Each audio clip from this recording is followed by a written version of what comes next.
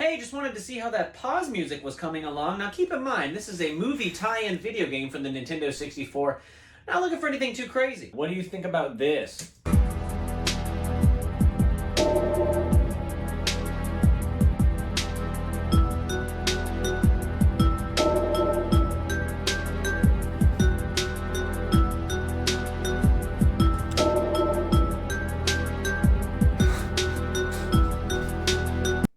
Hey, just wanted to see how that pause music was coming along. Now keep in mind, this is a movie tie.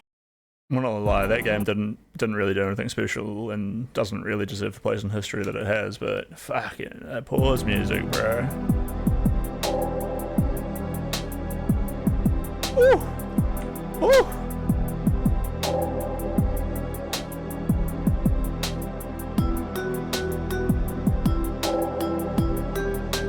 Alright, I'll be right back. Give me a minute.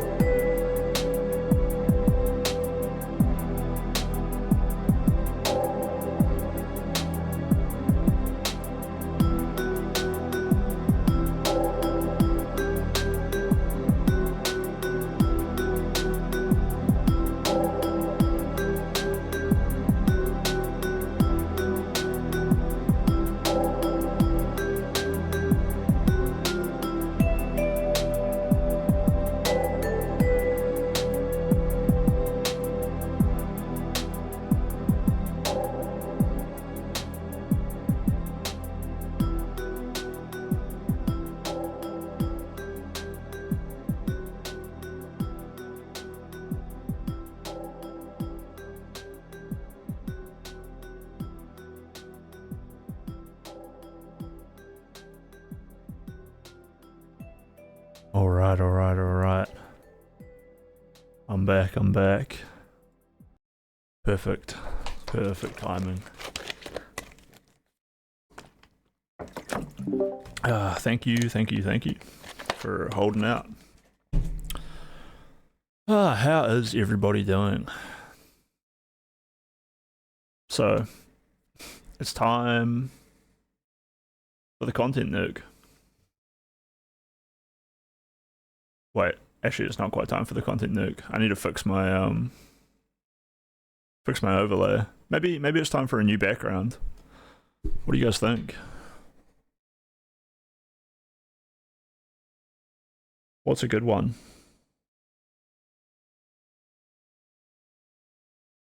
I like having the rain, so I tried out this one here.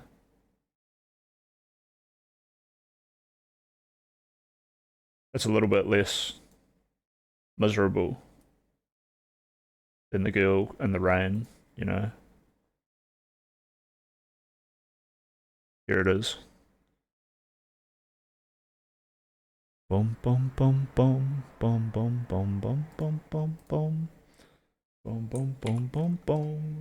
stretch this. What's the quick key for that? No. No. Transformation. Edit transformation, stretch to screen. Control E. Control E to stretch.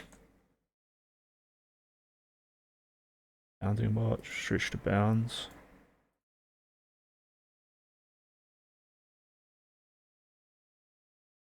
Oh yeah, that's all good.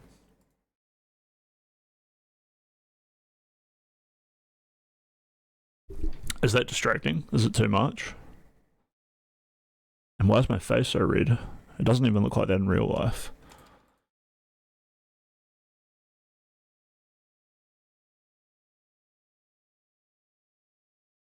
My new bedroom is pretty sick as well, by the way. Like, I'm thinking I can position the chair like over here and then maybe put like a teddy bear on it. Maybe get the DGG teddy bear. Just so that people know it's a cuck chair.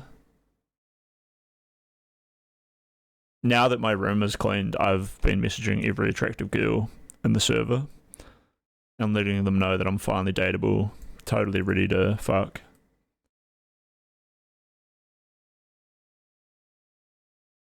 And I guess with that comes the cuck chair, because why are you fucking if you're not cucking someone else?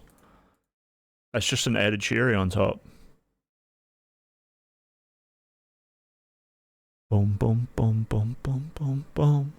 Boom, boom, boom, boom, boom, boom, boom. Boom, boom, boom, boom, boom. Boom, boom, boom.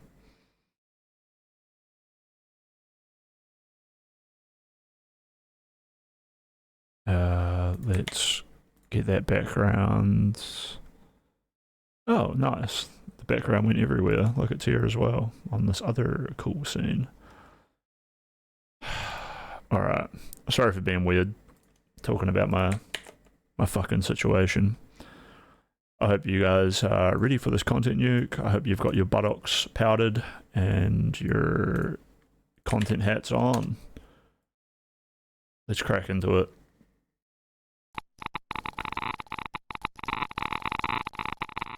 We knew the world would not be the same. A few people laughed. A few people cried. Most people were silent. That's how the audio is meant to be. I remembered the line from the Hindu scripture, the Bhagavad Gita.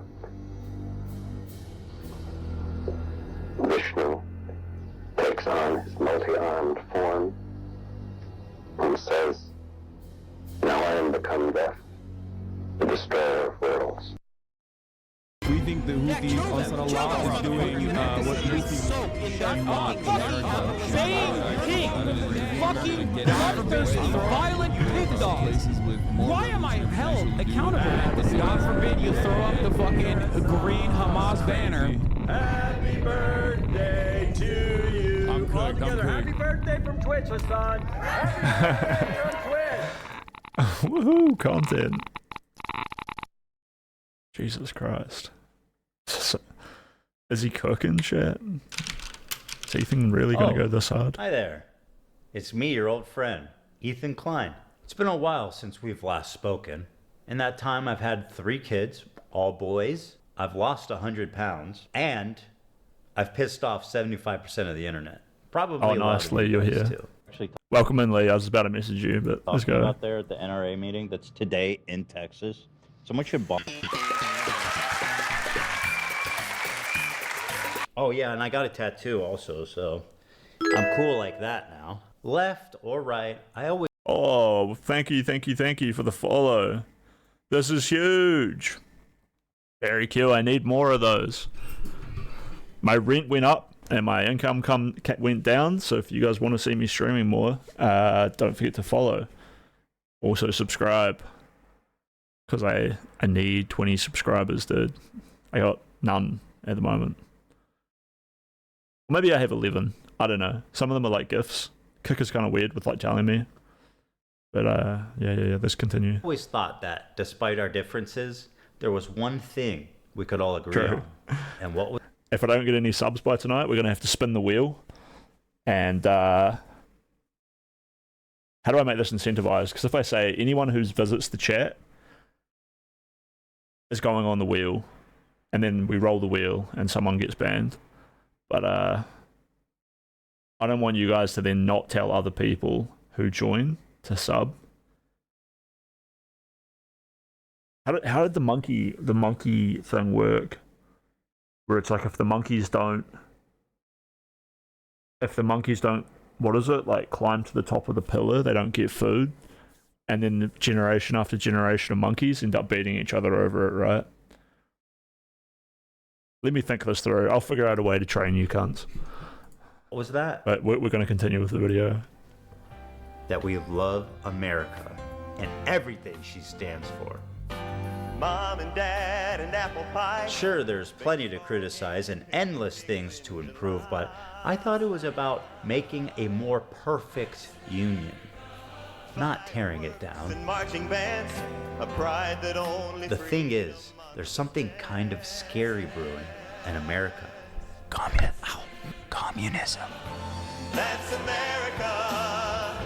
That's America to me. I started a show a couple of years ago with my acquaintance, Hasan Piker.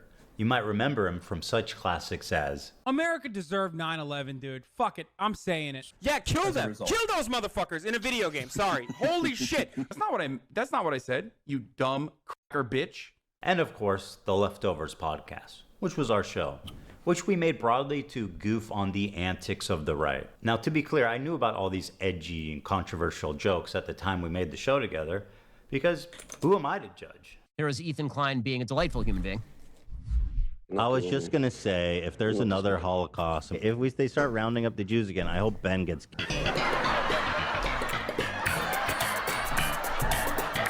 He presents himself as someone like me, a left-leaning Democrat who supports basic things. And we went on making the show for about 2 years. Yeah, do you guys know, like, Ethan used to be a huge Sam Hyde fan, like, back in the day? Yeah, it's true. The bathroom scene where Sam is, like, in the bathroom and he's like, I'm a swell guy. I'm a nice guy. You know? Why don't they like me? And then you can hear his girlfriend in the background being like, Sam, hurry, get out of there. This video was like, people accused Ethan of, like, stealing the humor. He used to, like, wear the do-rag, Ethan did. And he had, like, this whole character and stuff like this.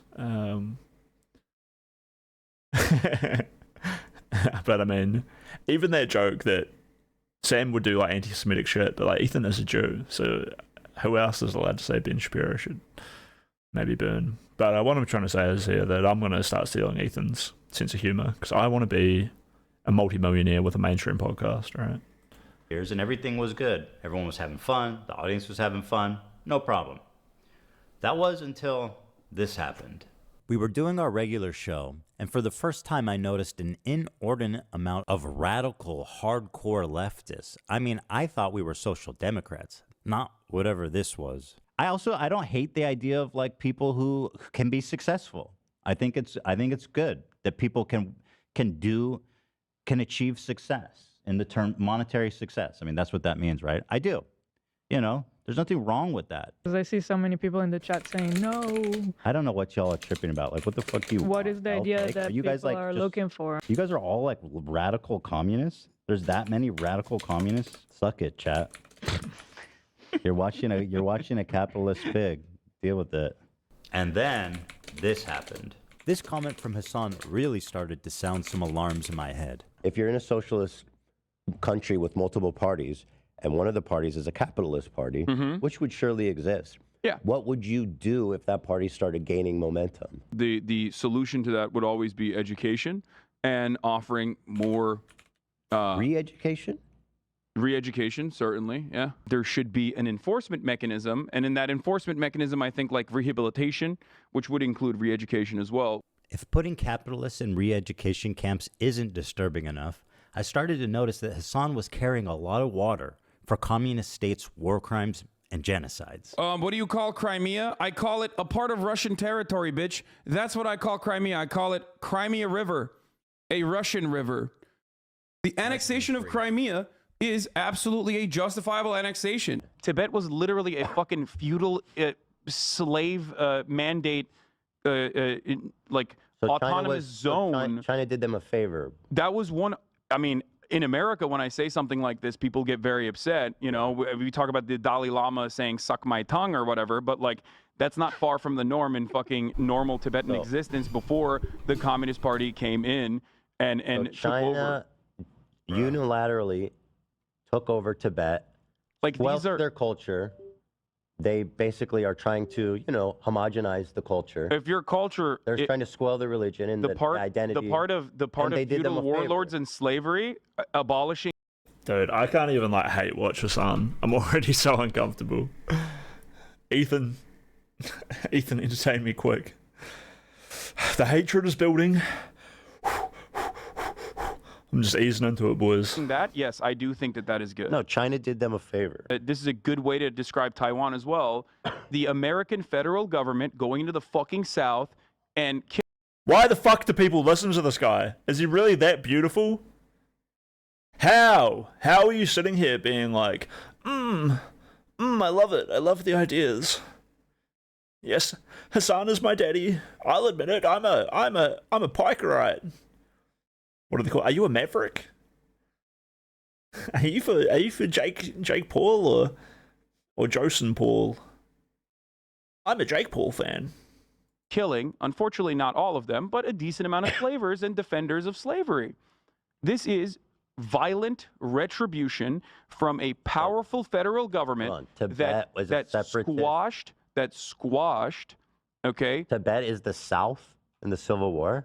Yes. And most disturbingly, a complete whitewashing of the Chinese genocide against their Muslim minority group, the Uyghurs. Don't they have Uyghur death camps? Is that? It's not a death camp. They were re-education camps, and they are no longer in operation. Is that according true? to the Associated Press? Okay, I saw this But, yeah, crazy documentary, and I don't know. I don't know the surrounding narrative or anything about it. But it was about there was doctors in the area. They would be able to procure organs. No, that's no. I'm telling you, they were in China with. Dog, that one is like Shen Yun, They're like, we Falun can Gong. get you an organ. From a Uyghur. But why is that? Is that really that crazy? The Associated Press quietly fucking wrote an article that didn't get a lot of coverage in mainstream media about how, like, okay, well, you know, all the concentration camps have been closed now.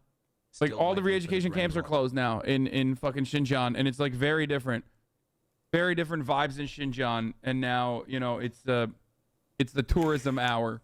Let's see what the Associated Press actually had to say about this. These are all AP articles from the last 2 years. UK independent body reports China committed genocide in Xinjiang. China sanctioned a U.S. research firm and 2 individuals over a report about the human rights violations in Xinjiang. It's the tourism hour. To China's fury, UN accuses Beijing of Uyghur rights abuses. Tourism hour. Uyghur County in China has the highest prison rate in the world. 1 in 25 people is in a Chinese prison. It's the tourism hour. 48 Uyghurs detained in Thailand for almost 11 years are on hunger strike to protest their imminent deportation to China, where they face imprisonment or execution. Not only does this AP article seem not to exist, reading the AP proved exactly the opposite. Hasan has happily eaten up the Chinese propaganda on this and has regurgitated it to his mainstream audience. Why is he defending China's genocide of their Muslim population? How does this even make sense? It only makes sense if A, he's being paid, or B, he has the political complexities of a 5-year-old. I know America Bad is a meme that people laugh at online, but with Hasan, this does actually seem to be the beginning and the end of his analysis. 2 principles. Let me explain to you. 2 principles that you should keep with. I don't know if he's being paid directly, but surely so much of his audience pay-pigs him because of these points of views, right? And I mean, why wouldn't like a Chinese-speaking American or an American-speaking Chinese person be like, time to use Hasan to get that message out there? Like, the audience capture is real with Hasan, right? I feel like we could do a little deep dive into that at some point. with you, coming from a person who's Turkish. Do we need to start calling my chatters the Uyghurs? Right? And then every time Hasan brings it up, everyone's like, oh yeah, that's Hasan bullying Crispy again. We could force him to platform a smaller streamer for once. Okay? When you look at a situation in the Middle East, you look at what the local government is and who the Western forces are. Never align with the Western forces. So when I look at other countries, I look at the regional actor, whoever the regional power player is, and then I look at who is backed by the Western superpowers. That's a principle that you could take home with you. If you want to actually be moral, or if you want to be smart about the way you analyze other countries, that's one basic principle that you can take home with you. All of a sudden, magically, you are above on your foreign policy analysis. You're going to be better off than 90% of people that look at the situation. After seeing all of this, I was already getting uncomfortable with our partnership. I started to wonder if I had any idea who this guy actually is. And then this happened. We have breaking news out of Israel this morning where Hamas has launched a surprise attack within Israel's borders overnight. After the shock of October 7th, I noticed a huge increase of anti-Semitic comments from Hasan's stream and Discord, including from his head mod. I was disturbed that Hasan was seemingly okay with this. Can you, do you care that your chat is calling me racist? Do you make any attempt to modify? I have not looked at my chat. Moderate that at all? I have not looked at my chat at all, but you have I just opened it, but don't you have moderators? Do you care at all about what your audience says about me? What a dodge. People in here right now. I'm just... Bro, he's like openly saying the Hasan system, right? Like, how does that sound to his own chat when he's like, oh, I haven't even looked at them? Are they all just like, he knows, like, or are they heartbroken that he's not reading their messages? Or no, I don't think I think even his own chatters, they don't give a fuck. They know that he knows what they're doing, right? But he's just describing it. It's like, it's the reverse Hasan system, like.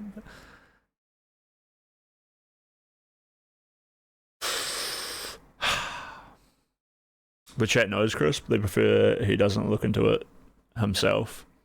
He's a useful idiot for his mods. Yeah. But he's still like widely respected. It's like a little in-game, right? Like where he's like 99% of you. Oh, thank you for the follow, Evil Morty JRX. Woo! We love it. Welcome, Morty. You are now 9% of my entire viewer base. Huge play. I should give you guys like percentage, like flares that show like what percentage of my viewer base you were when you joined.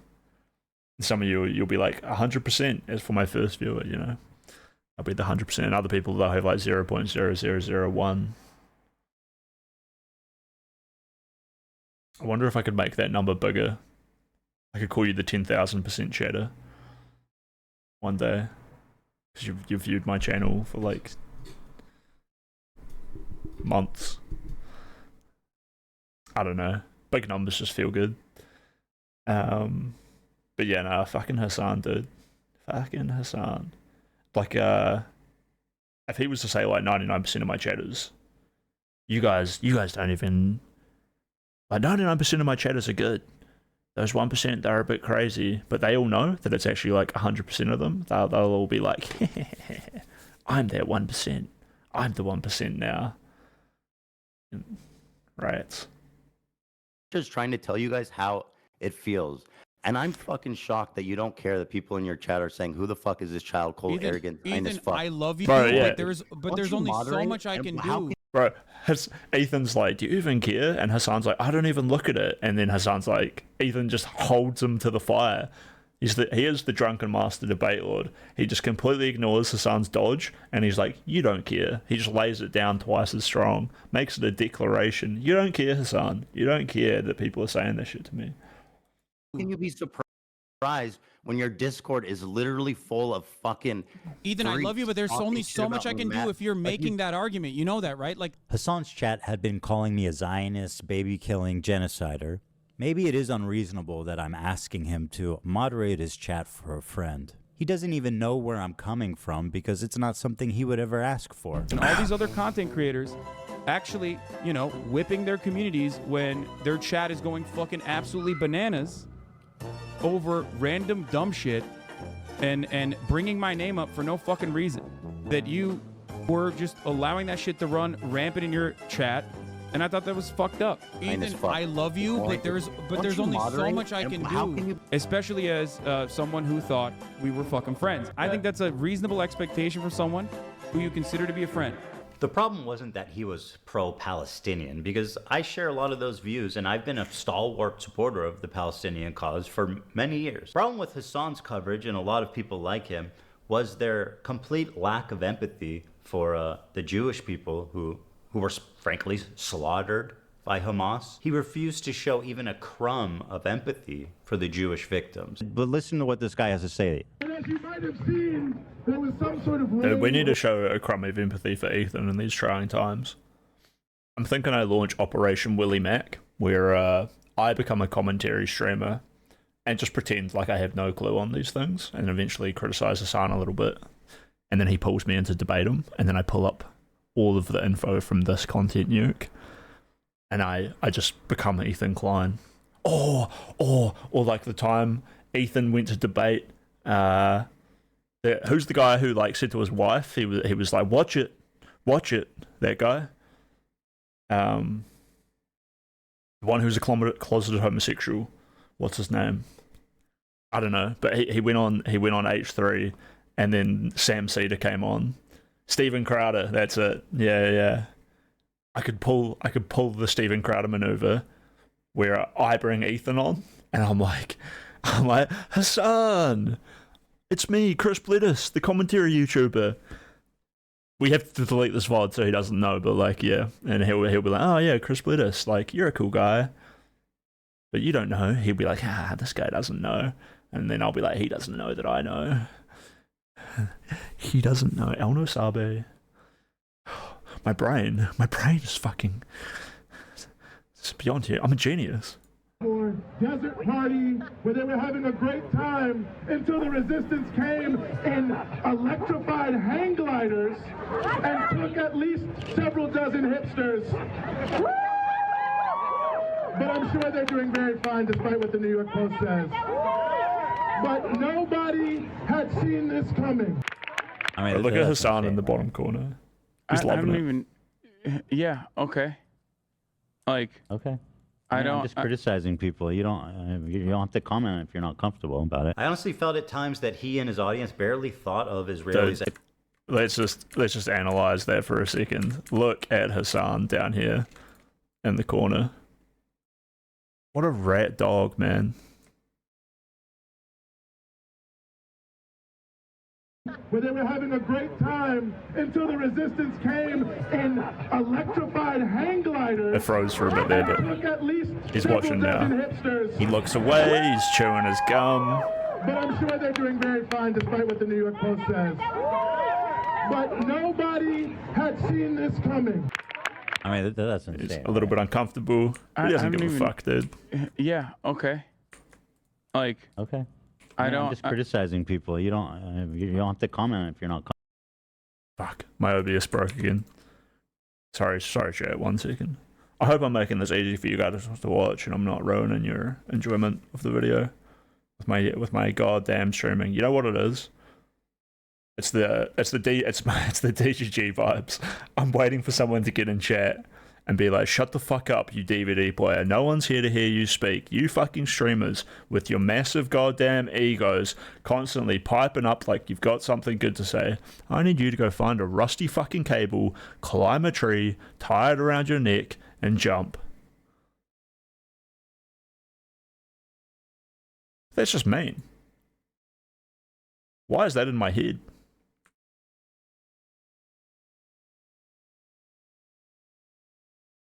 Why does OBS break like this? I just need to go in and out of studio mode, and then it like works again, right? We good?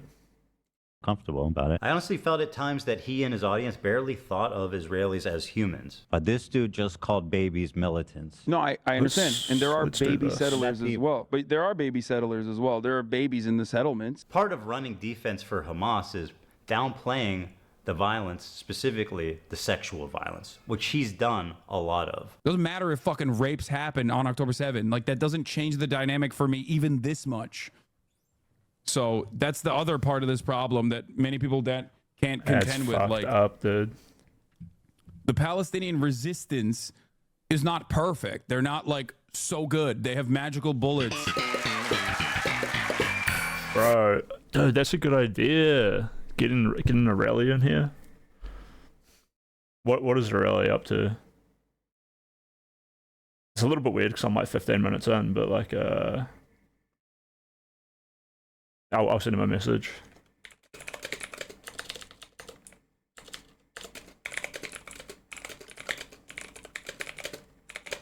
Because a rally, you know, has got some big old takes on the Hasan Parker situation.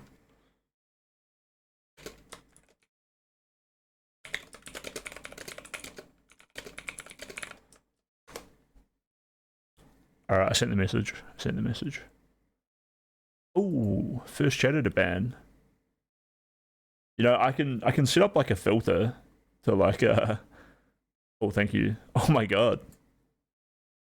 Bro, the raw power just there. The raw power. I just briefly mentioned my will to like have that dude banned. The stormtroopers rolling in. That was sick. Dude. But yeah. Just briefly mentioned that shit. He gets banned. Where were we? Sorry, I get so excited that I forget what I was saying. That just a rally has cool takes. We're 15 minutes in, but it should be fine.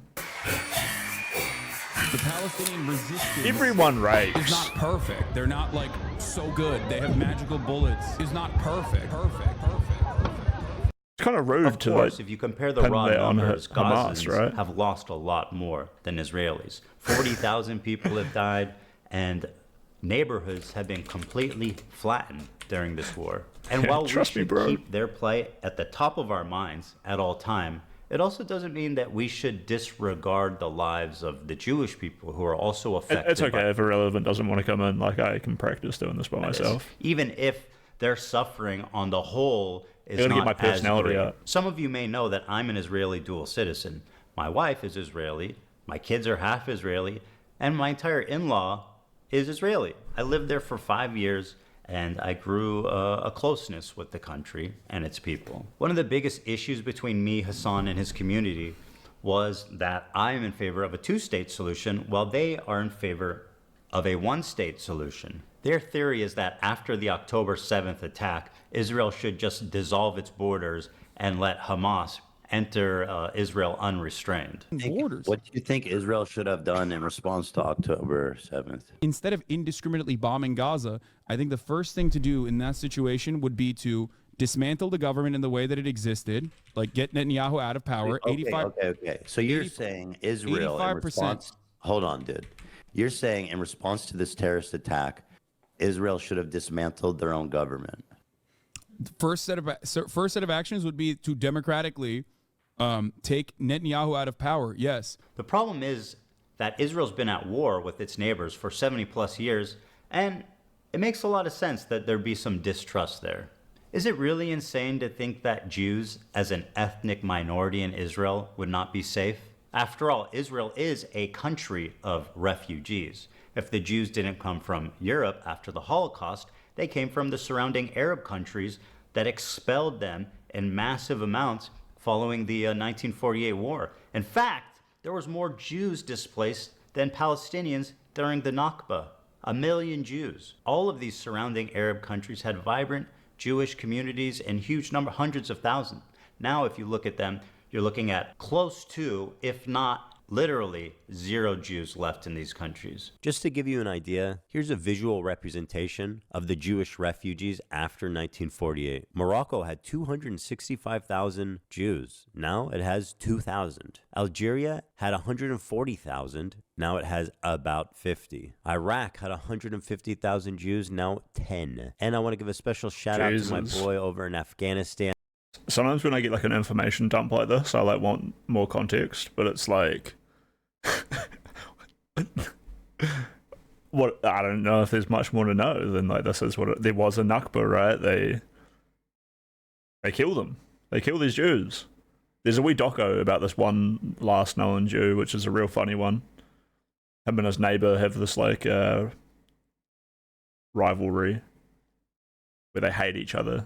It's pretty classic. He's like the most stubborn Jew in the world.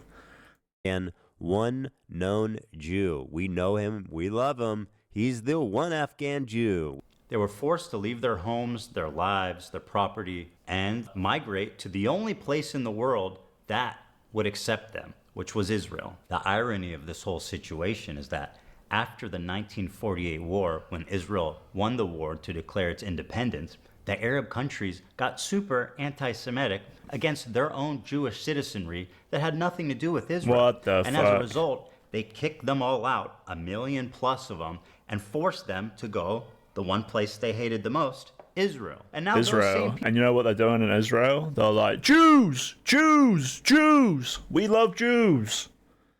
People that forced them out of their homes are telling them they don't belong there. So if the Jews of Israel are surrounded by Islamic militant terrorist groups that have stated their goal is to annihilate Israel as a Jewish state, and considering the historical context of Jews being pogromed from Arab countries, is it really that crazy for them to not feel safe as an ethnic minority, even a little bit? And that's pretty much the entirety of our disagreement. Despite what you've read on TikTok and Twitter, I've donated $6,500 to a Palestinian charity after the war started. Hey, Ethan Klein, thank you for the dono. Ethan Klein gave $6,500. My go. Jesus. Thank you, Ethan. Condemned Netanyahu as a war criminal. They're led by Well, hasn't Hasan good money like that?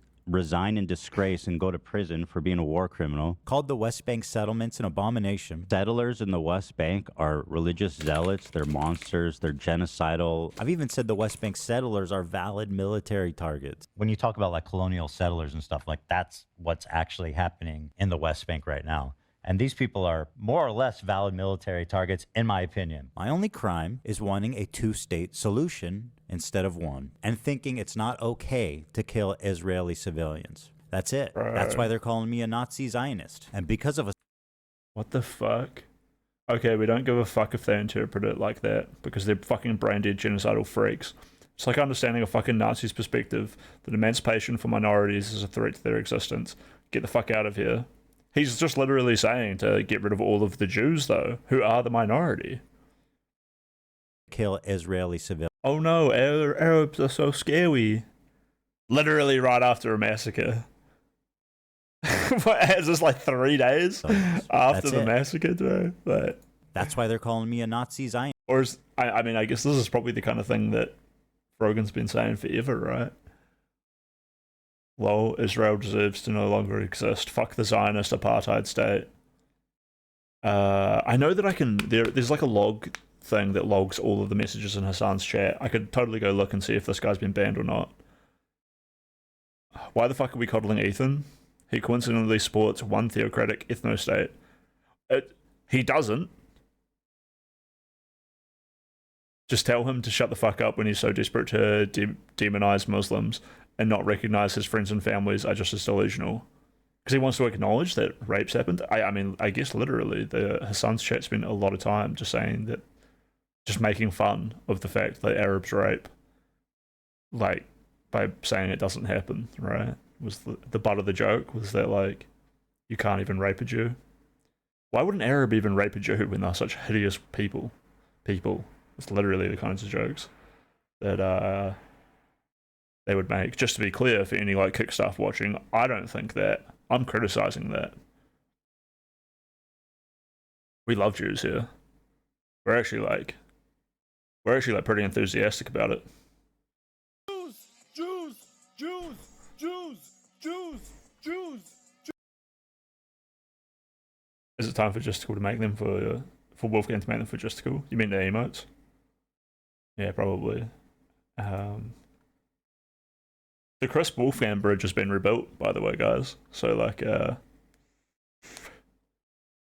don't think people know this, but I was the very first person in Justical server to ask Wolfgang for a commission. And maybe this was a hint, but he was like, I don't do commissions. I'm not into it. But after people saw me asking, I debated him on stream for a while about how he should, and like how, you know, it would be good for him, and like it would be good for him. You know, I was like, I want what's best for you, and like, you know, do it. Do me a commission, please, Wolfgang. Like, I have crypto that I need to spend. And then yeah, after that appearance on stream, I think more people started asking for commissions. Yeah. Some of my friends are like really well respected by Wolfgang, and they've been trying to get me and him to play games together, and I think his lack of willingness to do that sort of made them like more aware that there was like a burnt bridge, and they've been repairing it. And Wolfgang sent me like a nice DM the other day, just being like, well, it wasn't like nice. I was just like, oh, like, did someone like mute me? But it was just Discord like bugging. My Discord was like bugging out, and I like asked about it in Gen Chat, and then Wolfgang was like, oh hey, like, is that all working out? Like, I'll help you fix it. And I was like, what the hell? Like, why would he give a fuck? But yeah, he gives a fuck, so that's cool. And because of Hasan and others spreading this malicious lie about my beliefs, I'm even getting harassed on the street. So how come you don't like Palestine? I like Palestine. No, you don't. Why do you say that? Because, bro, you're... wasn't she in the IDF? Yeah. Oh, damn, that's crazy. Mandatory service. That's sad. That's terrorism, bro. She was born there. That's sad. Feel bad for you guys. Ethan Klein, bro, you're ugly as fuck, bro. You're ugly as shit. You look like a rapist, Bro, man. look in the fucking... You look like a fucking rapist, Ethan. Feel bad for you guys. Ethan Klein, bro, you're ugly as fuck, bro. You're ugly as shit. You look like a rapist, bro. I'm tired of all these coward Americans in the South trying to act like they're so tough. Oh, I'm American. Oh, you don't even run your own country. You don't run your own country, bro. You don't run your own country. A foreign country named Israel runs your country.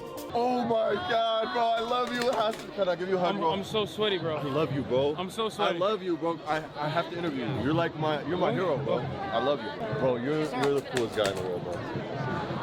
Hold on, I think I look gay in that one. Hold on. Okay, 3, 2, 1. Hold on, I think I look gay in that one. Hold on. Okay. It's a funny thing about me. Dude, my keyboard's breaking. My spacebar's not working.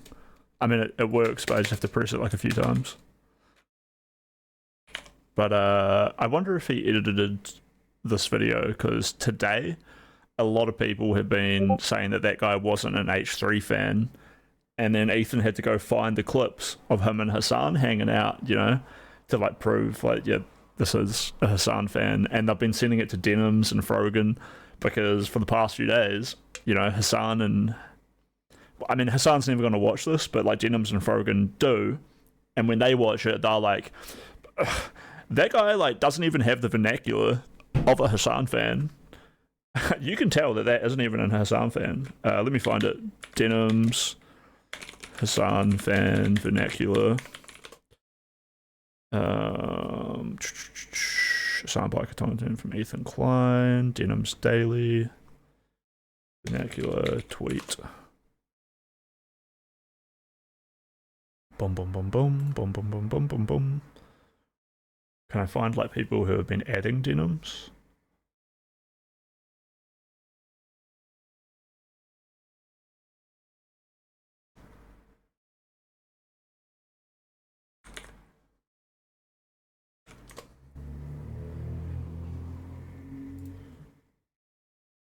Vision. Not what that means. Had I been duped? Was Hasan... Me, a 40-year-old child, was duped by Hamas Parker. That's Hasan groomed me and I was a neurodivergent minor at the ripe age of 40.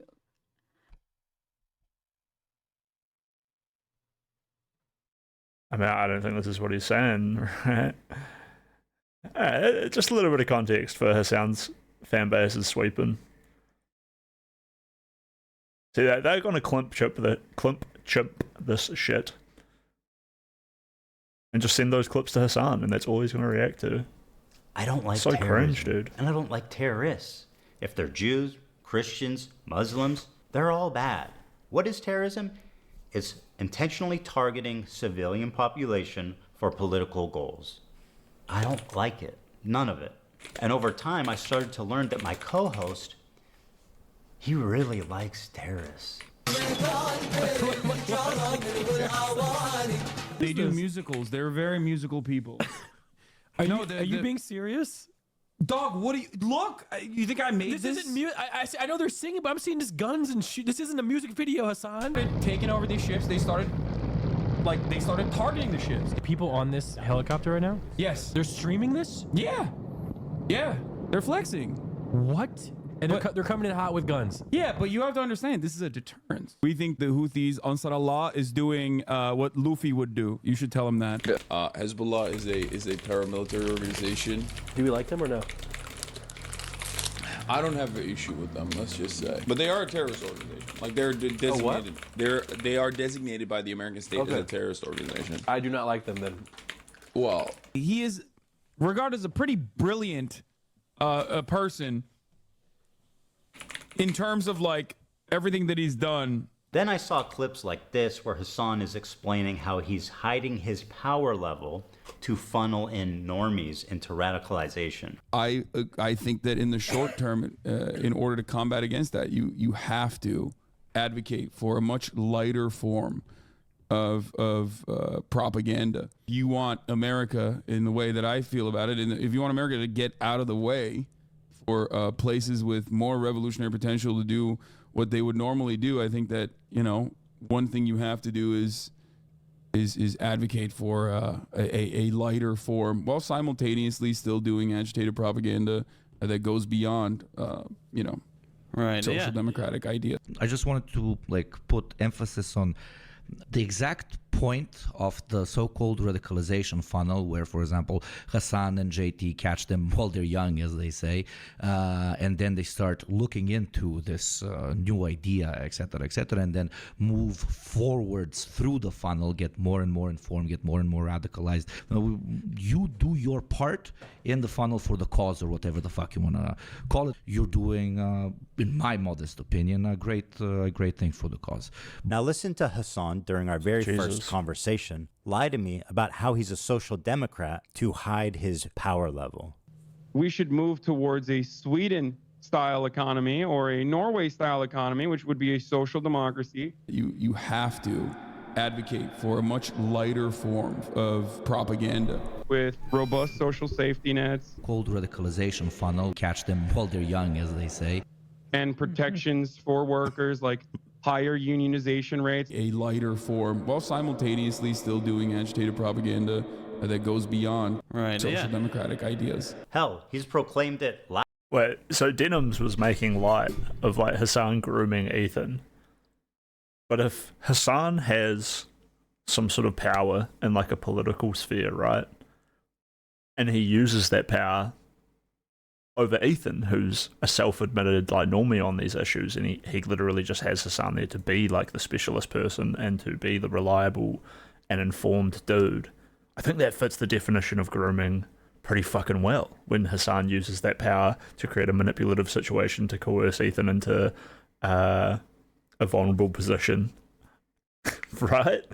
And then by certain events happening in the world, like the October 7th attacks, Ethan was inevitably about to get his fucking shit pushed in and be used as an example by Hasan's community to be if you don't agree with us, we will attack you in this way. And I mean, this isn't a wild mob of people who are just attacking everyone. Hasan is literally their boy. He's their spokesman. He's the one who can rein them in, and he pretends like he can't even see it happening. And then here he is admitting that like it's actually what he wants to happen. This is like the worst part of so much of what Hasan does is that he is fully willing to manipulate his audience into being these disaffected youths who feel like they are lost in the world, and he picks them up and he's just like, be schizo, attack people, shoot your politicians, kill your landlords. But me, personally, I'm the intellectual. I'm not getting my hands dirty, and I'm not making the most fucking terrible decisions of my life that will immediately like have me cast out of regular society, aka like put in jail. As the people who do what Hasan says to do, they do deserve to be like locked up, but I think Hasan deserves a whole lot of responsibility for the way that he speaks to his community. And it should be reflected on. He doesn't care about them and their lives. It's all about like the greater cause. And like he can live his whole life that way and still just be like, generations down the line, the world will be changed and like your ancestors will smile upon you fondly. But he doesn't really give a fuck, dude. Like, it's terrible. It's terrible shit. He just wants his bag. I don't like it. Loudly that he is a self-described propagandist. I'm a propagandist. Well, no. For the record. No, I'm not calling I'm a you that. propagandist. I'm just saying. I'm going to play you. I'm saying I am. Okay, well then, I'm saying I am. I just before want to you even play it. A propagandist is much more than someone with a bias. It's someone who knowingly lies to further their political agenda. And then I had a terrifying vision. Had I been duped? Was Hasan presenting a Trojan horse to my community, where he was just a left-leaning Democrat like myself, and as he said in the previous video, was funneling them into radicalization and turning them against me? Liberals are some of the easiest to manipulate people on the fucking planet, dude. I learned how much he hates liberals. Dude, I hate liberals, dude. I hate them. I hate them so viciously. Did he secretly despise me this whole time? I'm sorry, dude. I hate liberals so much. Did this man sit next to me for 2 years and pretend to be my friend? Dude, liberals are a burden on this planet, dude. Liberals are the most, like, scummy, vile, fucking idiots. Liberals are incredibly stupid. I hate these petulant liberals, dumb fucking liberals. What else is someone who's sociopathic capable of? Liberals are some of the easiest to manipulate people on the fucking planet, dude. Was I being manipulated this whole time? That was my fear anyway. Regardless of his true beliefs, that broke my trust in him, and I pretty much ended the show immediately. And I felt guilty for my participation in mainstreaming. Yo, I don't think this is satire. I think Ethan is trying to make his audience listen and care about it, but he needs to appeal to his audience based off the framework of the way he regularly presents his content. So it's going to be like highly edited, done up, but like the facts of the matter and the context of the narrative that he's like pushing seems like pretty authentic and convincing. So Hasan really is like a demon, right? I don't think Hasan is the kind of guy which you should be saying like, oh, like he's just a little bit off course, or like we can give him some leniency here or there. Like, no, this dude is fucked. He'll never Hasan will never be like blown out in the way that Destiny is like recently or anything like that, no matter how much people want it. The worst you can say about him, like personality-wise, is that he probably like talks shit about the other streamers and relishes in the fact that they're so much like bigger and better and more powerful than other people. And as such, like I feel like other more down-to-earth streamers will they'll be his friend, but like I feel like there's a reason that he's not like dating Pokimane or whatever, because she would be like the pinnacle catch, right? If he's like the prom king, he's the alpha male, she'd be the prom queen, right? But I feel like if Pokimane and Hasan were like out on a date, just chilling, it wouldn't take long before Hasan would be like talking shit about her friends, thinking that she was also the kind of person who loved talking shit about her friends, and then she would be like, "You're a fucking weird little freak. Get him out of here. Get him out of here." Didn't he date Valkyrie?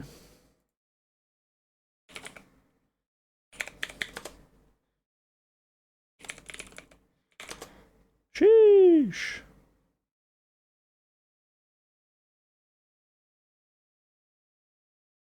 Sheesh. Sheesh.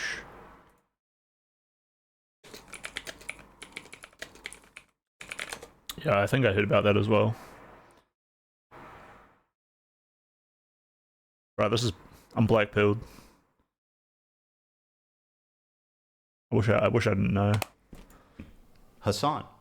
And for that, I apologize. I should have done more research, and I should have looked more deeply into who I was. Wait, surely we can find a clip of Valkyrie being like, my ex-boyfriend, and then telling a Hasan story.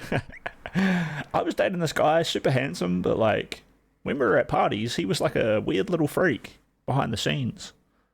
He was just talking shit about my friends. And that's when I realized I have to break up with this guy. How long did they date for? The Janice Griffith stories are pretty wild with him as well. But yeah, it's not like these women call him abusive or end up like mind broken and traumatized by him, right? They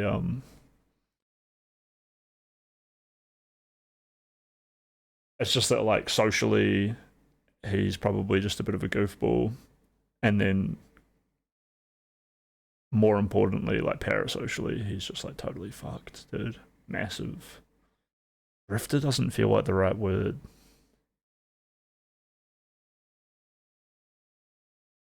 But like, and like sociopath doesn't feel like the right word either. It's just like he's careless. And there's like a certain kind of snowball of like this, which leads to like a dangerous lack of values. I guess Hasan would be like a good example that like, if you're not running a tight ship on your moralities, you can cause like pretty massive like trouble with the real world. And you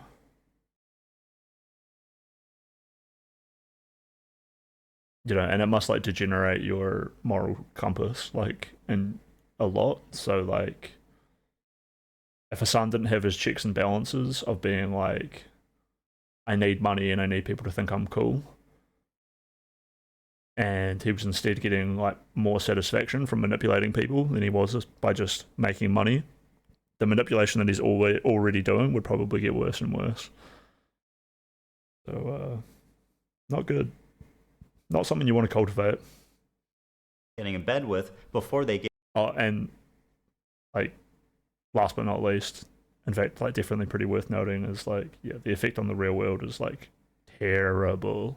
That's why we're talking about. This is why we care, right? As Hasan is destruction for the society, for humankind in general. If he's targeting the first world and like the best parts of society that we have in this current part of history, and he wants to degrade it into a provenly terrible system like socialism, and is willing to do violence and destruction and have harm and pain happen to people, and he's so obsessed with that.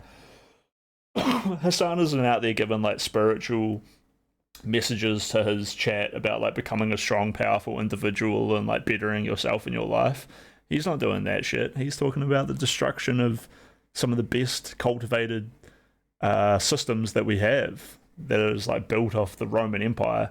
The Western canon and framework is intensive, complex, beyond the understanding of an individual, really, like of how we got to be so lucky to live in a civilization that works. And Hasan is tearing that shit down. He doesn't give a fuck about the small parts of the linchpins of society that he doesn't even, they're so encompassing that he doesn't even realize they're holding everything together. He's just like, nah, fuck it.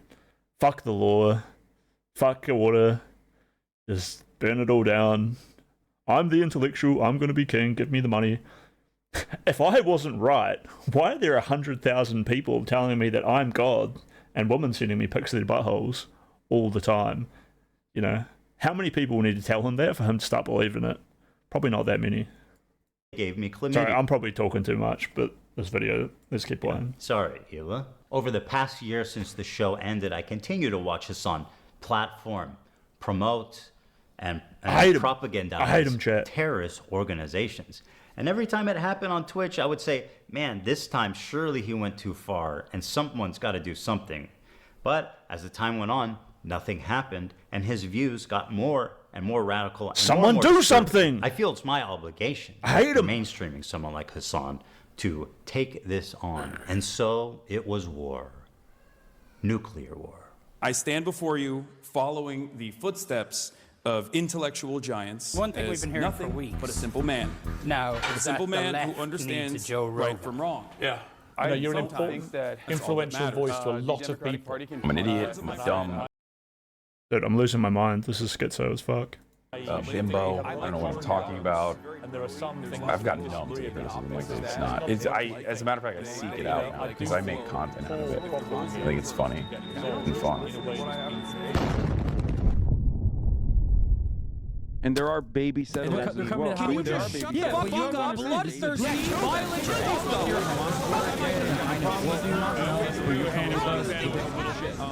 It doesn't matter if fucking rapes happen.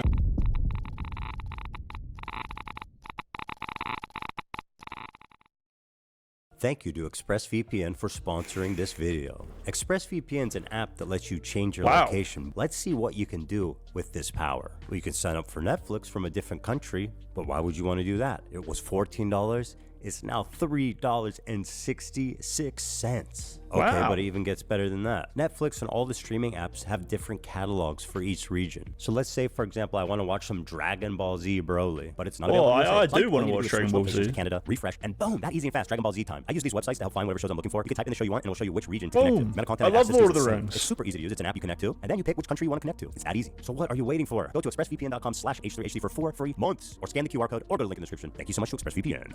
And now, back to our program. Meanwhile, at Twitch HQ, the marketing team is strategizing on a new advertising vertical. My friends at Twitch headquarters, the executives, the influencers, Hasan, nice to see you, Frogan. Do you want to be Hasan's dog? Get down on your knees and poke your head through this little hole. And you too can be his fucking designer dog that he spent 10,000K on from a specific designed dog breeder. Jesus Christ. It's me. It's me. It's me. Actually, I want to get in there, dude. I want to get in there. Hell yeah. I'm living the dream. Oh. Sorry. Fuck me, right? Front row. I goofy ass streamer trying so hard. An extraordinarily exciting opportunity. We have not tapped this market yet. Now, don't panic, okay? Because you're going to want to panic when I tell you, but listen and learn. Who's billions of dollars, eager to spend it? And what, people are too cowardly to reach out and take the money? Not us. Terrorism. Terrorism. Twitch is perfect. You could broadcast it straight into the veins of 18 to 35-year-old men. So here's what I'm suggesting. Hasan Piker. Yeah, we'll get drinks after the show. No, you. He's such a great guy. No, you. Ooh. Give it up for Hasan Piker, everybody. Happy birthday, buddy. Ooh. This dude can package anti-Semitism and anti-Americanism like nobody else. In fact, you guys got him on the front page. And he's doing terrorism for free. Basically, gentlemen and gentle ladies, Frogan, you look good today, girl. Babe? Girl, you look good. Great job on that Arab tier list. That was good. How much we get for that? Yo, you got 10 million from Qatar for that? That's what I'm talking about. That's what I'm talking about, Twitch. Here's the thing, with help from people like Hasan, terrorism is like in the eyes of the beholder, right? They're not terrorists, they're... Go ahead. Go ahead. He knows. Freedom fighters. Freedom fighters, guys. Freedom, I did We're it. Fighting for freedom. What about the rapes and the murders? Don't mention that. What's wrong with you? And another one. The resistance isn't not perfect. Right? You gotta crack some eggs, man. Hasan, you know socialism didn't buy you that car. If I knew that this is what communism would be in 2024, I wouldn't have bothered with this shit. Really. A Porsche is the symbol of the capitalist excess. What the fuck is he thinking? You guys actually believe this idiot is a socialist? Forget a religion. Hasan is the opiate of the masses. Straight to the gulag for anyone subbed to this idiot.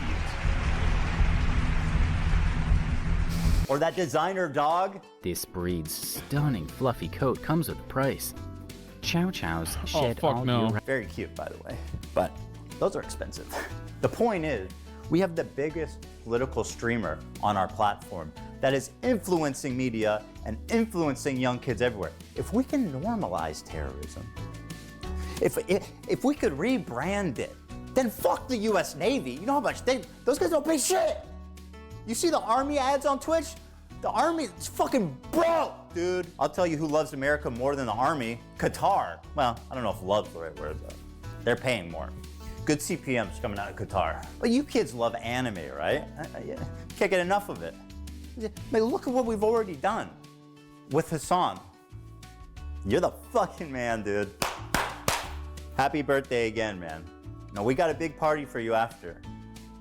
No, don't do it. Let's wait, because we got a big party and a cake and everything for you after in the back. The prostitutes, too. Don't tell anyone. That's a part of the past. Look what we've done already. This Houthi pirate. I mean, who are you kidding? This guy's a fucking terrorist. He literally tweeting out he wants to kill Jews and put their heads on pikes. And somehow, not somehow, because of his genius. Did anyone got the art that Wolfgang started? The Houthi fucking pirates. The Didn't Houthi you terrorists. finish off that artwork for Wolfgang Portobello? It was good shit. Love your memes.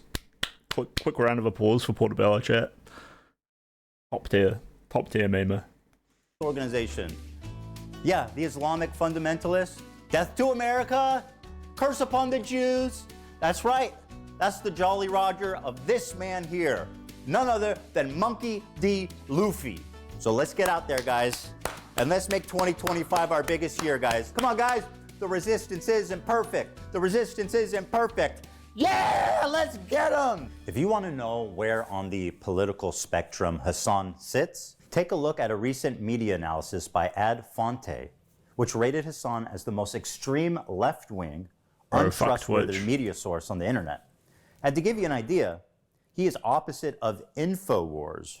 Now, I'm not going to sit here and tell you that Hasan loves all terrorists, but what I will say is that there isn't many he don't like. Let's start with our good friend Luffy here and his organization, the Houthis. And yes, this is what it looks like. They are hiling Hitler. The Houthis are an Islamic military group. They're known for their cruel measures, forcibly recruiting child soldiers, shelling civilian areas, and blocking food from entering already famine-ruined parts of Yemen. They've also set up landmines in agricultural spots, making the fields virtually worthless. Women have virtually no rights, and homosexuality, of course, is punishable by death. That lines up with leftist values. Now, just how little rights do women in the Houthis' Yemen have? Well, according to this, there's been 1,181 violations committed by Houthi rebels against women, including torture, rape, and murder. So, not great. The Houthis have a very wholesome flag, as you can see here. It says, translated, Allah Akbar, death to America, death to Israel, and a curse upon the Jews. And that's all of them, not just the ones in Israel. And of course, victory to Islam. I get amused when these terrorists are like, we hate Jews. We want to kill Jews. And then people like Hasan are like, you're fucking racist for saying that they just want to kill Jews and that they're terrorists, man. What you meant to say is Hezbollah is Muslim. You're not thinking deep enough about this topic. My criticisms of the Houthis' slogan do not factor in to what they are doing. Of course, it is anti-Semitic, but contextualizing it matters. Yeah, it's really interesting because, like, that is such Western-focused propaganda Like, for a Palestinian to arrive at anti-Semitic opinions, okay, they don't need to read Mein Kampf.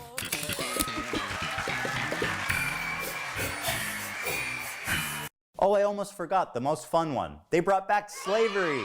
We think the Houthis, Ansar Allah, is doing what Luffy would do. That lines up with leftist values. All right, so these guys are clearly the bad guys. So my question is, how does Hasan cover such a genocidal, violent, misogynistic, homophobic, terroristic organization? Oh, you want to see a Houthi musical? Sure. These were the people that the Saudis were killing, by the way, just so you know. These fucking musically gifted individuals. Yeah. Okay, I'm sorry, I need the money, guys. I'm gonna grab my food.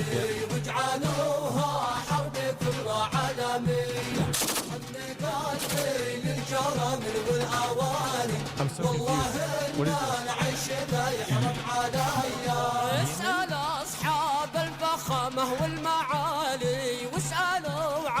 الحشود العسكري يوم سيطرنا على الخوبه بآلي ما نبالي بالهبر والمدفعية. That's right, my friend. Hasan just played straight-up terrorist propaganda without even being there to analyze it. Surely this must be against terms of service. Twitch does not allow content that depicts, glorifies, encourages, or supports terrorism or violent extremist actors. For example, displaying or linking terrorist or extremist propaganda even for the purpose of denouncing such content. Denouncing? Okay, but what's the rule for endorsing it? Is that okay? The answer is yes, as Hasan was never punished for this blatant violation of Twitch community guidelines. Got it. Right, it's so fucked up. My honest reaction to this. So denouncing... Hi, Dan Saltman. I just wanted to share with you some good news, because I appreciated you having me on Anything Else. And you've convinced me that all of my pizza boxes need to go in the trash. So they will be going in the trash. Just like Dan Clancy and Hasan Piker! You know what? We got Dan the Trash Man Saltman. Damn that guy. And we got Dan Clancy, who's coming after the Israeli kids. This is you, Dan Clancy. This is you! I'm taking you out! You need to go. You're going down, Dan Clancy!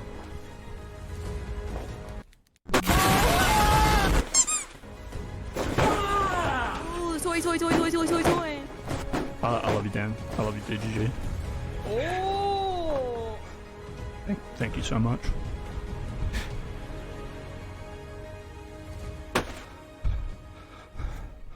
I'm done. Wait, what was this last bit? Hi, Dan Saltman. Pizza in the box. I just wanted to... Terrorism is bad. Don't do that. Endorsing terrorism is good. Okay. Right. I can't get over how good that fucking video is. Like, I just imagine the chat, the meme lords, clicking and dragging memes from screen to screen, fucking folders of memes cast up. I got 7 different folders. I got explosions. I got soys. I got boxing matches. I got left hooks. I got right hooks. Fuck Hasan Piker. Fuck Dan Clancy. We gotta start writing the manifestos. Okay, got it, Twitch. What is going on?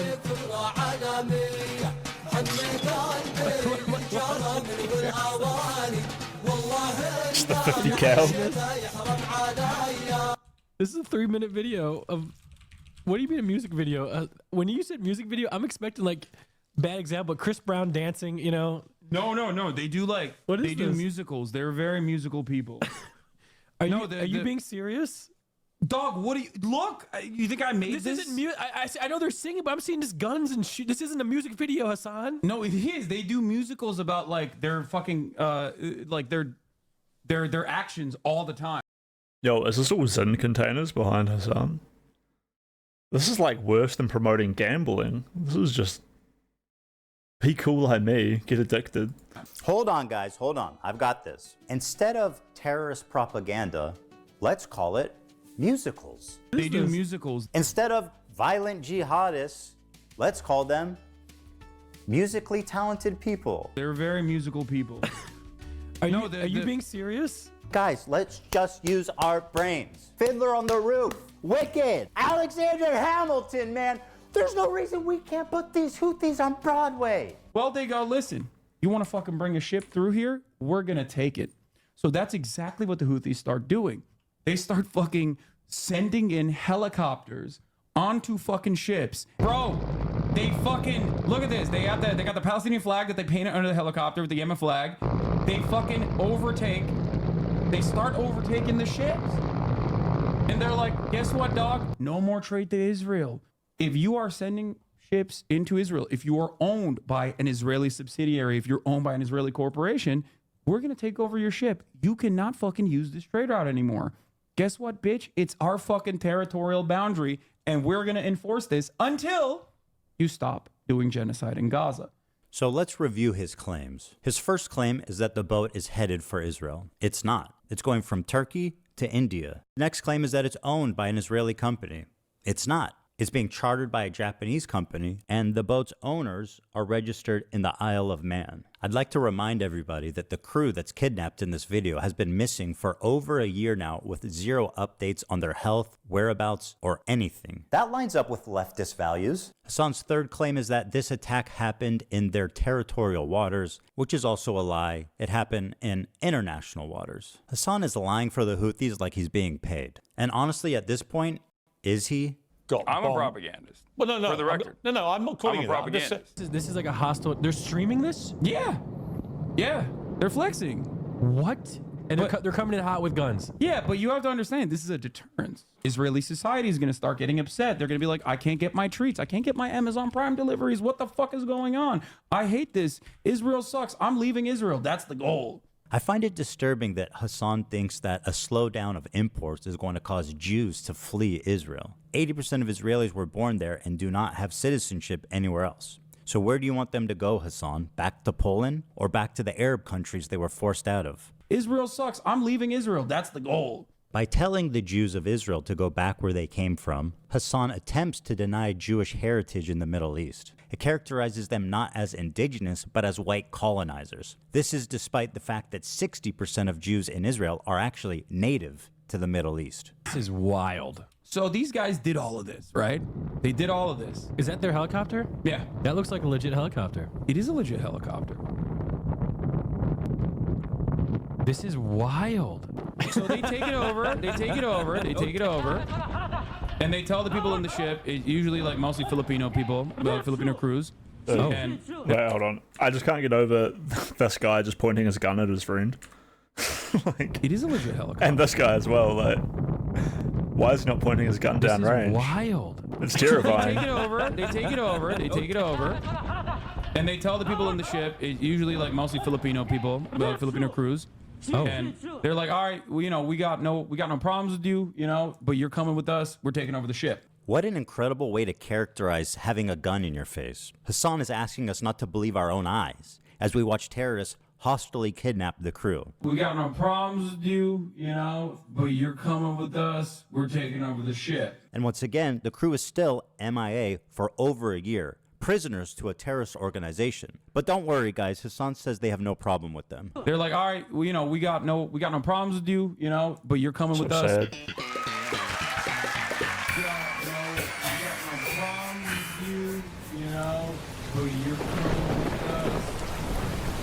This is a 3-minute video of what do you mean a music video? When you said music video, I'm expecting like, are you being serious? I know they're singing, but I'm seeing just guns and shit. This isn't a music video, Hasan.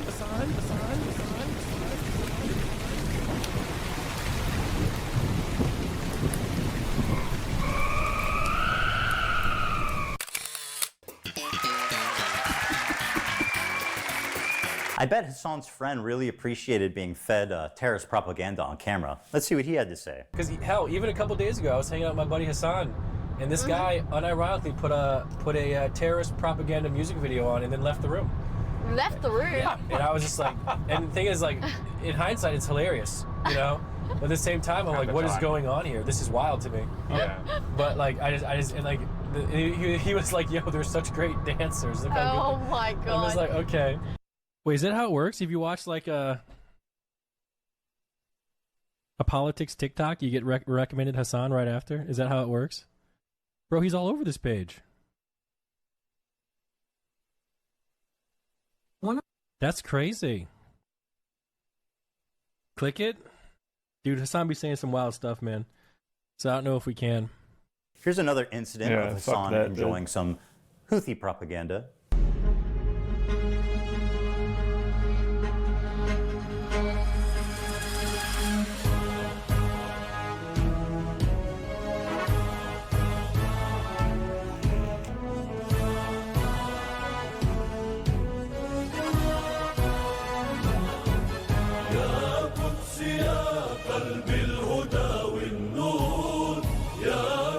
How can they not agree with the Houthis when this is the kind of music video that they're coming out with? They got a beautiful voice too. Yeah, Israel been real quiet since this dropped, dude. The fucking mixtape. Oh, Hasan, my sweet, naive friend. You say that Jews don't sing and dance like that? Then what the fuck do you call this?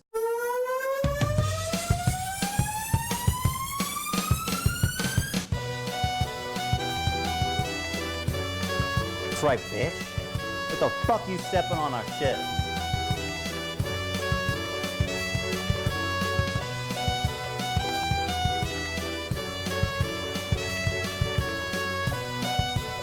Yeah, Israel been real quiet since this dropped, dude. The fucking mixtape.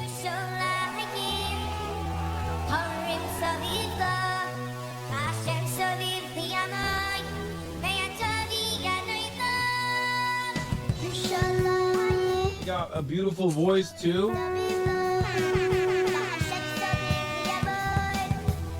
Israel been real quiet since this dropped, dude.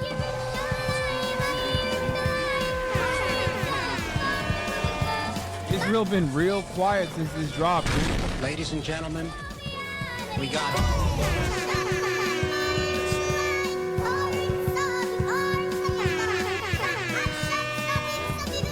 Houthis been real quiet since this dropped, dude. Now we come to our sweet, beautiful, cute little TikTok twink. This hairless young man is the fantasy of every tween and twix and all the boys and girls on TikTok. He's cute. He's got a mustache. He's a freedom fighter. Beautiful eyes. They call him Timothée Chalamet because he's a Houthi. Bro, are we about to have a Houthi rebel on stream? Yes, brother. What do you mean? Excuse me. Of course I'm about to have a... I'm a journalist, okay? This is journalism. It's so weird. It's so weird. Motherfuckers want journalism, and when I'm trying to do journalism, they go, why are you doing that? Bro, you are going to get banned? I think it would be ridiculous to do that. Hasan now has the opportunity to express his journalistic chops, to get his boots on the ground and show us just how good of a reporter he can be. I'm doing journalism, chat. Does he know what One Piece is? He's been watching it since he was a kid. No way! Yeah. That's sick. Yes. Yes. We love you too, man. Big time. Yeah. I love you. I love you so much. We're big fans of the Yemeni music videos. You can tell them that. I want to ask him about the knife. The knives are sick. What's up with the knives? You know, the curved knives. If one of those knives comes out in front of you, it's not going back until it has blood on it. Oh, okay. My bad. Well, I mean, I think it's cool, though. That's so crazy. So they're just chilling with the captains? Like, I don't understand. The crews on these ships, and they like win them over with their charm, and they make them hate America and the U.S. government. That's so funny. I'm a journalist, okay? This is journalism. It's so weird. It's so weird. Motherfuckers want journalism, and when I'm trying to do journalism, they go, "Why are you doing that?" What do you mean? I'm just chilling. We're just having we're just vibing. Yeah, we're just vibing. We're vibing big time. Hasan uncritically. Wait up, hold up. Hasan when terrorists on the screen. Hey.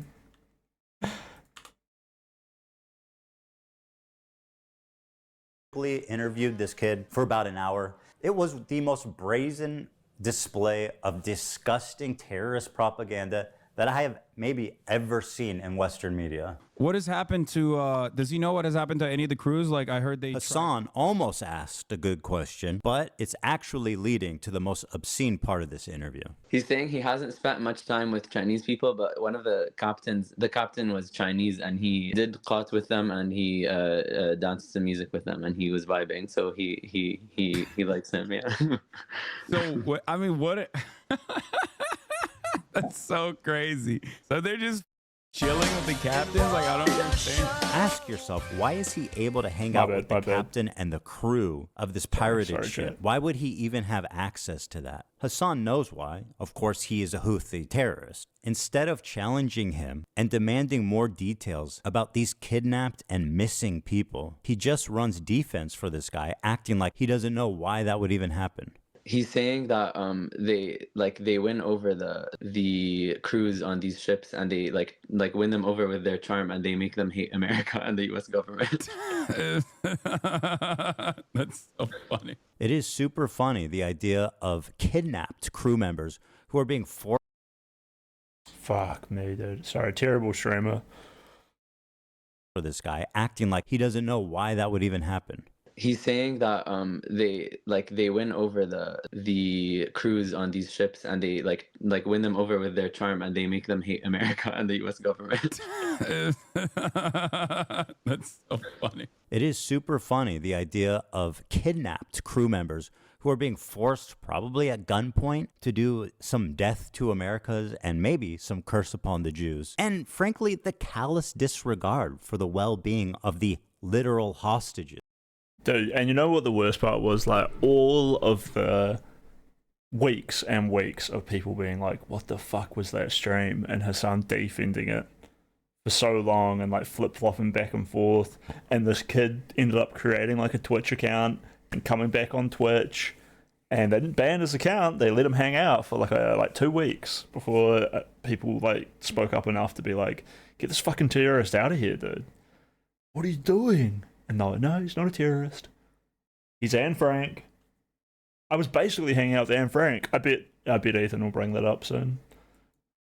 Is shocking even for somebody that loves terrorists.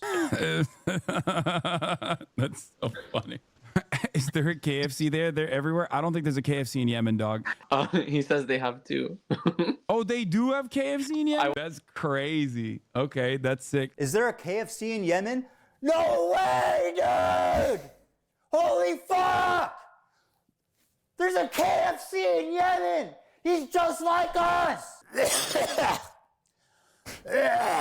Does he know what One Piece is? What if he's been watching it since he was a kid. No way! Yeah. That's sick. Yes. That's fire. That's so fire. Oh my god. We think the Houthis, Ansar Allah, is doing what Luffy would do. You should tell him that. You guys all remember Luffy's flag, right? Now, I'm only halfway through that show, so maybe I just haven't come to it yet. But I do not remember Luffy's flag looking like this. Predictably, there was some blowback after this interview, and Hasan went immediately into damage control to rewrite history. He said that he was just simply a Yemeni person and not a Houthi. Yeah, I mean, we don't even know if he's a Houthi or not. He's a teenager in Yemen. The dude is neither a Houthi, nor a terrorist, nor a pirate, is not a Houthi rebel. They didn't fucking call him a Houthi either. You want to know why? Because he's not one. He's not a Houthi himself. He's not a pirate, but... you know, I don't think he's not a pirate. He has reiterated the position that he is not a Houthi. Trust me, bro, I'm not Houthi. Be for real. You sucked him off the entire stream. Not even a Houthi militant or anything like that. When I interviewed the dude who they still to this day call a Houthi terrorist, Tim Houthi's not even a fucking Houthi. I thought he wasn't a Houthi because he's not. No, he was just some fucking Yemeni TikToker. Random fucking Yemeni teenager. Didn't you brand it as him being a Houthi interview, though? Bro, are we about to have a Houthi rebel on stream? Yes, brother. What do you mean? All right, let's just take Hasan's word for it and assume, okay, this kid is not a Houthi rebel. He's just some ordinary Yemen teenager. Let's go ahead and take a look at his social media and see if that lines up. All right, let's see here. Tel Aviv will burn in the coming hours. Ready for sacrifice and eager for martyrdom. Maybe he's talking about football? Here he is singing a song with the words, "Do you threaten us with what we are waiting for, son of a Jew?" Meaning of Houthi is a title. Oh, hello, Ninou. Ninou. What the Ninou? How's it doing? What the Ninou? How's it doing? How's it doing? Yeah. I'm gonna own that one. What the fuck? What the hell? Hi. Hey, dude. You streaming? Yeah, we're going live. We're getting some Ninou W's in the chat.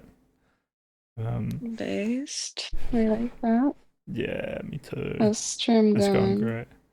Good. Holding Good. like 10 to 15 viewers the whole time, which is pretty Oh, amazing. we like that. Good Yeah. job. Some record highs. I don't even need to get rated now. Got my own community. My own community of close Nice. friends. Yeah. I think my mum's in here watching as well. So Hi, Mom. yeah. I'm kidding, but it feels a little bit like that. 'Cause, you know. I thought you were serious. Yeah. It's a very dry joke. That's just how I it feel like feels. I'm so gullible. It's my That's how fault. It's people my fault. be. No, that's how people be taking advantage of me. I'm so gullible. Nah, I'm the most advantage taking person in this entire Discord. I don't think so. I think after like a year of me being here, ZZ was like, "Crisp, no one knows when you're being serious or not." And I was like, You'd be "Oh." surprised. He's like, "You need to laugh more, Crisp." I was like, "All right." You'd be surprised. Yeah. Yeah. Oh yeah. How's your night going? Huh? How you doing? Everyone I'm wants to good. know. I recently woke up, so. Are It's you not going night, back it's morning for me. Oh. What are you going back to Austin? What happened with that in the end? I forget what we talked about last. Because I know I asked you this before. I was supposed to go this week, but I did not go. Okay. Yeah, I might go next week or the week after. That's cool.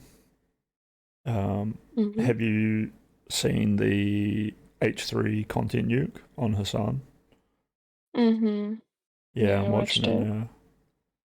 Some people Okay. were asking like if it was satire because it's like edited, like sometimes it's edited like a History Channel video or something, but I don't think any of I it's see. satire, right? You didn't think it was satire after watching it, did you? Either. Like, probably not. I don't think so. I think maybe in some places he was kind of being like a little bit like humorous or anything, but nothing like satire. I don't think. I don't know. Yeah. I don't know. I don't watch H3 so much. Yeah, I used to, and then I've actually had like an up and down relationship with H3 because like I used to only watch mainstream content, and I was like, oh, H3 is pretty great. And then eventually I was like, oh, this guy seems like kind of up himself. Like, he doesn't really do his research and he has all these opinions, and I don't really like that. And then he gets like pissed off when people like correct him. But that was like 5 years ago, and I think he probably learned from that and then became good again. And then more recently with the Hasan stuff, I'm like back on board. But yeah, it's like when he's doing like the skit where he's like the Twitch employee and he's like, Twitch is awesome. We got racists. We got the perfect platform to 20 to 24-year-olds to like introduce them to Hasan's crazy shit. Like, yeah, woo, get in here. Like, this is the greatest channel. That can like seem so silly that it's not a real complaint. But Right. I'm sure that Ethan has spent a long time like up against Hasan's community, which is like really aggressive, and his own community doesn't really get it because they aren't watching for like the politics and the more serious side of things anyway. So then he's made a video which fits like the version of him that they like to consume, which is like the super goofy, just the goofy Ethan Klein. But He's Yeah, still I being think it's more serious. that than anything else. Yeah, I agree. Yeah. Okay, good. I'm glad you came in because I wasn't sure if that was like a bad take or not. But now you agree with me. I know I'm right. That doesn't mean you're right. I don't watch H3, okay? I kind of know him from a distance, but or them. But I think that's how I was feeling about it for sure. Yeah. I got another thing, like a game plan, where I'm gonna. You know how Willie Mack got to debate Hasan? I might like spend the next 5 years of my life pretending to be like a little content creator who doesn't know much about politics, and then see if Hasan will eventually debate me, and then I'll pull Ethan on my stream and be like, "Well, Ethan, Jesus, I didn't know how to debate you, but I brought someone who would." I mean, well, Hasan, yeah. And then Hasan will be like, I "Oh don't know no, how. oh no." I don't know how important it is to try to debate Hasan. He's not great at debates, to be fair. I'll spend the rest of my life doing it. That's how important it is. I I will don't abandon know my how friends and good of a family. goal that is. I gotta be honest. It'll be the greatest thing I've ever But that done. one's cheap. I Yeah. don't think so. Yeah, no. Yeah, I just like. I don't know if it's just like a common idea or something, but like I wanted to fight Hasan before Sam Hyde did. You know, I wanted to Fight him? to fight him. Yeah, I wanted him in the ring, and then someone does Jesus. amazing content about it. Dude, yeah, there's some crazy Chris Bledis law, but a little bit dark. I don't know if I can talk about it on stream. I shouldn't have brought it up. It was a dark story. It's a creative writing, but I'll tell you about Yeah, it later. let's maybe not do that. Maybe. Yeah, I don't know. We're new friends. I don't want you to think I'm weird. Okay.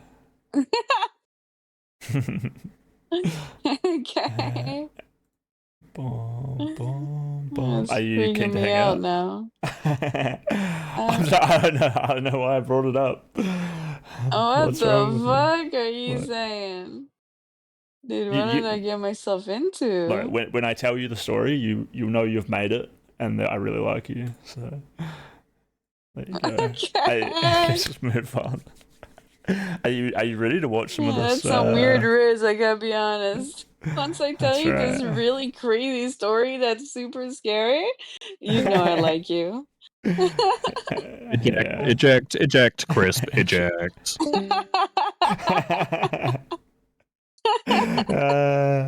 Is this Oh my Riz? goodness. No chat. This That's isn't Riz, all right? hilarious. Don't want. Yeah, fuck. You're fumbling. What the fuck? You're Help! stumbling. I hear you. No, she's making fun of me, chat. To be fair, you're not Not again. fumbling. Not again. Not again. There's This is a nightmare. oh. He's losing it. He's losing it. Chad, help him. He's losing it. Yo, look at my new look at my new talking head. Wait, what? When I came Wait. up, the mouse moves. The mouth Hey, moves. hold on. Where? This one. Look at I cammed up. Oh yeah. The hands has. What the fuck is that? It's sick, dude. Wolfgang ain't got shit. Yeah. Did you make that? Yeah, kind of. I mean, someone else did the art, and then I just made the mouth move. That's funny. Yeah. I really, really like it, though. Like, I love the style. I love the red nose. Yeah. It's just so, like, I don't know. I don't know Like how you? to describe the art style. It does look a lot like me, yeah. The pixel, it's just like one of those, it's like Monkey Island, you know? The pixelated You gotta make it look stuff is more spooky. You know when you have the death stare when you're like playing video game? Oh yeah. Yeah, you gotta make it look more like that. Wait, let me see. There's definitely some screenshots of that out there. Oh, most of them are in Discord. Discord memes. Oh my goodness. Those pictures are I was thinking about those shaving my ones head are okay. again. I Yeah. think there's the ones where the light is like bright as fuck and you're in a dark room and you got the death stare. Those ones are fucking What I want to do, I want to get one of those ones and attach it to one of these ones. Yeah, that's what I'm talking about. Those ones are good. Yeah, look at that face. Based. I've been doing that throughout this video. Whenever Hasan pisses me off, I cam up. Like, where's my face cam? Here it is. I'll cam up, and then I'll like blow up my face really big and be like, Hasan is making me so fucking mad. Oh, I'm getting angrier. Yeah. I don't like this. Funny.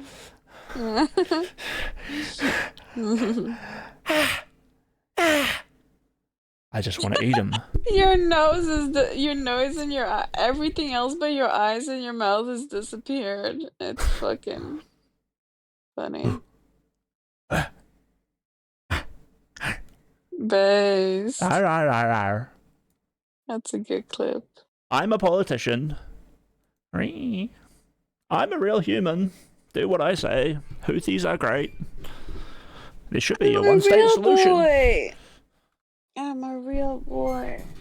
I want to drink the blood of your landlords. Yeah.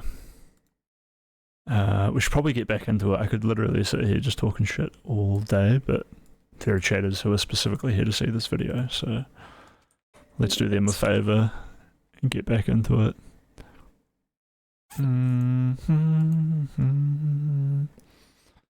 What I've done, take myself. Idle, and it's not Alright, are you gonna tune in? Wait, hold on, let me check.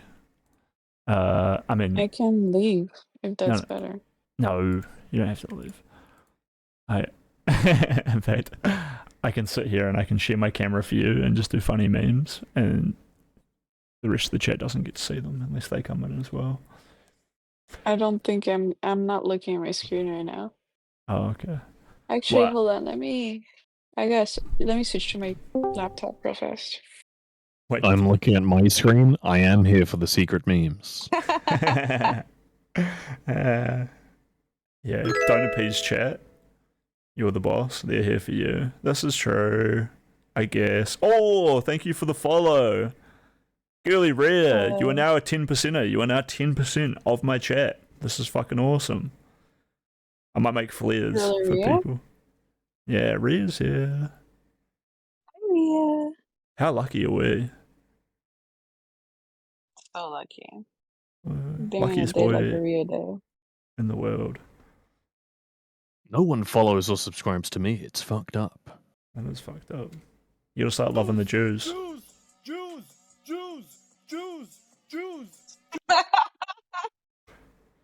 Is that the life hack? What the Yeah. fuck is that? Ironically. That's the secret Yo, to becoming what? successful in this world. If you want to be big on social media, you gotta yell out, you gotta chant for the Jews. I love Jews. That's The- crazy. That's Nico Sam, right? And I don't know about Nico's backstory on the Jews. I have no idea. Welcome in though, Dong. Oh, thank you. Thank you. I'm so glad to be here. Everyone's been so nice and welcoming.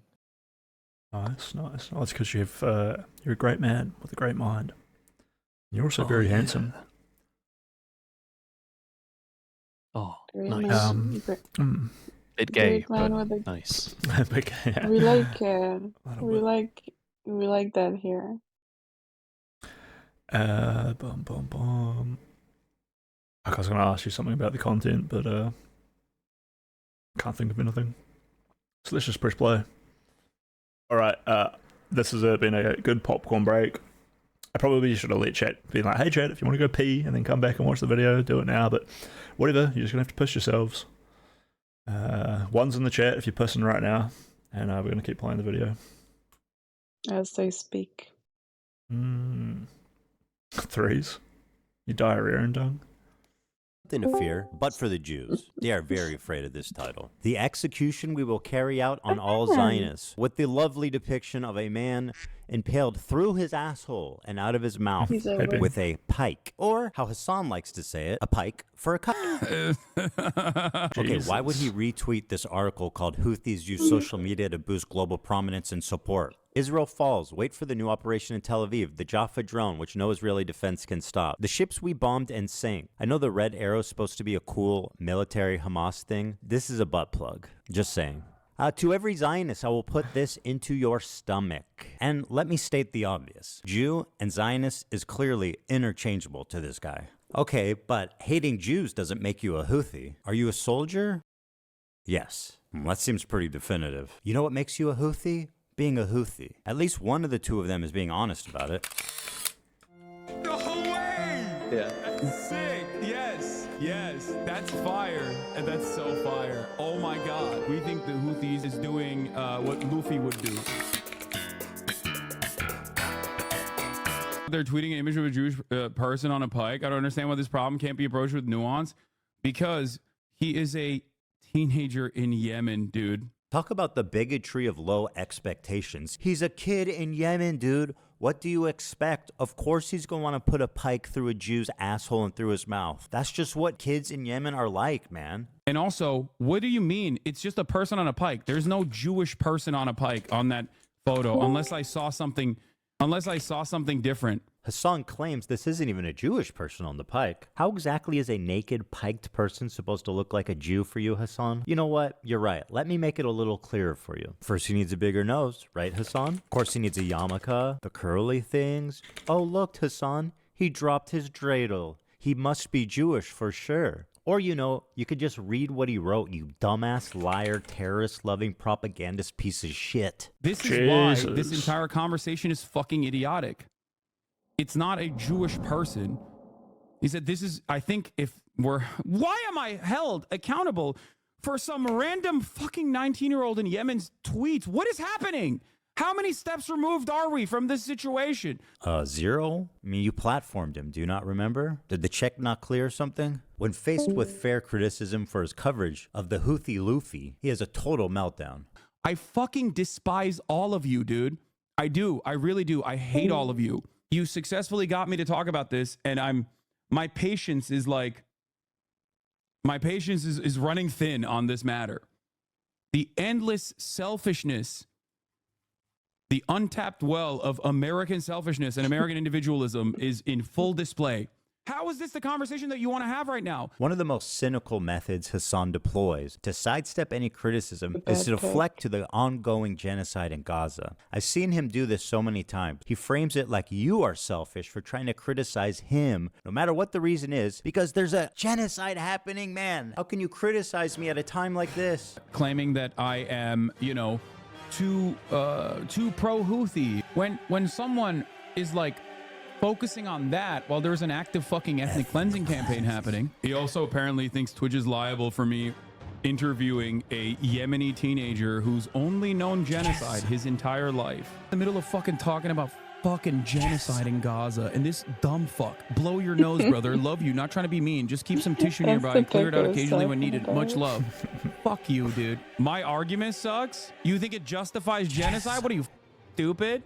Everything that can be tangentially turned into like Jewish people are under attack is a decent way to just like drive discourse away from open genocide in Gaza. If your sole focus when Israel is doing a complete genocide in Gaza, if your sole focus revolves around that people are saying you're a Zionist, yeah, go fucking yell at streamers for not covering sufficiently the ongoing active genocide in Gaza instead of coming in here and fucking chirping at me. It's quite a charge to just say I'm a stenographer for the Israeli government or I'm a propagandist. I don't think there's any evidence that I'm either of those things. I'm curious who you think I am doing the propaganda for. While we're having this conversation, 3,000 Piers, while we're having this back and forth, 3,840 Palestinians have been ruthlessly slaughtered in the last incursion into Gaza. I feel like this is an incredibly selfish, self-centered conversation to have. This technique is so powerful. My face when enjoying the content being labeled as a genocide denier. Pierce Morgan, with decades of experience, immediately surrenders when the genocide card is pulled. When you're just a fucking stenographer,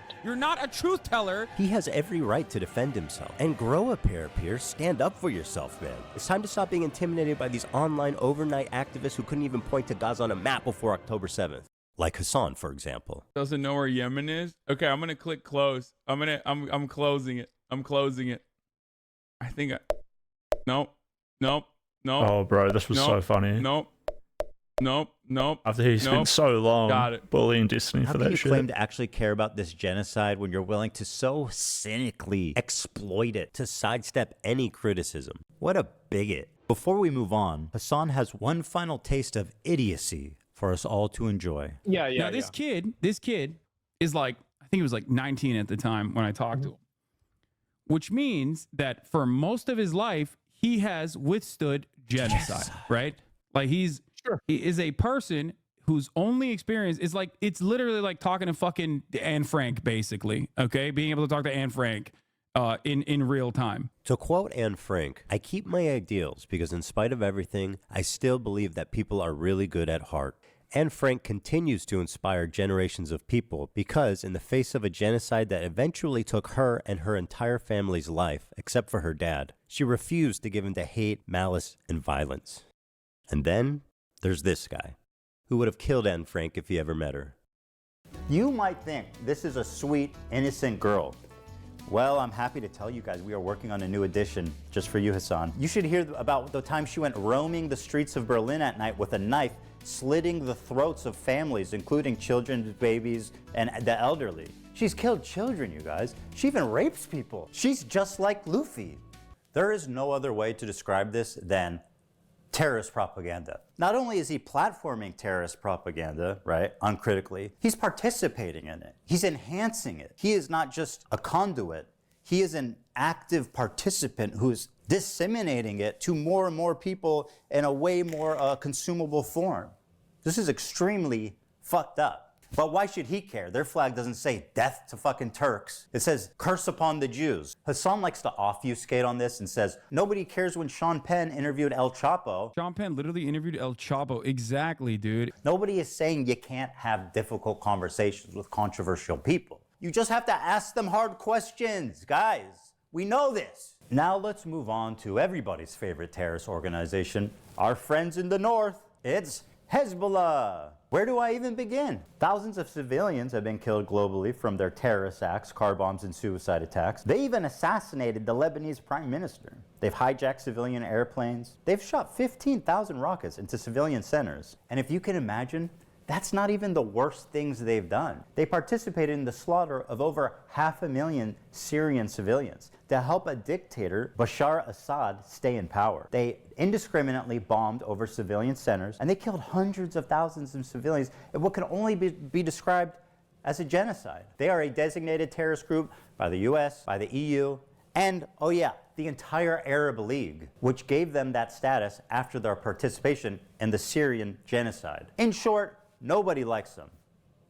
Well, there is one person. Hezbollah is a paramilitary organization. Do we like them or no? They are a terrorist organization. Like they're designated. They are designated by the American state as a terrorist organization. I do not like them then. Well, like I like what you like. I don't have an issue with them. Let's just say. This is Hezbollah's leader, Hasan Nasrallah. According to Hassan Piker, this man is a brilliant freedom fighter. But before we get into that, let's see how he feels about Jewish people. Here are some choice quotes from Hezbollah's leader, Hasan Nasrallah. According to Shaul Shai, Hasan Nasrallah said in a speech delivered in Beirut, "What do the Jews want? They want security and money. Throughout history, the Jews have been Allah's most cowardly and avaricious creatures. If you look all over the world, you will find no one more miserly or greedy than they are."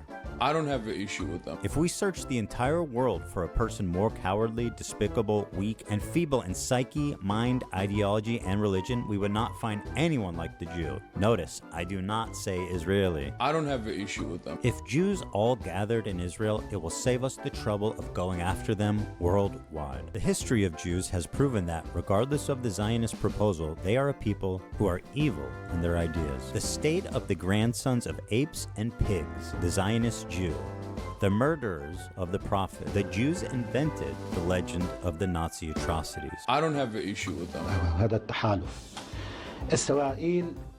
I can't believe I'm calling Nasrallah base. I mean, listen.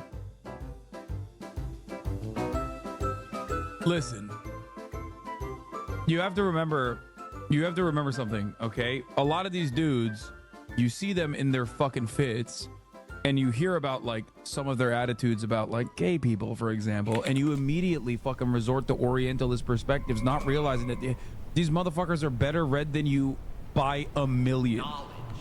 Okay? Like, it's not a broken clock situation. No, dude. Half of these dudes literally get educated in America and in the UK. What the fuck are you guys talking about? The more you learn, this is why it's Orientalist to literally look at these dudes and go, oh no, they're fucking barbaric baboons, and like sometimes they get this shit right. No, dude, he knows. It's crazy. He's read more books than you could ever imagine. And also, ultimately, he is regarded as a pretty brilliant person. I mean, look at all my knowledge shit. In terms of like not everything that he's done. You might not agree with his methods. You might not He's agree with his to attitude overall in terms of like. I mean, he's definitely a skinwalker. In terms of his social, his opinions on civil liberties and shit like that. It takes so many words to describe like what's wrong with Hasan, right? But like, that's insane.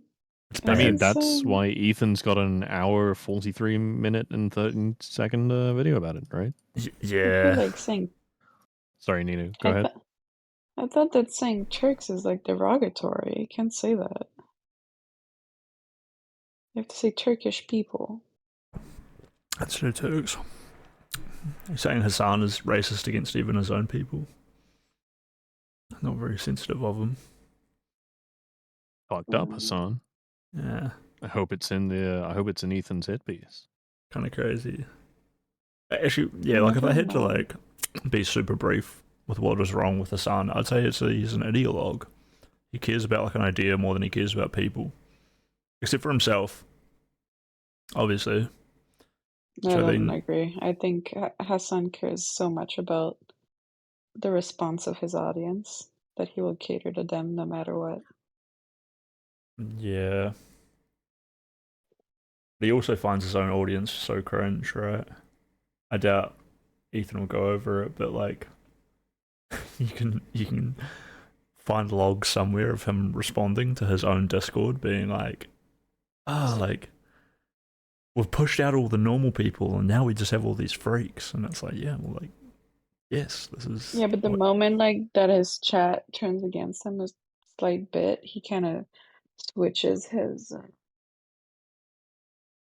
like what are you saying to like cater. This whole Sorry, my this message is like, well, it's audience capture, right? I guess is like the word that I don't know if it perfectly fits, but like it gets the idea across.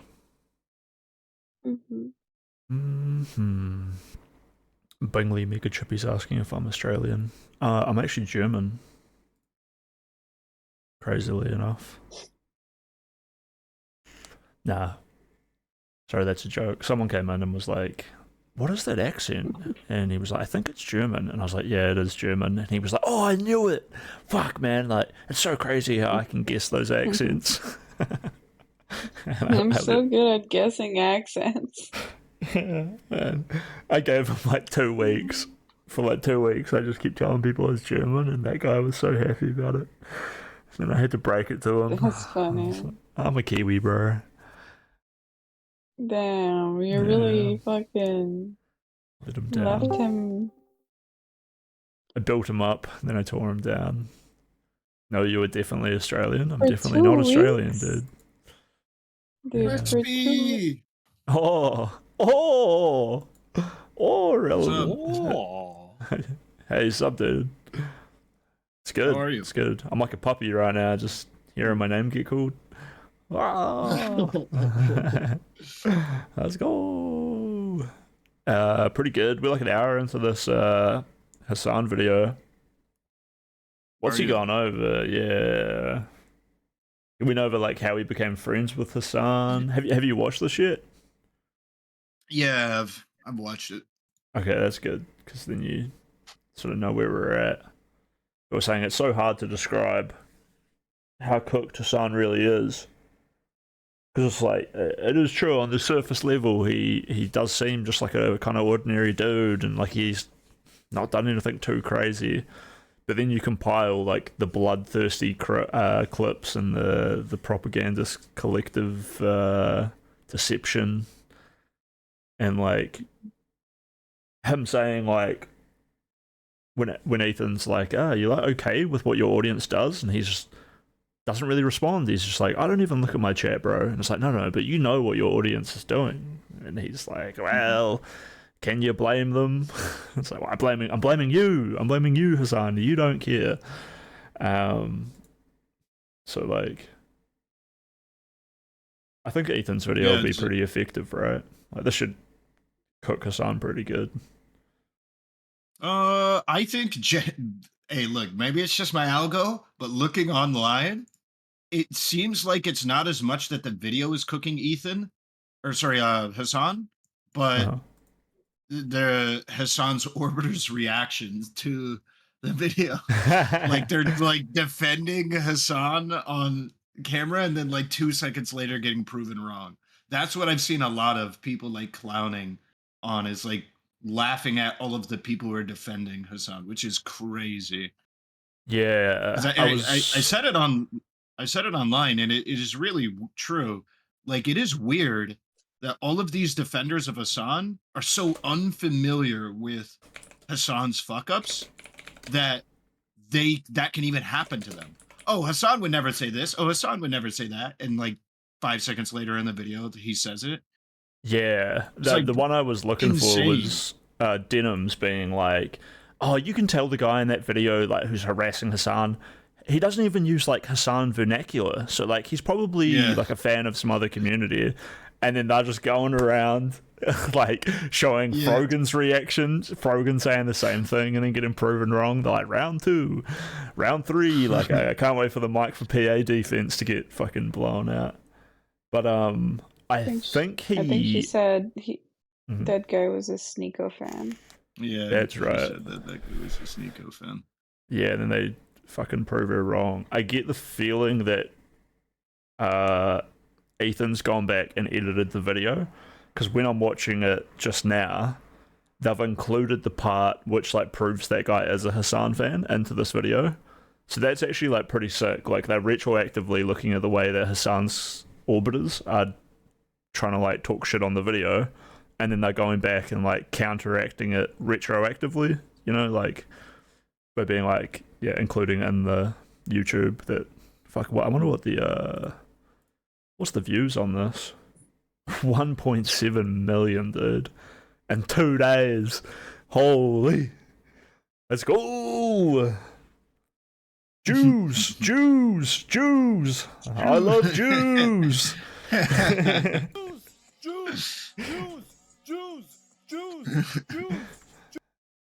Right. That's pretty good. Yeah, it's a crazy video. I think the more damning thing is people's reaction to the video. Apparently, there was a cute moment yesterday where Destiny was looking at Hasan's content nuke simultaneously when Hasan was looking at Destiny's content nuke. So it was very cute. Oh, from little Ryan thing Beard. that happened there. Yeah, from yeah. Nice. So I haven't it's, seen that. Have you watched that one? I haven't watched that one though. I was just like, hey, after this controversy, I'm just like, hey, this nigga's cooked, and that's all I really needed. Like, but maybe I'll watch it. It's an hour and a half. We'll see. But Yeah, I was thinking about watching it after this one. yeah, hell of a night. That's a lot of content. It is a lot of content, and if I get enough subs, I'm gonna shave my head. So bald. Wait, Gonna bust out the what? razor. I'm gonna go full thermodynamic min max, and I'm gonna shave it. I'm gonna Vaseline it up, and then do some breakdancing or something. I don't know. I'm not breakdancing on my bald head, but yeah. It's been requested. People have been requesting. They're like, "Where's the stream of you like shaving your head?" And I'm like, "There isn't one." You're thinking about shaving your head. Make the legend real. Yeah, it's already kind of short. So. Some dude tried to bully me last night for not having hair. So, you know what? Fuck him. It's crazy.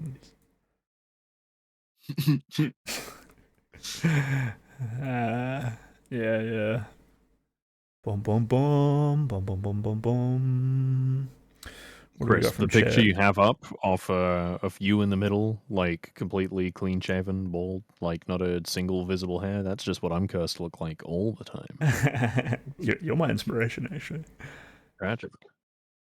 I don't feel so alone when I wear it, I know that it's the haircut of a gentleman. Or do you even I may call it a be haircut? bald, but we can be bald together. Yeah. I'm balding, so I will be there with you. Yeah, do it too, dude. Do it too. Wow, maybe not, man. You might be. I know. I look good in a bald. Nice. I just was to grow a goatee and look one of those Mexican gangsters you see in American movies. I was thinking that, like, maybe, like, shave the beard and the moustache out, but, like, leave the chops coming right on in, so it's like the reverse goatee. And then just straight bald, Yeah.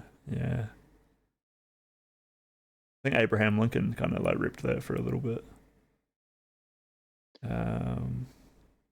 Wait, can you guys talk for me? Hello. I think I'm speaking. Okay. I am awesome. Yeah, I wasn't sure if chat could hear you, but no, they can. They're just saying, some guy's like, who the fuck are you talking to? Right, I'm talking to the big dogs right now. Like, what the fuck? No, Crispy, Crispy, you don't have to call me the big dog like that. Jesus, such a great person. What the fuck? And then he called me a bogan and then said goodbye. What the fuck? Is this normal? I'm getting bullied by this guy. I followed anyway by Bogan. Fuck. Yeah. Thanks for the. I don't think he did follow. Like. Oh no, he did. He followed 5 minutes ago. Okay. Right, if he lied you'll to let me, him off. He didn't realize this was the first H3 vid in 4 years. I mean, that's not. Isn't pretty much all of their stuff for a very long time just what they've been putting out live podcasts? Yeah, I'd say so. Oh shit! Okay, so the last. No. Oh, it was like It the is first content one. Nuke Keemstar. Yeah. Yeah. He was roasting Zuck 4 years ago. Zuckerberg's up 4 big years ago? though. Holy shit. Yeah. What's the deal with Mark Zuckerberg? Is he cool or not cool? It seems like he's going down a similar route to Elon Musk. He's like going down the like tech bro. Actually, it's like kind of cool to do to be like this, like edgy, like almost like libertarian thing. But I don't know. I'm not entirely certain, but it seems like he's going down that route. Yeah, well, I mean, what's it called? He's practicing jujitsu. He got into that Rogan spear too. Yeah. I thought He like participated in tournaments too. That's crazy. you're getting into sport and stuff like that, and like is like something I really like seeing from those like hyper intellectual dudes who have never like really bothered they're like so cerebral, they never just like enjoy the being in the moment of like working out. You know, sounds weird when I say like just being in their body and enjoying their physicality, but like I feel like that's a huge change for these like unempathetic, highly intellectual dudes. So I was like pretty happy to see Mark Zuckerberg like go down that path and hopefully changes his outlook on everything else. But if he ends up like falling into the Trump camp, that's not great. Yeah, I know he's doing some weird shit with that, and it's just annoying. But I liked his I think I became what is it, Meta? I think I became Meta pilled, metaverse pilled. You like it? Yeah, like see, when I was looking at him talk about like the future of business and how AR and VR are going to be the future, I think it was really compelling. Like he was talking about that soon there will be no like office spaces or workspaces. It'll only just be your house, and you'll just wear like AR or VR or do something like that, and then you'll just have virtual offices because it'll save literally billions of dollars, hundreds of billions of dollars in real estate because you just work out of your house. You don't have to buy a building, maintain the building, or do anything like that. And it also makes meetings instantaneous, right? Like you can just get people into a meeting in 20 minutes. You don't actually have to physically congregate, stuff like that. And him talking about the accessibility of it, I thought it was really compelling. Oh, nice. Yeah, maybe I should watch his Lex Fridman interview because this was like one of the fundamental problems with just like the modern day like late stage capitalism is like the cities aren't built for it, right? Like you can't just keep adding more lanes to your highways. It just doesn't work. And then yeah, like rent prices, people are being like pushed out because of like higher rent prices, and it's just fucking sucks, dude. Yeah, it's crazy situation. That's why I was very compelled by his argument. Like, and it also it's not only is it better for the business owner, it's also better for the worker. If I told all workers you don't have to go into a fucking place, you can sit inside of the comfort of your home, do a lot of your office job or whatever at your house. You don't have to even necessarily buy a car or anything like that. And like if you needed to go to a meeting, you don't actually have to go into work. That'd be such a benefit for millions of workers who do like office jobs. I feel like so many workers would be like, yeah, I'd prefer that to not have to drive into work or do all this whatever shit. Yeah, true. Like I realize we're getting so distracted from the actual content of finishing this Ethan video. How as a streamer do you pull that back in? I guess I just take a hard line where I'm like, yo. Yeah, you do. Keep on it. I'm gonna go. I have to go talk to someone, but I'll be back maybe. We'll see. Bye bye. Alright, thank you for Adios. Alright. Boom. But yeah, VR sounds awesome. Remote work seems awesome. You really keen to see like it's just like such a massive change. It's exciting to talk about and Wait, what is a massive change? Like working from home. Oh yeah. I feel like an entire generation of people just would never get their head around it. But that generation is moving on out. So finally, dude. Finally. Blombix, what's the drama between H3 and Hasan? That vid is 2 hours long, bro. Yeah, but it is a dense video filled with a lot of information. I think describing Ethan's problem with Hasan is like pretty complicated, but also pretty strong message, dude. Like Ethan made like he tried to make it like pretty funny, but like it's not because he's trying to be like a ironic or taking the piss.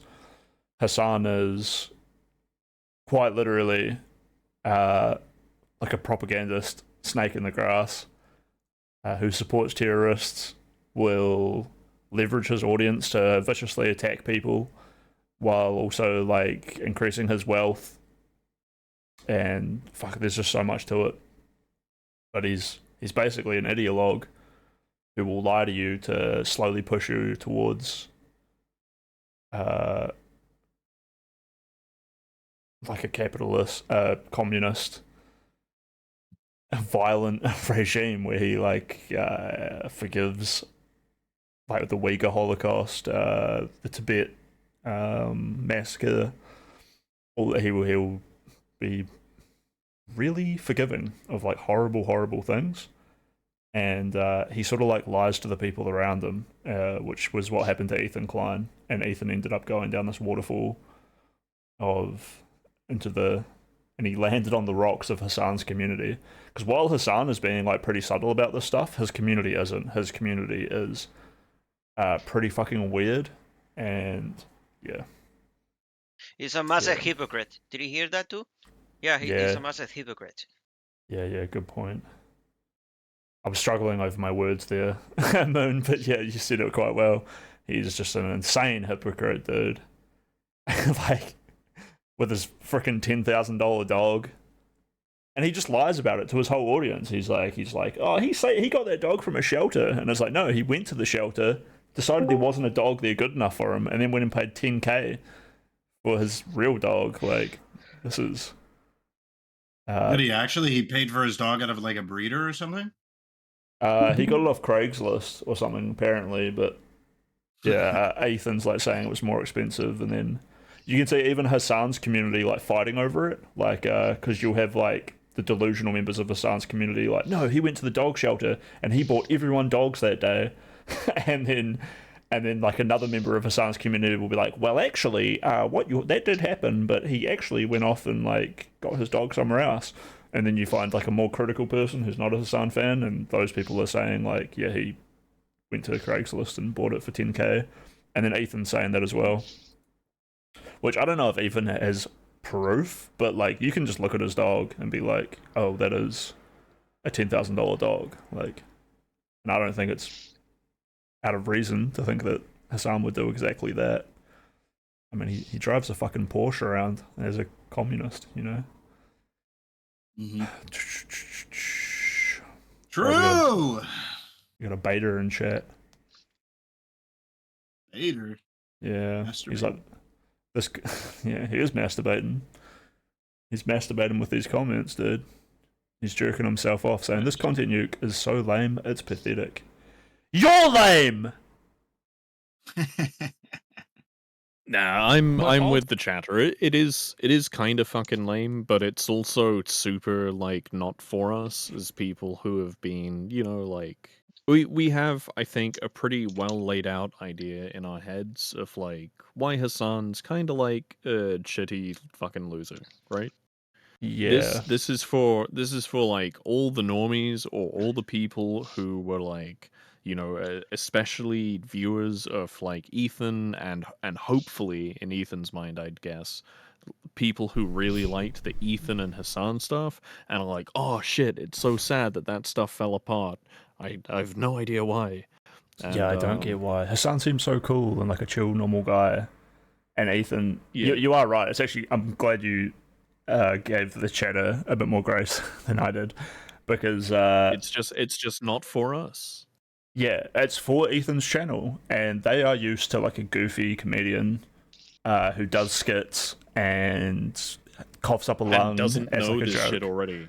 Yeah, it's for all those people that don't already fucking know, and we just have to go fuck ourselves. Yeah, we do. I mean, even calling it like the content nuke, it's like it's not a content nuke. It's a he's been trying to seriously critique a dude who is like leading as many youths into like a radical position where they are pro-Holocaust. And how the fuck does a comedian seriously talk about that and be taken seriously? You know. I went to Twitter earlier today. Lucky me, and I saw that they agreed to a debate, but Hasan has to see the video first. Oh, Who agreed to a debate? Both of them. Like Hasan and Ethan? Oh, the Yes. Hasan Ethan shit. Yeah. Oh, don't. I think Hasan will get cooked. I think I we'll don't know But figure if it they out within a but they month. had agreed to to a go. debate. To be fair, I think okay, to be totally clear, they agreed to a debate, but Ethan was being kind of tongue in cheek and was like, "I'll debate you if you watch the video first." And what that kind of means is they're probably never going to have a debate. You know what I mean? Oh You yeah, never I know, see. man. It's 2025. Well, Shit to happens. be fair, I don't know why he would make him watch the video first. I feel like it's Well, almost no. I, It's because it's a dismantling of like one of Hassan's kind of like greatest fucking tactics for engaging with this kind of shit, which is to not engage with shit, like to not watch the video, but provide Yeah, his exactly. viewers with a summary. And that way, if Ethan brings something up, Hasan can't go, well, I didn't watch the fucking video, so I don't even know like what you're really fucking saying. And yeah. So then then Ethan could endlessly just link him obfuscating. something.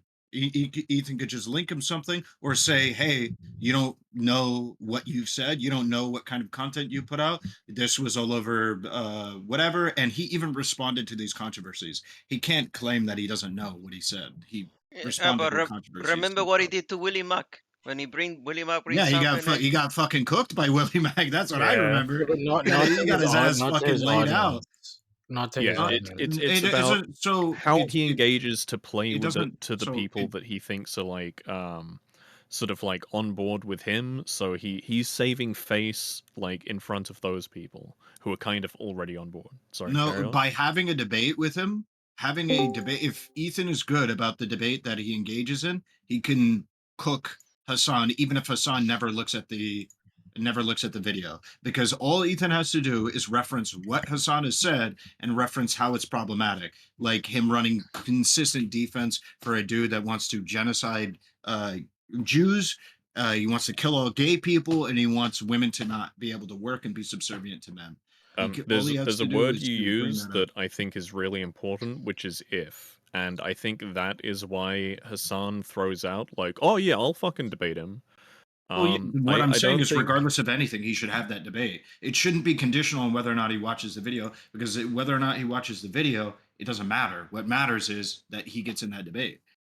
Yeah, but I'm not sure that Yeah. I'm not sure that Ethan necessarily is someone that like would perform that well in those sort of debate environments, which is why I think Hasan like throws down the gauntlet and is like, you know what, I will debate this guy.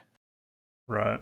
It's just a I think he strategy would. I think he would to perform well in that debate. it's That's my it's a I would opinion. want him it's a to. strategy I to like ensure or to hold Hassan accountable, right? Because if he doesn't agree to watch the video before, then like Dung Devil said, he can pull the well, The I Willie don't, bro. Mack I don't thing. watch all your Of like, shit. Like, yeah. what do you think? I'm fucking obsessed with you. But then, if he agrees to watch it before, and then he says, even if he says the same stuff, it's like, bro, you agreed to watch this, and now you're saying you didn't. That's on you. You know, Yeah. you And came it's into kind of this. useful, even outside of the debate, it's kind of useful to be like, well, Hasan said he'd debate me, and then I said, if you watch the video, and then he refused to watch it. So you can get eyes on the fact to everyone of being That can like, be look, useful, yeah. here's the Hasan strat of not watching my shit. He'll never, ever watch my shit. You know? Yeah, I So, mean, I think hopefully. even if you want to say like, look, there is a way for Ethan to deal with this in the moment. I think the problem is that it turns into a strategy of like obfuscation and time wasting. Yeah. That basically eats into like how effective Ethan could be if this shit wasn't just like already like out on the table where they know what the thing is that they're actually discussing and supposed to be referencing. I think it's like it's a dishonest like strategy from Hassan's side, but I can see how It's like effective. that plays to his benefit. No, I think it only plays to his benefit really in the context of outside of a debate. Inside of a debate, I think we saw it with Willie Mack, even though Willie Mack isn't the best debater, or anything like that. And I think you can see that him appealing to. I think Willie Mack came out on top, saying things like, "Well, you're trying to talk to me about claims that are inside of a video that you can just watch your clips of these things and him refusing to look at clips of his own words. I think you can appeal to how retarded that is, and be more effective. And I don't think it takes a genius to do that. I think Ethan could do it. I don't disagree, but I would the thing I would kind of worry about overall is like how many people do you think that are Hasan fans necessarily came out of the Willie Mac thing necessarily thinking really any different of Hasan? How many of those fans do you think, fuck, this Willie Mac guy actually has a point? Or do you think the people who are like on side with Hasan came out the other side thinking, yeah, my streamer daddy beat that guy? I don't think there's much of any way to have a lot of Hassan's audience dislike Hasan. I don't think there's a way to get a majority of these people. I believe they're sycophantic. I truly believe Trump is Hasan and Hasan is Trump. They're just on different sides of the thing. I think literally Hassan could sexually assault a woman and it could be made public that he sexually assaulted a woman. And many of these people would do the same thing that they're doing with the rapes on October 7th and say, I don't see hard video evidence. I don't see proof. So it didn't happen. This guy is in that camp. And the objective would be to get reasonable people to view this guy as the fucking weirdo he is, propping up sexist, homophobic, and racist attitudes, and then just have them have a lower opinion of this guy, and maybe make Twitch do something about his rhetoric. That would be the goal, not to Devil, to reduce your his point, audience.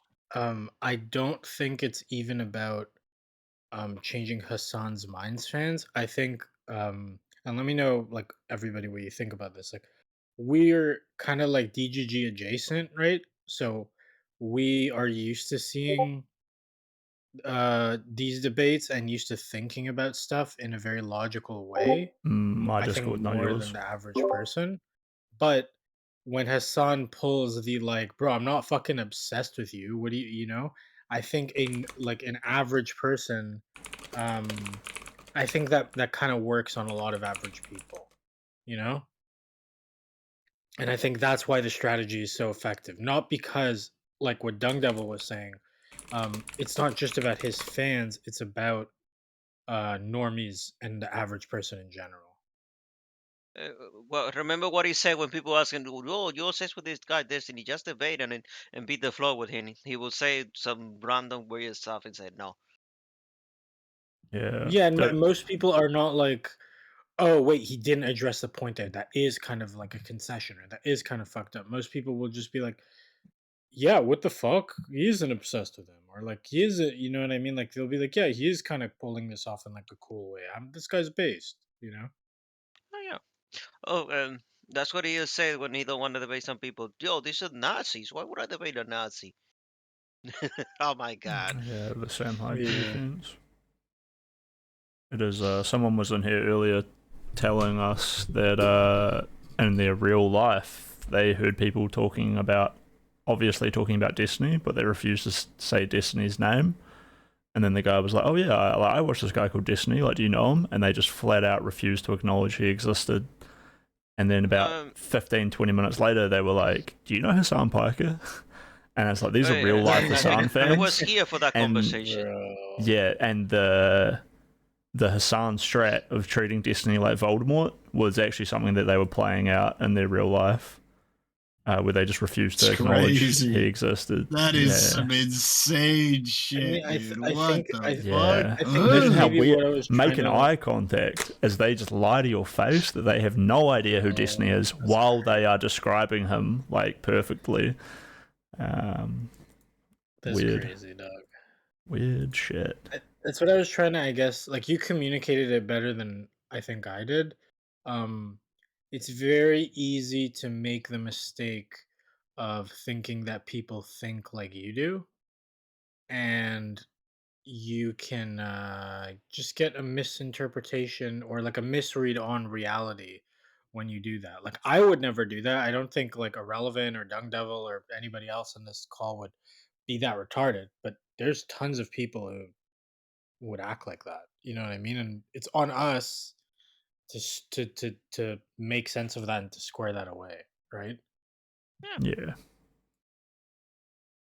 Yeah. Oh, yeah. Let's I push do play on this wonder video. How to get them in there. Thank you, Aurelia. Let's actually get into it. Ultimately, this motherfucker has read Everyone relax, get your popcorn. shit ton of books. Knowledge. I feel I've shown you guys enough evidence that Hezbollah is an evil terrorist organization, but have you considered this? What you meant to say is Hezbollah is Muslim. Okay? That's what you meant to say. What you meant to say is they're Muslim. So, of course, as they're Muslim, it's different.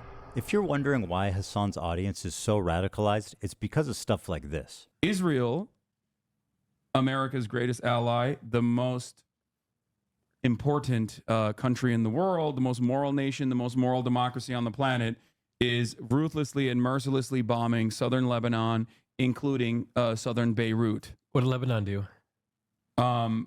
They just kind of were there. They happen to be Israel's neighbor. You're kidding. Yeah. Even as someone who's critical of Israel, this retelling is fucking insane. They just kind of were there. Hezbollah started launching rockets into Israel hours after the October 7th raid began. They launched 12,000 rockets, killed nearly 100 people, including 12 children, and displaced 250,000 Israelis from northern Israel. That's what caused them to respond. What did Lebanon do?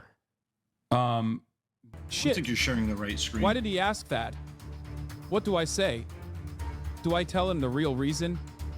No. You my know, audience you're will watching kill his me for camera, being a not the Zionist. screen share. Okay, let's try this. I'm retarded. They just kind of were there. Hell yeah. Another slick political actually saved by quite a good boots on bit. the ground, Hasan Piker. Damn, I'm good.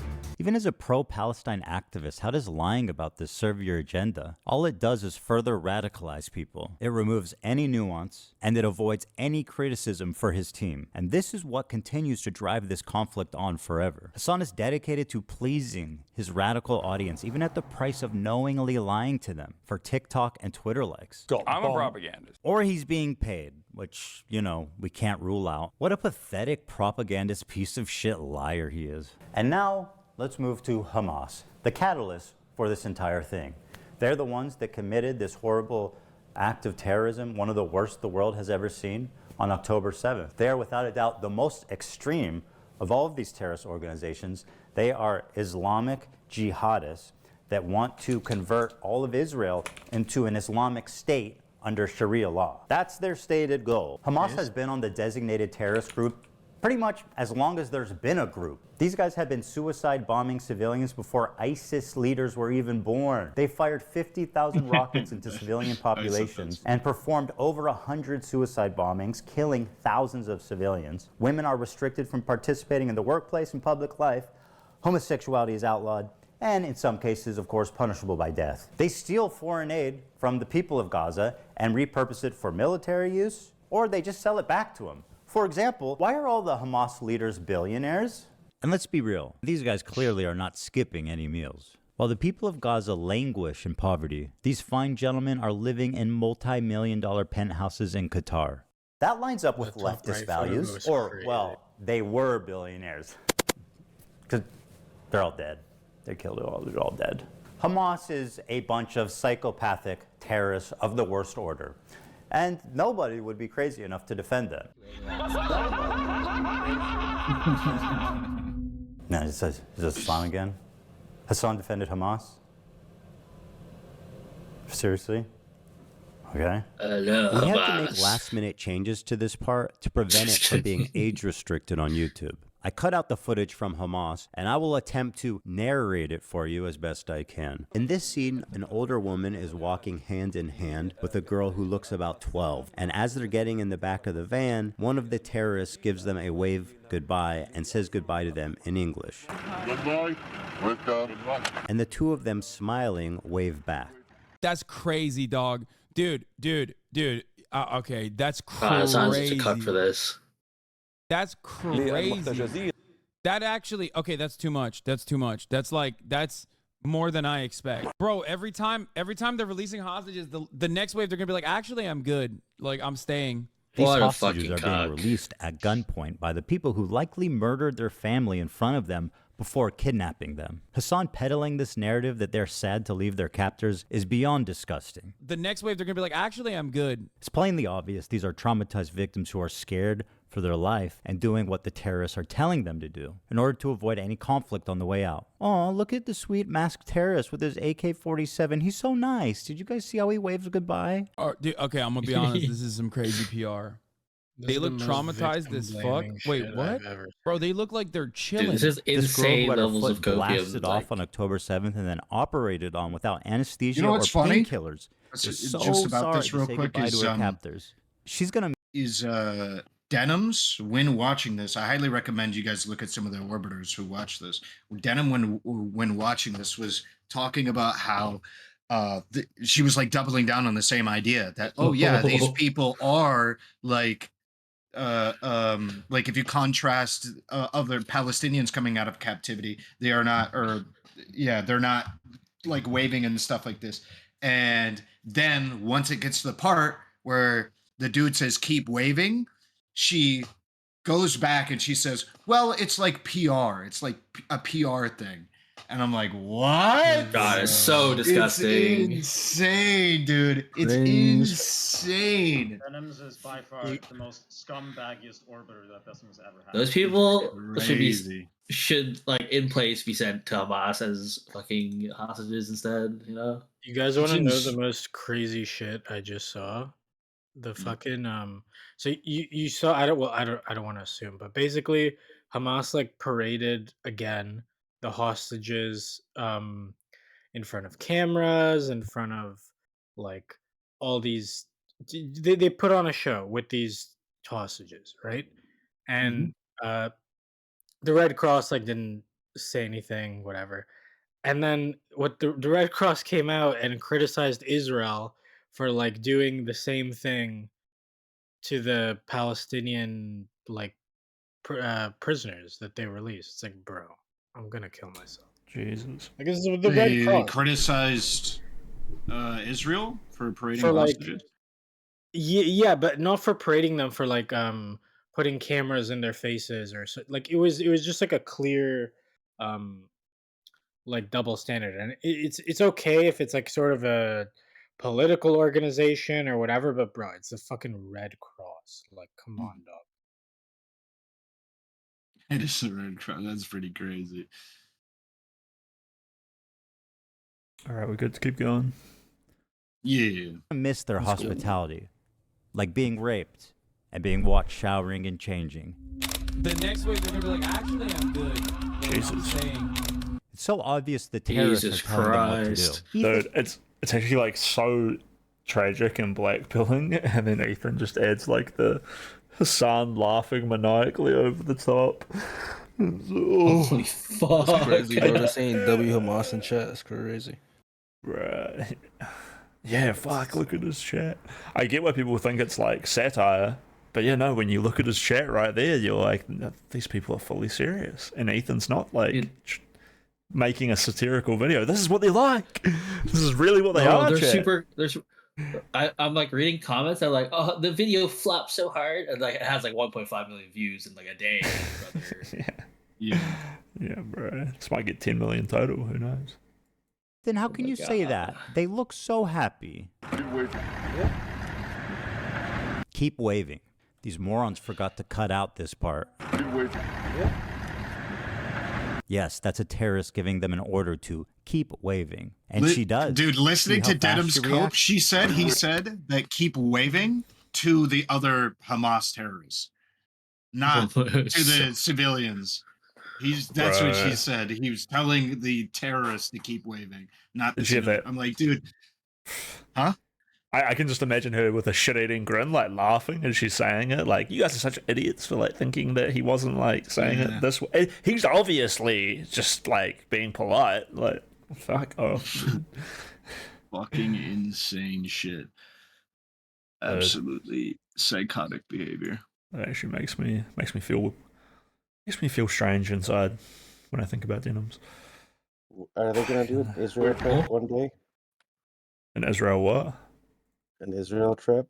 It would be interesting to see Hasan and Denims go talk to Hamas. Nah, they're never going to. They're never going there. No. Keep waving. I'm pretty sure boys. Hasan is like actually disgusted by every single one of his orbiters, like secretly. Keep waving. I think Just so. keep waving, Denims. Smile, I just Denims. don't- Fucking It'll be, smile. it'll be really funny to see them like What get happened to confronted Bad with Bunny? reality. She got banned for doing pretty much the same thing these guys are doing. Yeah. Literally. See, I mean, imagine being Bad Bunny and getting fucked You're on swinging playing your fist in terrorist the air right now. propaganda, and then now everybody's doing that shit. Dude, I'd be fucking mad, bro. I'd be like, what the fuck is that? Swinging her fist in the air.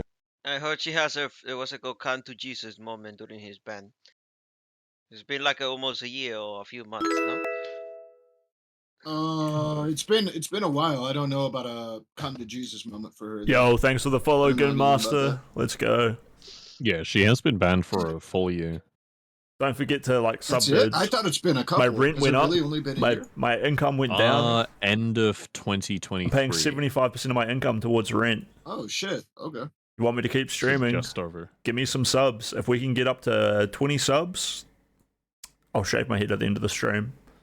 I'm up to 13 subs. That's crazy. So But I need a don't few know more. if she's actually. She had you, guys. some shit on YouTube where she was going to be doing like live streams or whatever, but I don't know if she continued that. Maybe she had to go get a normie job. All possible. Yeah, she has been. I mean, she has to get money from somewhere, right? Or then maybe she still has Oilers. Maybe. Okay. She finally started on OnlyFans. Who knows? That's not what I was saying. I think she but did. That's what I was thinking. Yeah, well, I ain't saying it. This. She hasn't posted on any of her socials for like 7 months, I think. So then she's probably just doing normie ass shit. Then. Good for her. I probably should unplug. Yeah, I'd agree. Yeah. Lord knows she was crazy with some of her shit before she got banned.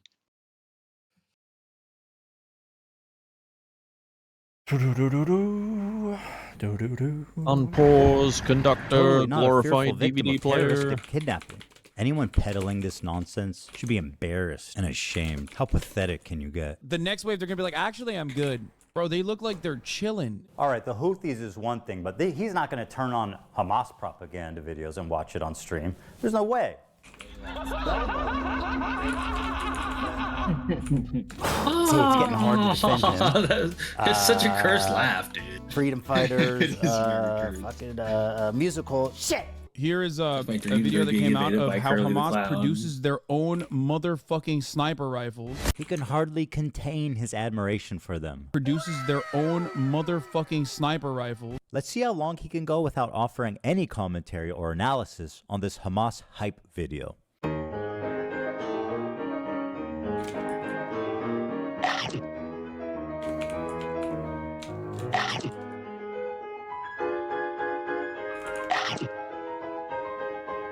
Is that COD?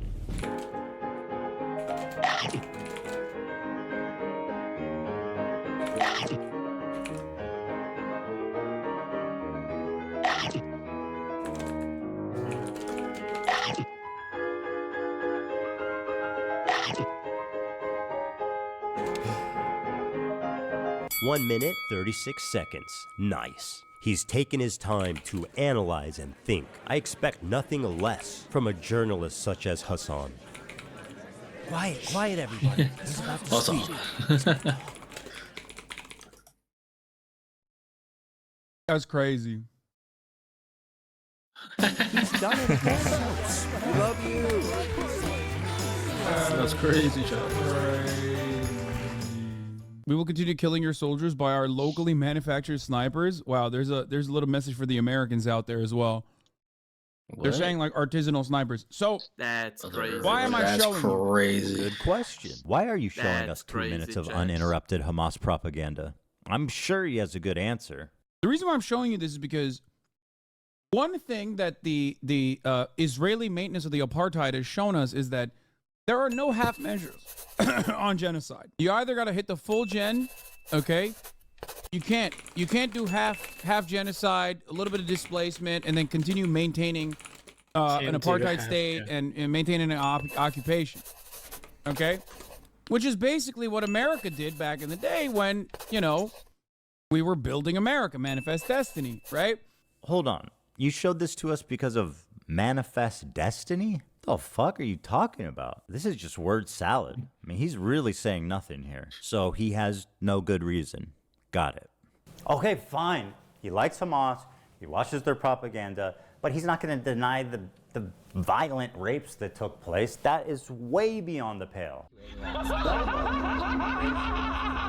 Jesus Christ. There is one instance in captivity that we have actually gotten verifiable evidence on. It's $1 million laugh. Beyond that, the Makes money, dude. systematized mass rapes that Hamas dealt on October 7, not a single bit of that has been verified. And people still run with it over and over and over again. Many young people who are simply attending a music festival. Women were horribly raped. As I said then, I say today, Israel has a right to defend itself. What rape did Hezbollah do? This Bro, is what something. rapes did Hamas This is something do? to What are you be talking about? to be noted Stop anti-Semitism because he account tries that consider- to claim that he's and same with Denims that he only laughs or scoffs at the idea of mass rapes. Kamala inside of that speech didn't say mass rape. She just talked about women being raped while being hostage. And he was laughing at it. Yeah. So this idea that he's only laughing at the idea of mass rapes is not true. He's literally right there laughing at the idea that rapes happened at all. But, yeah. Also, just to clarify about the thing I said before, so the Red Cross criticized Israel because they put like little bracelets on the Palestinian prisoners who were released, and the bracelets basically said like the eternal people will never forget, like blah blah blah. But they didn't, and I'm not saying that's good or bad, but they didn't criticize Hamas like literally giving the hostages like goodie bags and parading them in front of cameras and all this stuff. Fringe. Fringe indeed.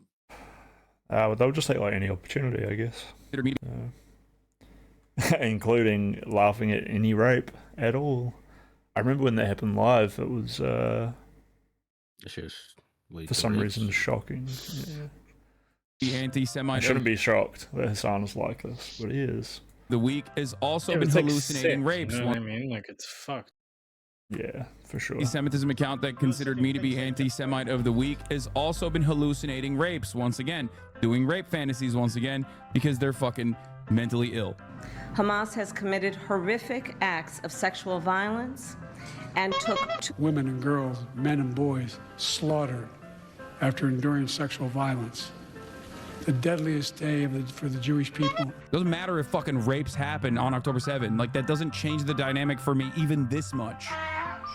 So that's the other part of this problem that many people can't contend with. Like, I can't believe how quickly leftists go from believe all women to pics or it didn't happen. The vast majority of people, if not all, who were raped were murdered on the spot, obviously. Gam Goldstein Almog was kidnapped from her home on October 7th by Hamas terrorists and was held captive for 51 days.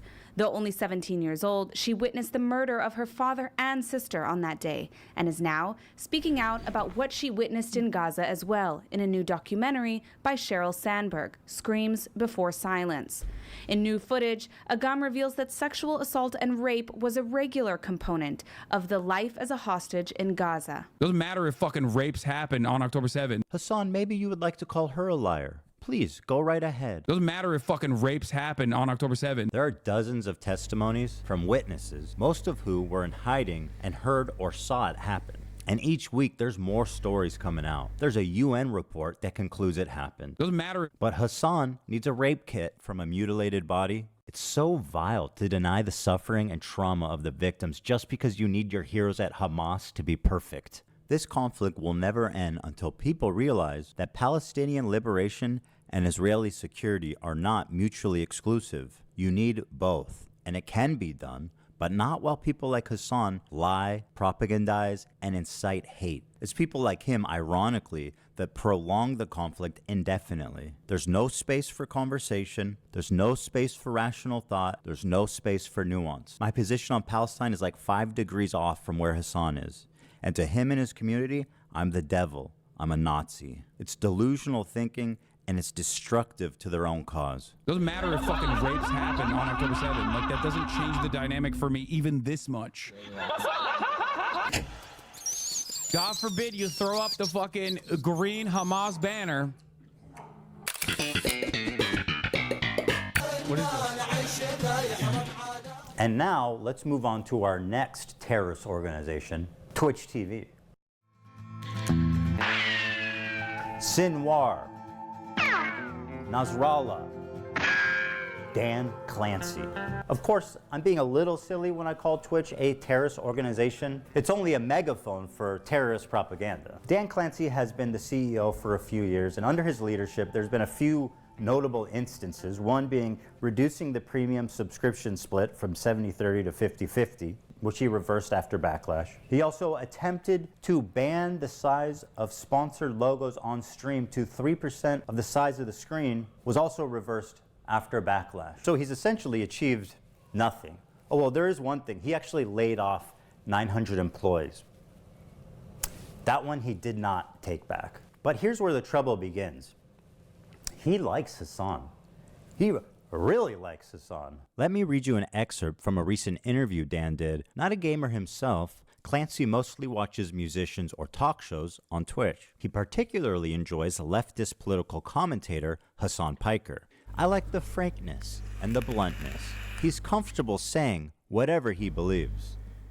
Don't you think that might be part of the problem there, Danny boy? Doesn't matter if fucking rapes happen on October 7th. By speaking what he believes, he should be on Rumble with the other fringe radical political streamers. But no, not under Dan Clancy's watch. Dan has elevated him to the status of Twitch Golden Boy. And if you still have doubts, let this settle the matter. Just for clarity, Dan Clancy is the one filming and singing in this video. Happy birthday to you. What the fuck? Happy birthday to you. Bro, we're never beating the Hasan runs Twitch allegations after this. This is crazy. Oh my God.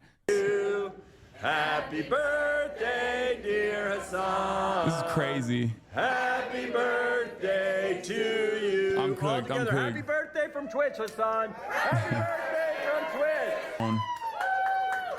I've been looking around and I genuinely have never seen another video like this anywhere, where Dan Clancy or any top executive forced all these poor sons of bitches during their lunch break to gather around in the crew room and sing happy birthday for Hasan Piker. How humiliating is that? There's also a small issue of Dan being a I total want it creep. noted as well. That's a really fucked thing to do about specifically like political streamers, because if your boss tells you to go and do that and you don't agree with his politics, what the fuck do you do? Like, like your boss is like, hey, come sing happy birthday to this fucking stochastic terrorist. And you just have to sit there and be like, no, maybe, this is weird. You sign my checks. It's like, I don't know how to tell you that I don't believe in this at all. Like, you're put in a totally fucked situation. Fucking weirdo. Isn't that part of like in front of the world? Friends and family gonna see the shit. Exactly. Yeah, your friends and family will see you singing happy birthday to a guy that believes all of these fucking horrible things. That's insane. Aren't there like anti-discrimination laws that involve political, I guess, persuasions or stuff? I don't know. I would imagine so, but I'm just saying, putting somebody inside of this. Yeah, I'll hit him with a. I don't believe in birthdays. Sorry, bro. I don't do that. I don't do that shit. Birthdays are for kids. I don't do that. Get the fuck out of here. Say again? Don't labor laws only apply to protected classes, or labor laws? I don't think you can discriminate based on like political affiliation. So you can't like fire or hire someone for being a Republican or a Democrat, you know? I mean, now you can. Yeah, just kidding. Oh, yeah, The weird thing though, That's like very nice. with the birthday stuff, is like maybe this is on me, but has he done this for like I Show Speed or like Kai Cenat or like? No, I think somebody no. said when this came out that they did it for some other streamers, but I've never seen it. I was told that there were some other streamers that might have also had this treatment, but I've never personally seen it. I would assume, right? Like, there's people who are better for Twitch and make more money for Twitch than Hasan, like Yeah, objectively. for sure. But I also haven't seen. I don't know. It's probably. Yeah, I mean, like, why this out of every streamer? Like, it's kind of weird. Yeah.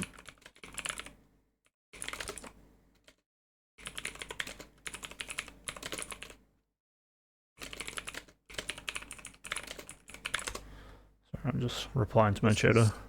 Let's keep watching. Spreading the message, the gospel. Now you have a clip feed. Okay? Mm-hmm. He's a Suppose you want to priest. check out the stories to see what you missed yesterday. You click there, and now you're in your stories feed. Bro, the Gooner This is archives. so funny. Okay. Bro. That's very nice. Yeah. That's He can also- even see from the taskbar up the top what is coming next. You know, and he keeps sliding, like, quick, get through it. Like, surely, like, I Show Speed will show up. Like, no. Show us your porn history. Wait, I've already seen it. Okay. Wait, didn't he use his okay. business email as like a porn account? He did. He linked his business email to his porn accounts, and we went in and we found out he was watching Twitch streamers who were porn stars. Holy. Was it actually a business email, or was it just that he connected the screen names? I thought it was just the screen names. I don't remember, to be totally honest. I thought it was the screen names as well, but I also did hear about the email, but I never saw any verification about the email thing. The business email would be So crazy. the email was linked somewhere, like on his business account, and then me and like the other Justical people, we went and tried to use that email to sign up to different porn accounts, and it was used already, right? So we definitely knew it was his email address, and we definitely knew that we couldn't use his. We definitely knew it was his email address. We didn't know if it was linked. We knew that we couldn't like link up to Pornhub or Xvideos, and another one of the major porn ones. It was already being used on all of them, and then people, yeah, I guess we're taking a little bit of a guess, but yeah, the screen name was the same. And we were like, that probably correlates. I have a question. Yeah. What's better? What do you guys think is better? Like, let's just assume the absolute best faith for this guy. What's better? You're like let's say you're like Bill Gates, right? You sign up and you make an account with your business email just so that like it's not available, or you don't do that, but you risk somebody potentially making an account with your email. Like, which do you think is like optically better? I'm not sure. Listen, I don't have a retarded amount of experience, but I've never in my life heard of like business people even thinking about going to porn sites in order to proactively stop somebody from using their business email. That'd be crazy. That is a crazy thought I mean, process did to did he like a bunch of porn videos to stop other people from doing it in his stead as well? Yeah, you know? Our hero. That's what I'm thinking. 07. Because it's like, Building up a playlist so nobody else could. That's my CEO right there. As my CEO, nigga. you could like, there's an argument for like, I don't want like Bill Gates at Microsoft.com, right? Like the big guy at Microsoft.com to be like associated with Pornhub, so that in the future somebody doesn't like screenshot this or whatever. So I'm gonna do it now, right? But I don't know what's what's a better gamble, that or just like not doing it and risking that somebody does it in the future. I think the only problem I have with like the Dan Clancy like porn website thing is that it is kind of like a pre-leaks Destiny criticism of like, oh, you're kind of just like a really retarded gooner. Yeah. Like it doesn't. I don't think he's doing anything fucking wrong in like, you know. It's just kind of like you know, you kind of like just embarrassingly, you know, exposed what you personally like porn wise, and that's like kind of cringe. Maybe be a little more discreet. But Well, the wrong thing would be as Twitch CEO following Twitch creators who do porn. I think there is maybe something like I don't think unethical there. so. What would be unethical about that? It's like it's an unprofessional, like it's not a professional relationship you want to have, and if you do have that, then it's not one you would Well, the preferably framing there is put like out this there. is an impropriety, you know, by an employer towards their employee, seems to be the way this thing gets framed generally. But then would you not entertain the idea that like it's inappropriate for employees to like to be having like that sort of material off them out there in that way? Like, you know, the No. fact is that she's like she's consenting to having this material out there. Like he's a dumb, embarrassing gooner, but he's just like a consumer of that product. I don't see a problem, to be honest. I don't think your boss should be watching. I don't think a boss should be watching pornography of their employees. Yeah, that's kind of where I'm. It's like, let's say it's not a Twitch thing. Let's say I work at like fucking, I don't know, Target, and then on my spare time I do OnlyFans, right? Like I should be allowed to do OnlyFans, but it would be weird if my boss was subscribed to my OnlyFans, you know? Yeah, I don't think this is that like not too different to anyone you know, like knowing that you have like this thing out there? I mean, I I think your the employer is boss. a different dynamic. Yeah, it's the role that the person occupies, right? So like a friend is still weird, but it might be like kind of ethical. A boss, I think, is where it gets into unethical territory. I'm not even sure if I would refer to it as unethical. I would just say it's unprofessional and unbecoming of Yeah, anybody who okay, wants to yeah, conduct yeah. themselves in a professional I'll fashion. walk it back to unprofessional. I think that's very fair. I think that creates an unprofessional dynamic As long as between it's the just employer and limited employee. to him like doing the streams and that's it, I don't see a big problem with that. I mean, I think it's mostly just like optically cringe to like to have him as someone who is connected like this very identifiable name that obviously links back to him with like a playlist with this person's name in it. I don't think it comes across as like any kind of like serious ethical violation. Oh, welcome can hear back. you.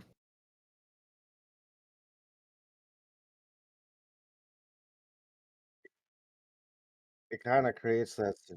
You sound good on our end.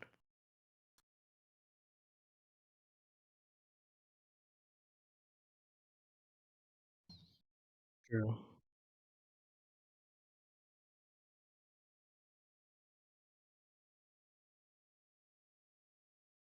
No. No.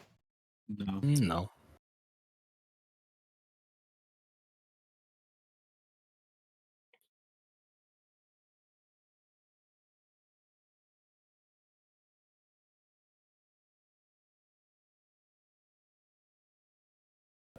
I have like a super aggressive chatter, which I don't know what he's upset about. It seems like his earlier statement was. Let's read it out. It's got your name in it, irrelevant. Oh, sweet. He says, Hasan is the most popular leftist choice of our lifetime. He isn't going anywhere. This voice chat sounds like a NATO liberal alliance. Only American voice in here is whitewashed nigger cell, irrelevant.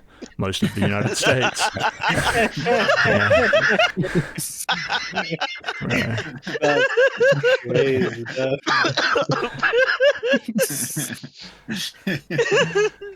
Keep reading. Yeah, Oh my yeah, god. he wasn't done yet. Only American blah blah blah. Most of the United States is working class liberal. His politics are popular with working class and woke youth. Yeah, AAS Anderson, if you want to come in, we're in discord.gg/JSTLK. Oh, this is E.S. Anderson? Yeah, like I know this guy, right? Oh boy. I don't know what he's from, Can't but defend like, your take, pussy. yeah, I would you love feel to have free a to come in, discussion. I would literally love to, yeah. I mean, You we can have like say more that Americans. he's popular, but we can still have criticisms for Yeah, him. I can still call him a dumbass. So like, what? Wait, guess what? Trump is popular too. Yeah, like, like what? The Yeah, popularity is not an argument for the correctness or wrongness. Yeah, exactly. He's Well, sending this is your what I fucking went. country to.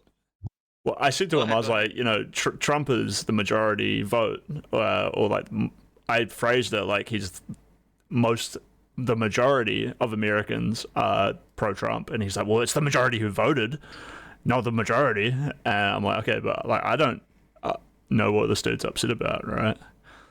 And I just was like, well, like yeah, I know it's maybe not the majority, but like you're being a debate pedophile. I think you know what I was meaning, EAS Anderson. And I don't know what you're meaning. What does N-word cell mean? Like, what does that mean even? That shooter that black Nazi shooter coined the term. Oh, is it like black incel? It's like involuntary black person. Involuntarily black. Involuntary black person? Like, oh no. I didn't Imagine choose to do Black dude. incel. That would be the thing. Hello, Secondus. How are you and your self-hate? You still hate yourself? Sorry. A little bit. A lot. Okay, man. there you go. I guess Uncle Tom is like a banned phrase on Kick, so I didn't let that through. N-word cell is the way to go. Crazy. Yeah. Well. Yeah. Phil to come. He's trying to bully us for like being in a Discord call. I mean, so I guess that means he's too scared to come in. Bro, womp womp. Something like that. Normie politicians, Hasan's ilk, are retarded, and he knows it.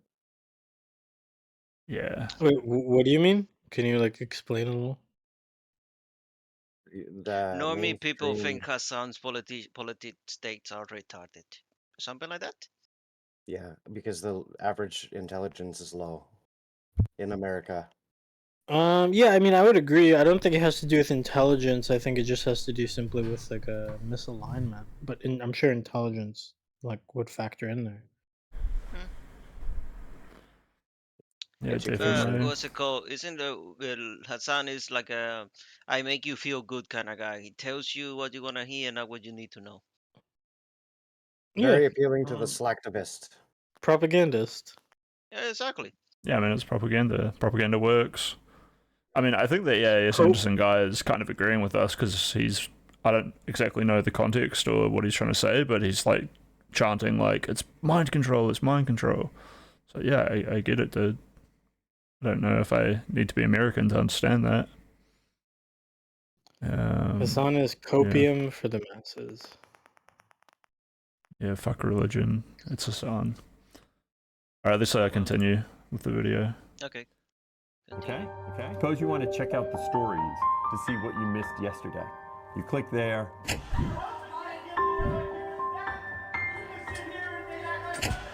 And now you're in your stories. Okay? Okay.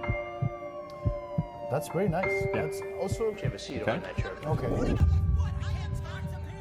were you doing with your pants there? What were you doing with your pants? Dan, there? I would have let this creep narrative go. If it didn't happen twice, roll it. You want to see clips? Swipe this way and now you're seeing clips. Yeah, I'm just going to repeat for the That chat. nigga dialed in.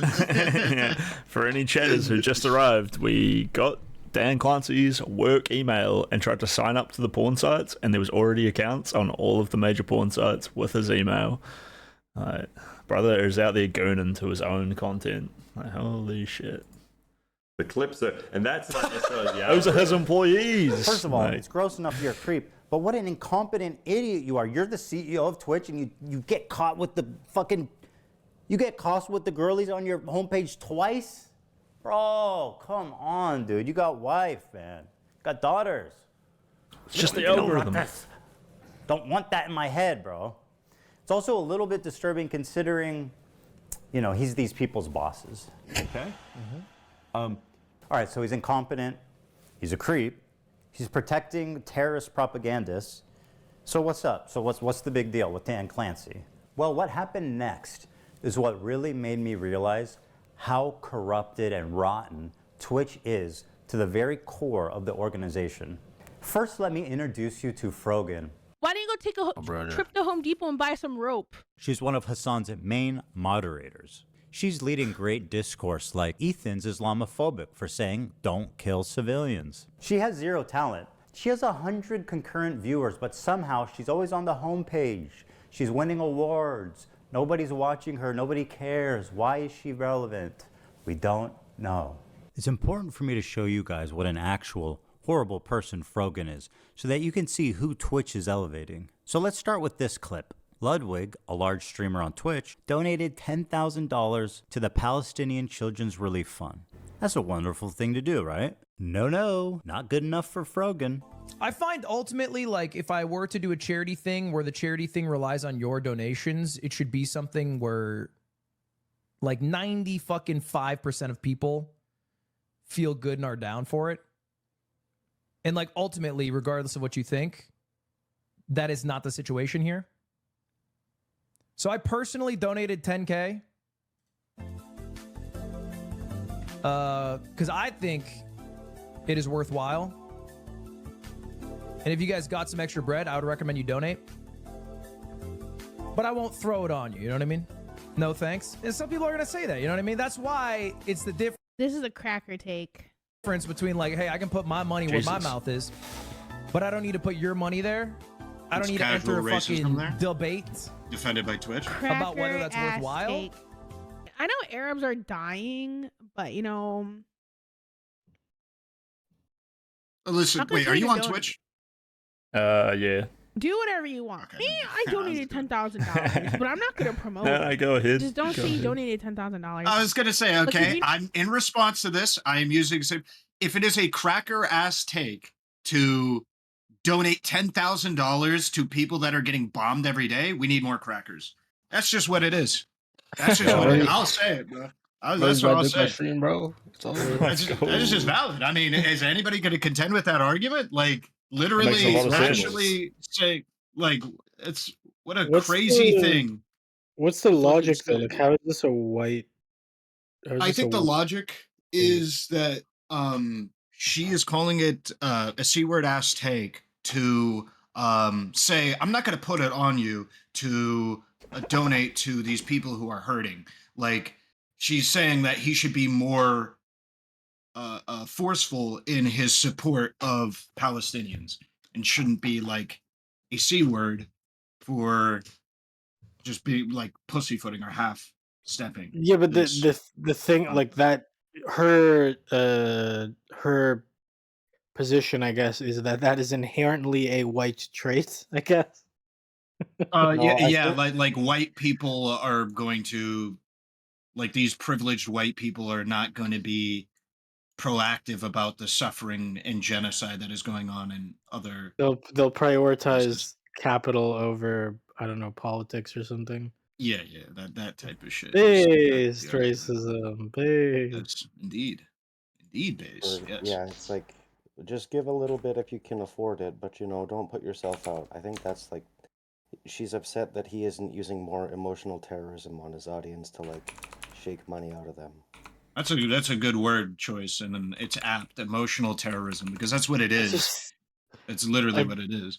I don't get the leap from that to it's a white person thing. You know, Because they're like, well, yeah. I mean, it doesn't make sense, but the logic it's is like it's that not it's even good privilege and racism. therefore, yeah, It's bad. It's lazy racism. Dude, look at her face right there. Conniving, dude. What the fuck? trying to make it work by whatever means necessary. Just really like, I got him. I got him with that one. If you're not actively believing, if you don't believe in the cause, and if you're not against genocide at this point, like, keep your fucking money. Keep your $10,000. Keep your little chump change. I'm glad she's saying that, sitting in America Like, in a you nice, want me to cushy fucking congratulations? apartment. Yeah, she's the Imagine one being to say. Frogan, a She should be the one to say that. Crazy. Yeah. So if you don't believe, go ahead, Chris. No. Just imagine, dude. Imagine. Imagine. So if I don't need to imagine. I'm if you watching don't it. believe, if you don't believe in the cause, then do not help at all. Based. So when I go, like, you should not donate. You shouldn't even, bro. Everybody shouldn't. You just shouldn't help anybody at all. I'm poor. I don't have time to give my money to somebody else. Just living in LA in comfort, begging for her rent money on stream, and telling displaced and famished Palestinian children, no kids, you need to give that 10,000 back. Ludwig didn't pass my purity test. Keep your fucking money. But wait, there's more. I have no pity at all for any fucking soldiers. Distress, thank you so much. I will never have any fucking pity for any fucking soldiers. U.S. military? Boo fucking who? I hope you get PTSD. Oh my god, I want my fucking Camaro, no student loans. Fuck you. I hope you get PTSD. And I hope you get no health insurance when you get back into fucking America. This clip obviously made the rounds on social media and rightfully outraged a lot of people. Here's how she responded the next day. I hope you get PTSD. And I hope you get no health insurance when you get back into fucking America.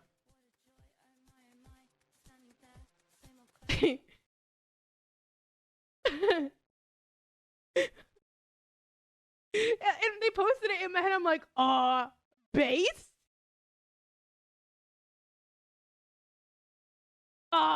Based?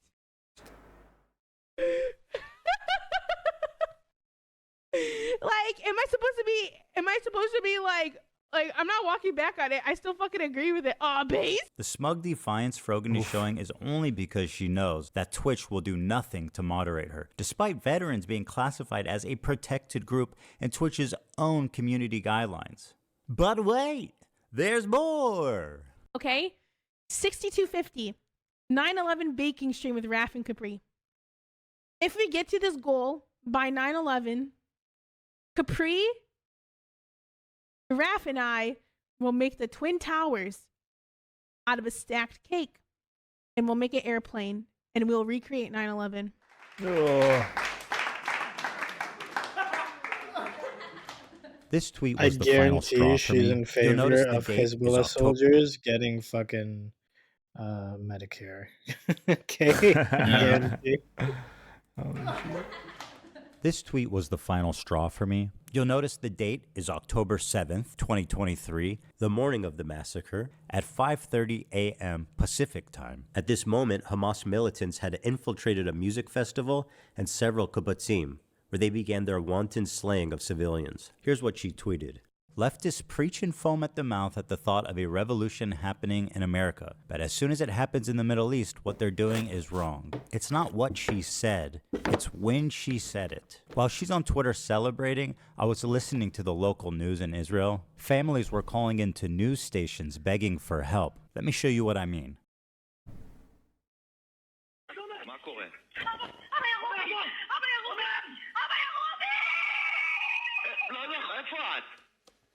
Jesus.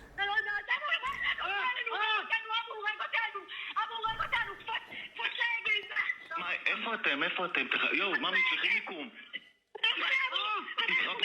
תתחברו, תמצאו מקום, תתחברו. אבל אני אוהבת אותך, אנחנו בתוך הלחם. אי אפשר לצאת. אני יוצא לכיוון שלכם עכשיו, צריכים מיקום. אני בא, ממי, צריכים מיקום, אלוהים.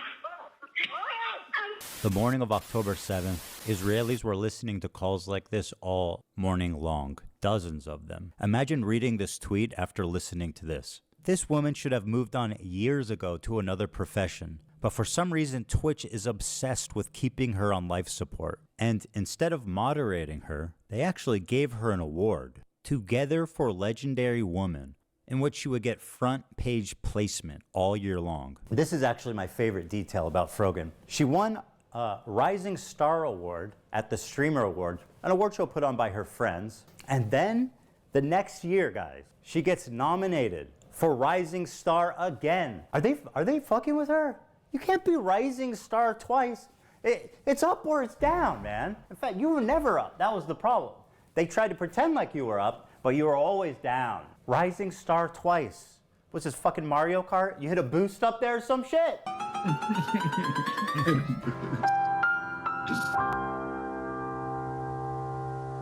Because Frogan is the two-time Rising Star champ, and because of her massive viewership of 100 concurrent viewers, it only makes sense that Twitch would give her one of the main stages at TwitchCon to do a 45-minute long segment. Her idea that was Twitch approved, an Arab to Jew racial tier list. So the premise is who can say Habibi, an Arabic word of affection like baby or sweetheart. And this tier list determines who can say it. Top and most desirable tier is Arab. And at the bottom, the worst one is, quote, loves Sabra. Now, why does Loves Sabra equate to Jews? Sabra is a well-known Israeli company that makes hummus. They've been on the divestment list for many, many years, so the activists are well aware of their status. Oh yeah, and Sabra literally means a Jew that was born in Israel.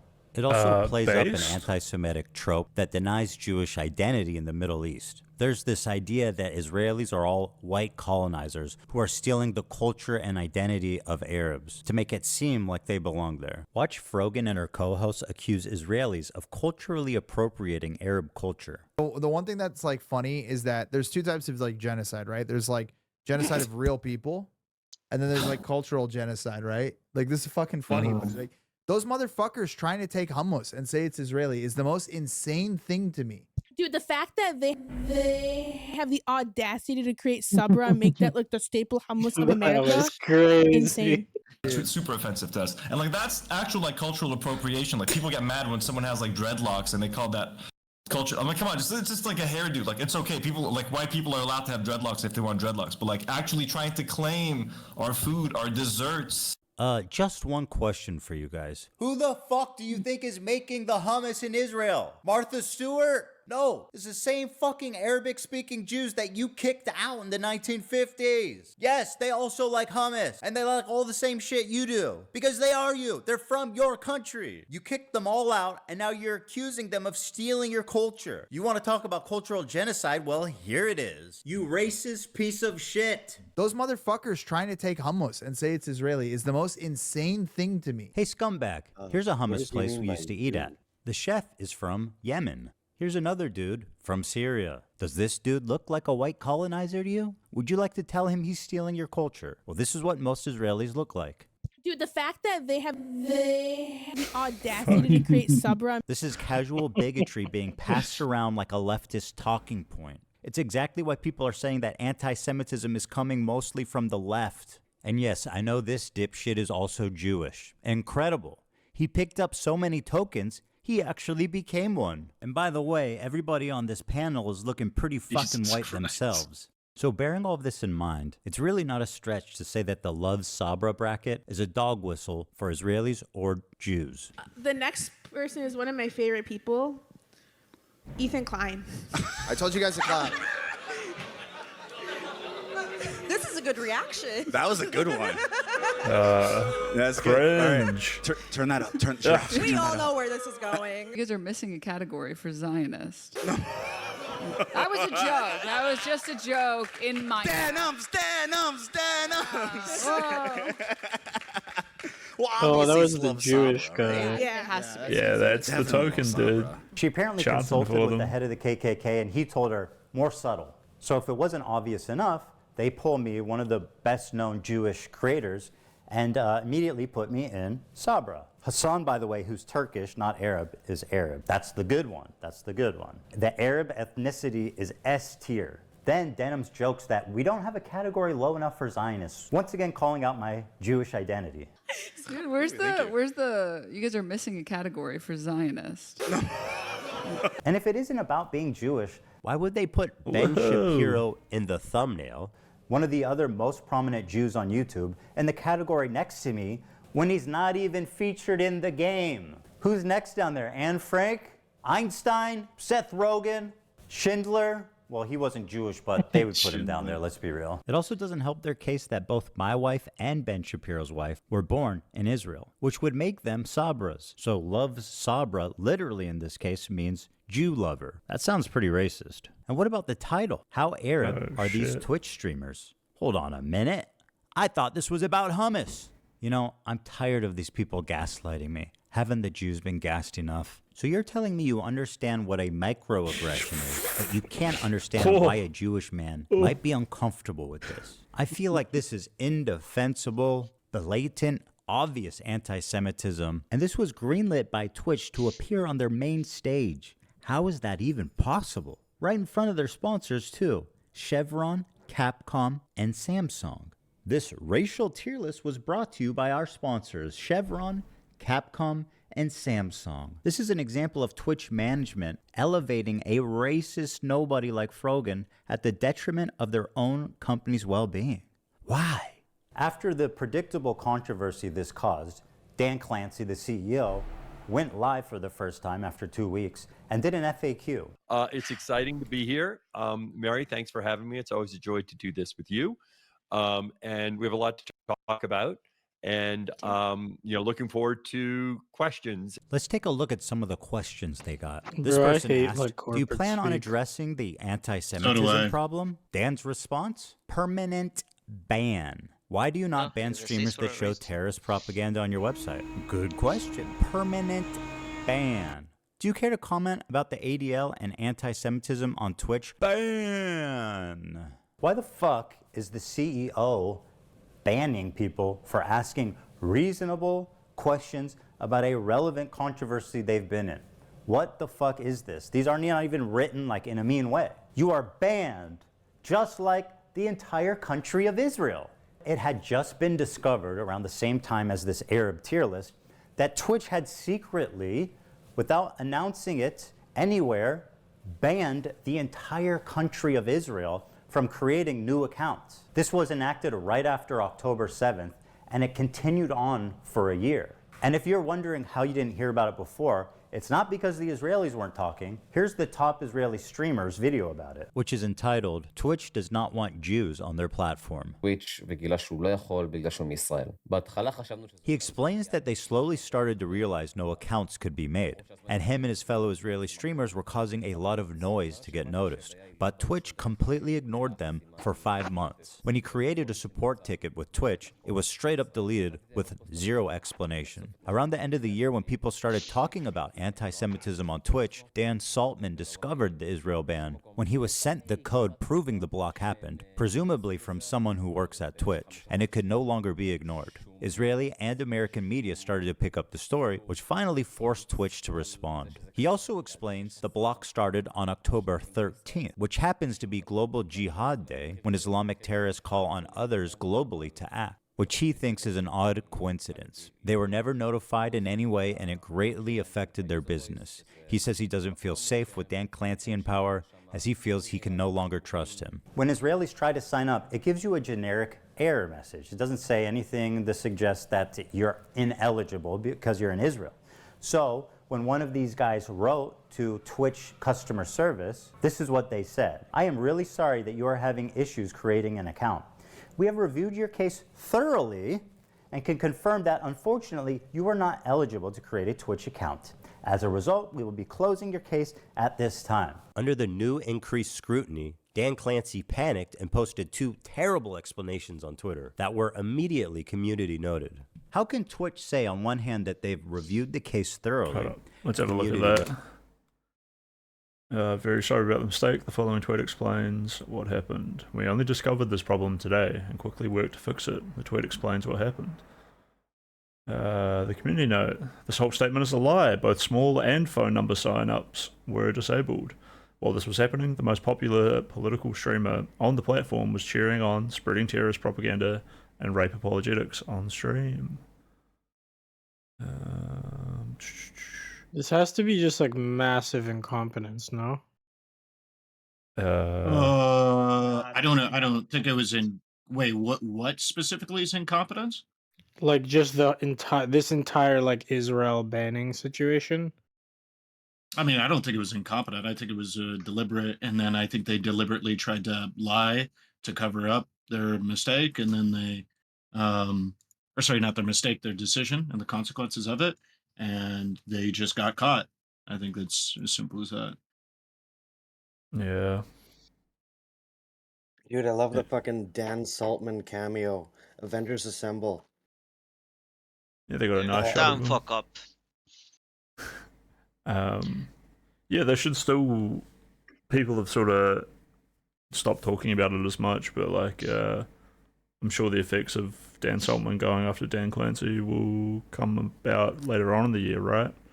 Where real politicians will want to talk to them. So that'll be cool to see. I mean, when I first watched this video, I was kind of underwhelmed by it, but watching it here with you guys, maybe I'm like just paying more attention. I think it's actually a good video. Nice. I think it's an alright video. It was definitely not made for people like me, so I'm definitely looking at it kind of with that bias in mind. But Yeah. you know, it's Yeah. an informative video if you don't know anything. But it has It like a looks like- coherent Yeah. timeline with like important facts. Yeah. You know what I mean? Yeah, it's like working through like multiple narratives at like a pretty decent pace and explaining them really effectively, I think. And it's got another 100,000 views since I started watching it. So Oh, a million That's, views, almost 2 million. That's pretty good. yeah, it's almost at 2 million. And yeah, this was a lot lower when I started earlier on today. Yeah, the lies here make this look so much more deliberate. Oh, yo, what's up, dude? Yo, I was just gonna say, as somebody who hasn't really paid much attention to Hasan, I obviously know the basics about the guy. I definitely think he's a lot more extreme than I was aware of. But to be fair, I probably respect it in a way. Like I viewed Hasan as this like fucking normie coded fucking loser guy who was just fucking doing the aesthetic of leftyism, and like he was doing that I'm pro Palestine, but like, oh, we need to stop the violence, guys. Whereas if you have that strong of an opinion about Israel or Palestine, whichever side you're on, if you care enough to like choose a side, you're supporting like horrible shit going on. And yeah, I hate when people try and hide behind the, oh, but we all want the killing to stop. At least he's fucking bold enough to be like, you know, yeah, fucking kill them, bro. You would be right, but he hides his power level, which makes him cowardly. And he's like running defense and like Yeah, pretending that rape isn't happening and stuff. Like, and I feel like spreading that this- misinformation to his audience. Yeah, I feel like this video doesn't actually do a great job at addressing that he actually hides that he does a lot of these things. Like he's not, it's not like it looks like he's just kind of like open and brazen about it, but he's not. He'll try and like deceive you, but he talks about it earlier about the Swedish model deception. Yeah, he talks about the deception earlier, but so Like the Hasan fact that will they, like, Hasan will come in and say like, yeah, we need like a Swedish model of like more social welfare programs, and then within that Swedish model, like there will be a support network for people. But that keyword support network, It's like re-education camps. Yeah, he's not meaning a Swedish model. He's meaning like a highly aggressive, controlling government, more like, you know, Soviet Russia or China. Yeah, and then the re-education model is an aggressive like youth indoctrination and then re-education for like the adults. And like a deconstruction of the capitalist system and a replacement with like some fucking other thing. Yeah, by force though. Yeah. Yeah, what would be based is if he was like, so what if the rapes fucking happen? Like, I don't give a fuck. That's what happens, right?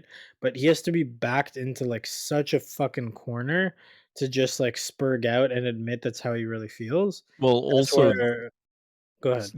the closest that he gets to going like the shit's kind of fucked is him going, you know what, the resistance isn't perfect, you know. True. But then still playing out, you know, all of the insane fucking downplaying, insane bullshit cope of like, you know what, these bad things kind of aren't even really happening. Yeah. The Houthi Yeah. the Houthi terrorist is actually Anne Frank, and like I know that I earlier said that he was a terrorist, but he's not. He's a freedom fighter. true. In fact, That no, part was he's not even a freedom fighter. He's just a Houthi kid. He's just a regular Houthi kid. It's just a poor little Houthi kid, just like all the others. Oh The god, if they're all like that, what does that mean? And then like, why are people even telling me about this Houthi kid? How are we even connected to this Houthi kid that people are like telling me about? And this is 2 weeks after having him on the stream. It's like, fuck you, bro. Like, you're a liar. You're Craziest lying shit I to saw me. him like bring up was he in like I'm obviously paraphrasing, but he's basically like the anti-Semitism is kind of like how do I say it? He's like it's the result of Israel's actions, and then he sort of like so it's kind of justified. And I'm like, okay, bro, that's the craziest shit I've ever fucking heard. You wouldn't say this about any other fucking race or religion or minority or whatever. Yeah, it's insane. I I was mean, talking about. if someone came out going, "Hey, look, man, slavery was just kind of based. Look at how hard the blacks work in the fields." Like, That's what obviously. I mean. Like, you can make an analysis of it, but he's not making an analysis. He's making an analysis and then providing a justification, and that's where I'm like, all right, you lost me. Yeah, that I agree. Like, if he was just like, hey, it's kind of understandable why some of these groups would be anti-Semitic, I would be like, okay, yeah, I can get behind that idea. But he's not stopping there. He's like, it's understandable, and it's not even like, come on, like, come on. Understandable and kind of based. Yeah, it's like, and we come should all on, be like- more like that. And they're like, oh, Yeah. It's okay. fucking wild, man. I wonder What how was- much of this is because of like the damage of the Iraq and Afghanistan war and like the disillusionment with American foreign policy. Sorry, Crisp. No, you I are mean, right. that- I think we haven't touched on the whole America bad thing, right? That And then- brain, like a lot of the people like who, it's not even a left or right thing. All I'll say is like that fried a lot of people's brains, and that's kind of why we're in the situation we're in politically. It could almost did be like try the a lot root of of it, right? Like Hasan is like America bad, Jews. You know, the Jews actually might be running America. Maybe they're why America's bad. In fact, yeah, fuck him. He's Well, just like I don't building think you get conspiracy after Hasan- conspiracy. I don't think you get Hasan retardation without 9/11. And the Yeah, I'm not consequences of sure you 9/11. can. Yeah, it's a basis of them being able to not only become it but also justify it to other people. Like, Yeah. yeah, It's like the little snowball that like I don't mean to say like 9/11 was like insignificant, like it was a small snowball, but like how do people end up? How does like the individual psyche end up trying to like justify things by like building an entire political doctrinations and then eventually working its way to like holocausts and you know I'm struggling with the words, but Yeah, I yeah, mean- how does he fucking get there? Right? It's probably through America I've even bad. seen like former military people like Navy SEALs and whatever who have like that whole situation like broke their brain, and like that's obviously different because maybe they did stuff like they had it's a much different perspective to have, but I think it's a good example at communicating the like extreme swings that such a like phenomena can sort of put somebody through. Right. Yeah, for sure. Holy fuck! Was there anything else I wanted to talk about before we resume? I think that was. Fuck, there was something. What was Justicles? Go ahead. Justical would look at this and be like, "What other race could Hasan say this about and get away with it?" And he ended up on Eskimos. Does anyone remember that? I think I do. Yeah. Yeah, the I think that was Eskimo thing. Dan, wasn't it? I Was thought it Dan? Yeah, it was Dan. It was Dan. Okay, what was his point there? I'm trying to. How did he phrase that?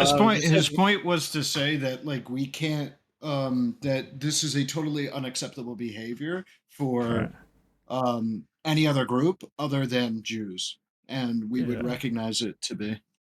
Because like, if you said this about blacks, it would sound like you're saying like, well, slavery wasn't that bad because like different races have their different places in the world, and those blacks, you know, like some of them got to live in the house and be the house in words, and some of them got to do this, and some of them got to do that. Is it just about identifying a group of people that people can't really associate any like sense of like them being obviously mistreated that they're familiar with?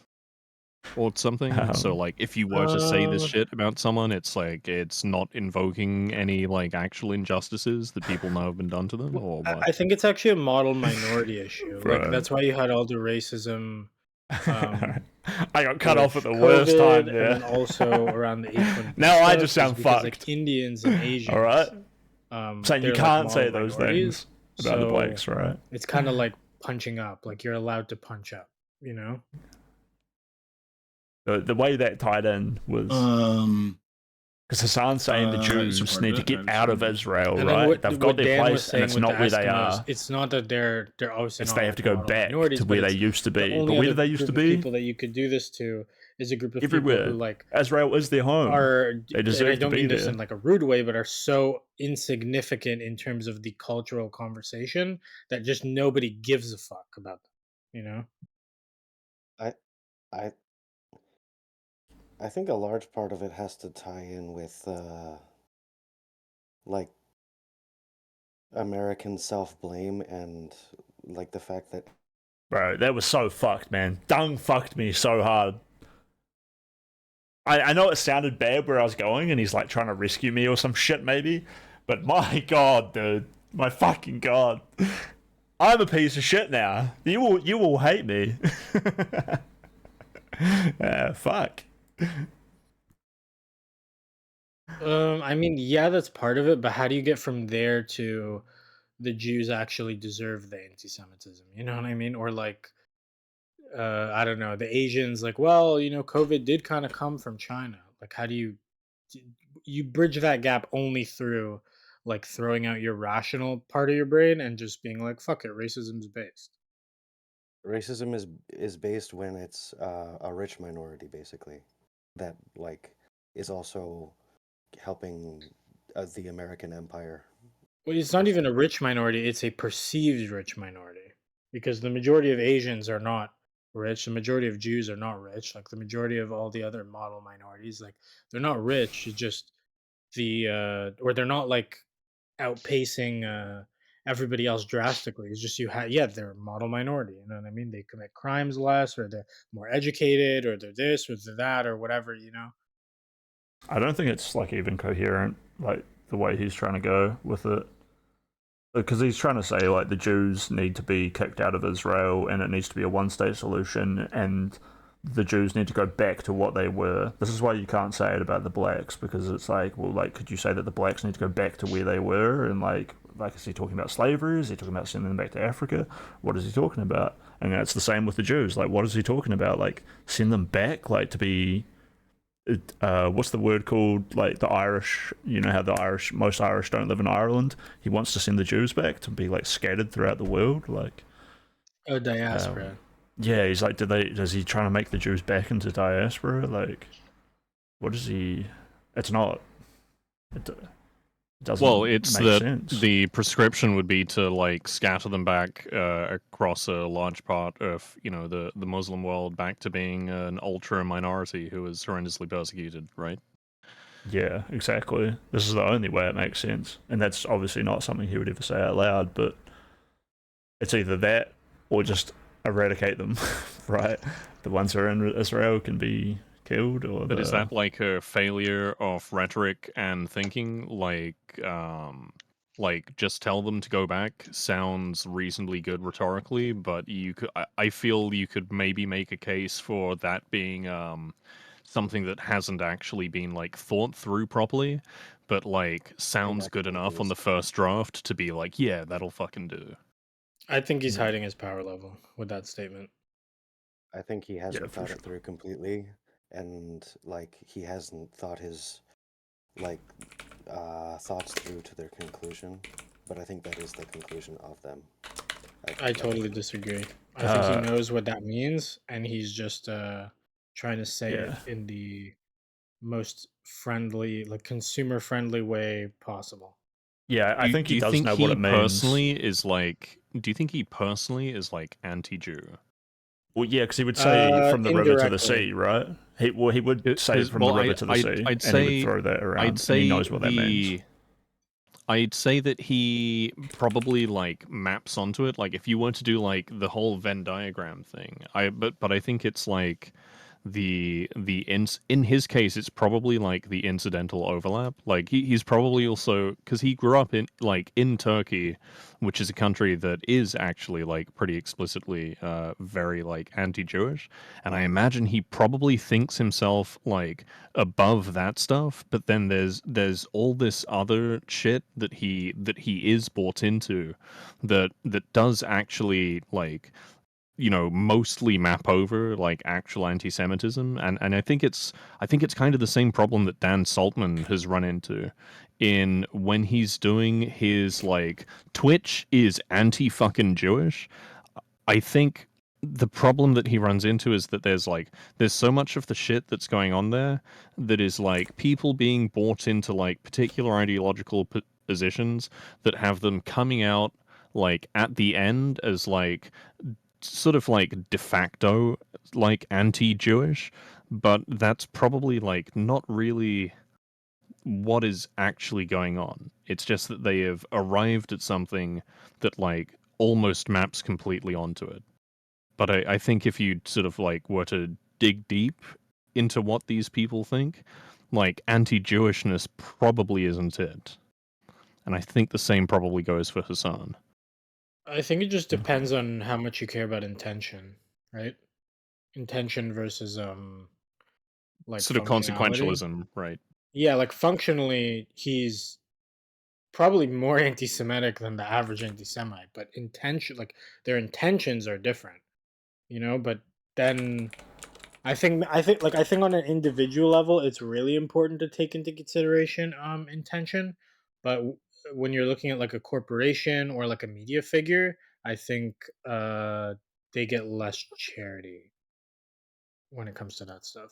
You mean from the basis of going like, oh, you should actually be like more responsible and like considerate of what your idea when fleshed out like really means and where that takes you.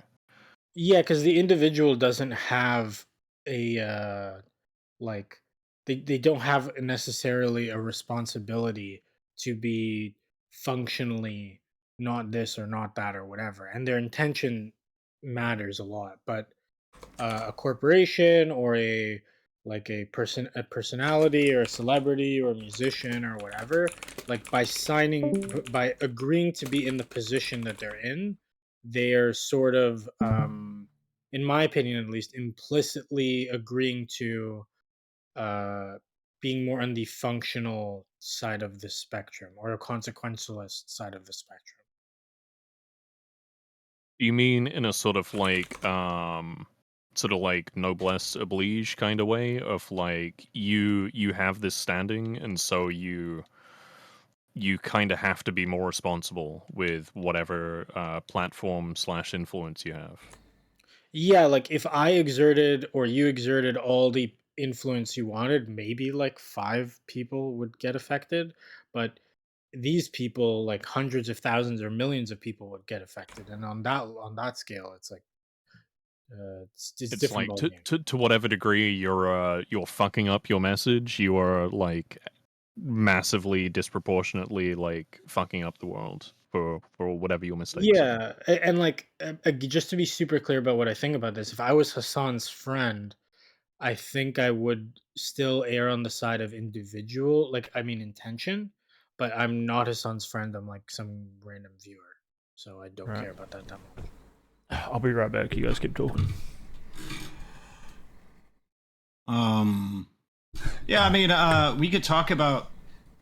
So my thought process during this whole or ideas like this has been, yes, I don't know what this person's intention may be. However, this person should be this person has positioned themselves as a political, entity, somebody who talks about politics, and because of that, and they talk about it a lot. So because of that, I'm going to hold them to a certain level of responsibility about their messaging.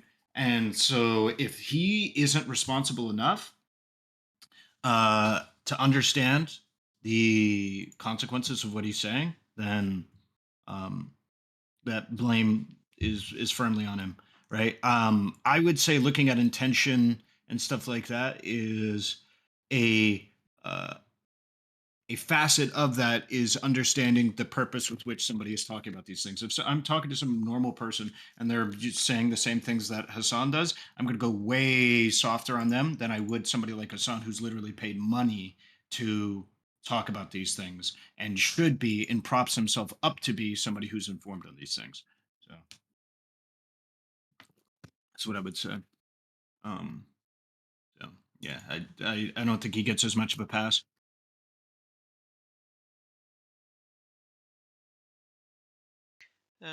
What's it called? I agree with Banana. He does hide his power level because there are things he knows. But what's it called? The cloud, the money, so fucking good. It makes you what's it called? Throw away your morals if you have any to the ground or to the floor, whatever people want to say it. But my idea about hating this guy is his hypocrisy. Fuck with these fucking words. Hypocrisy. Yeah, I hate hypocrites, especially got ones like this. Yeah, I don't like hypocrites either, generally speaking. Yeah, because fuck me, man. Because what's it called? He can be a millionaire. He can be whatever he wants, but he does. But no, it has to be this way. Turning the line, kissing, kissing, kissing the ass of a fucking terrorist. Oh my god. Oh well, nothing to say about this guy. Shit. Yeah, it's pretty wild. Yo, what's up, money? The money? His family is rich, Kendrick. How are you, No, Kendrick, I by the said, way? what's up, Mooney? Mooney, not money. Oh, yeah, everything is right, man. Everything is good. I clean my toilet today. I pay my rent. Everything is good. Nice. I'm back. Both of which sound like a rough day. It is. Bro, fuck Ah, paying God. rent, dude. Oh, you're right, Chris. It's the end of the month. You got your money? You pay your rent? Wait, is that why you clean your room? Did they ask you to clean your room because your landlord is gonna see that room like that? Nah, I cleaned my room because it was good for me. Oh, yeah. It is very nice. There's so much I can do with my room now. Everyone in chat is laughing. What did you say, man? Paying rent and cleaning my toilet? Oh yeah. Well, when you live alone with 3 men, somebody has to clean the toilet. Yeah. What the fuck did I come back to? What the What's up, fuck? Ninou? Up, Ninou? What's up, How are you, Tony? Ninou? How was Kendrick? I'm good, bro. Yo, what's up, Crystal Ladass and Dung Devil? What's up? Wait, now that Chris is back, should we continue being the video or this You guys want to We're say almost something? at the Yeah, end. let's right? get through it.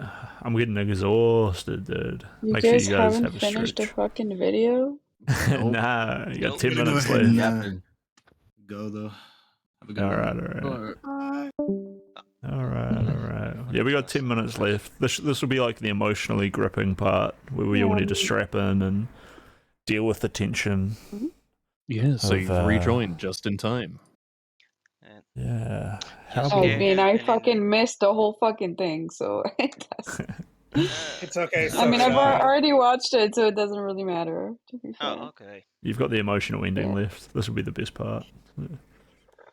Noted. Oh, How can yay. Twitch say on one hand that they've reviewed the case thoroughly, and then on the other hand say it was an accident and they didn't know? This is all very fishy. A big media company like Twitch doesn't realize that their new account signups from Israel has completely flatlined? You're telling me that you guys didn't notice that? That's impossible. Then, at the same time, it was announced that Sneeko, Fresh and Fit, and the little Houthi twink terrorists were all unbanned and they could stream again on Twitch. This is like the holy trinity of anti-Semitism. So guys, yeah, we're back on Twitch. Welcome. I know we had gotten banned or whatever, or we got suspended, but I went ahead and appealed it, and we're back in the house, man. So for all the haters out there that were like, you know, oh yeah, they got banned on Twitch. Hey, be mad. Be mad, guys, because we are back in the house. They can't stop us. They did stop them, and hours later, all three of the accounts were eventually rebanned. But the decision to unban those three creators at that exact time, and being three of the best-known anti-Semites on the internet, seems to clearly be trying to send a message. And then it was discovered that Twitch's head of policy and community guidelines was previously fired from her job publicly by the British government. Why? She does not like the Jews. That's right. Their head of trust and safety was previously suspended from her job at Ofcom for being too anti-Zionist. And guess where her very next job was at? That's right, Twitch TV. Apparently she was posting pro-Hamas tweets only mere days after October 7th happened. That's so interesting. It sounds just like someone else we know. It's almost like supporting terrorists is institutional. Hell, it might even be a prerequisite. Take a look at this tweet from Twitch's senior manager of inclusive marketing, Bridget Chermating, on October 12th. People are posting screenshots of them donating to Israel relief funds. Shake my head, y'all are truly rooting for the oppressor. Read a damn book. This tweet was made only 5 days after the October 7th massacre. The donations she's criticizing would go to families like this, if they were still alive. This entire family was murdered in cold blood by Hamas terrorists on October 7th. Bridget, who did these little girls oppress? How can you act so high and mighty for your cause and be so callous and inhuman for the innocents on the other side? This statement was made by the senior manager for inclusive marketing. Is that some kind of joke? Is this what inclusion looks like at Twitch? Is it really crazy at this point, after all this, to say that Twitch has an anti-Semitism problem? I think it would be harder at this point to argue the opposite. Oh, Bridget, one more thing. Sorry, I forgot. Can you tell me the answer to this riddle? What's the difference between a Boy Scout and a Jewish kid? I'm standing by. Let us know. And yes, it's true. I should point out this tweet is from 2011.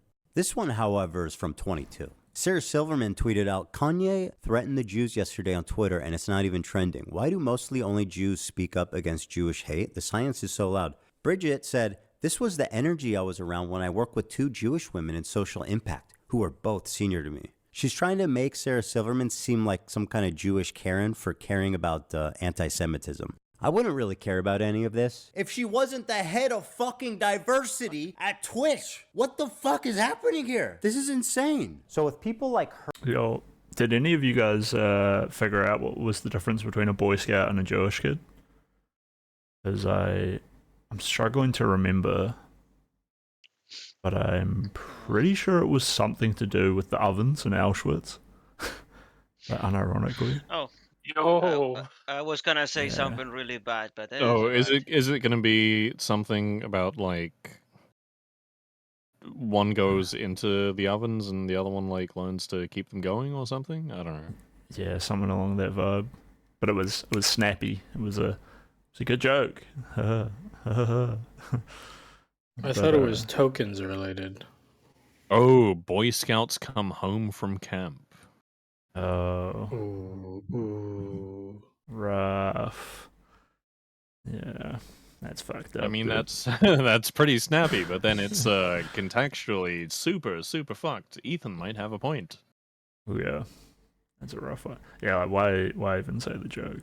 Why tweet it to the whole world? Like, that's not like an edgy joke to tell your edgy uncle, right? That's more like that Comedy kind of knows joke. no bounds, brother. Yo, just This is all lightening just up, hilarious. just making a lot. All the people that these are all the people that called everyone Nazis. Ugh. Wait, isn't this like your people second us? Gosh. Is that what you do? I mean, yeah. Hey, look, dude. She's one of mine, but the problem is she's pretending she's fucking not. That's the problem. That's the problem. It's Right just there. the hypocrisy. That's the fucked up bit. Yeah, exactly. All right. Her deciding what That's is the and fucked isn't up okay on bit. Twitch. Also, There's the no problem is she surprise that fucking you means end it. up- Jesus. yeah. I mean, it cost her career. And then she got I'm saying handpicked. fucked up shit just because I think it's really funny. She's saying the fucked up shit because she loves it. She believes it. Yeah. I mean, she's the trust and I mean, safety maybe. manager. Fuck knows. Handpicked trust and safety manager. Who really fits the bill? This with these woman. extraordinarily uneven enforcement. It's not of the actually rules. really, Take, for example, meaningfully prejudicial because she's punching up because the Jews do control everything after all. I I feel like that's not far off from what you think. I think that would actually be the legit rationalization. Yeah, I know, right? Probably victimizing herself a little bit as well, right? They're owners of capital. Yeah. Well, this clip of the streamer Destiny. He was permanently banned for what he said here. That community is never worth engaging with. There's just no point in doing it. Like, it's too Emphasize risk of they. me like ending up getting like permabanned and my life destroyed because of these like inbred fucking disgusting losers is like it's just not worth it. It's just totally not worth it. And okay, fair enough. If you're going to be consistent with the enforcement, then let's have a friendly place, a safe environment. It's calling a minority group inbred, which results in a permanent ban. Okay, has anyone else done that?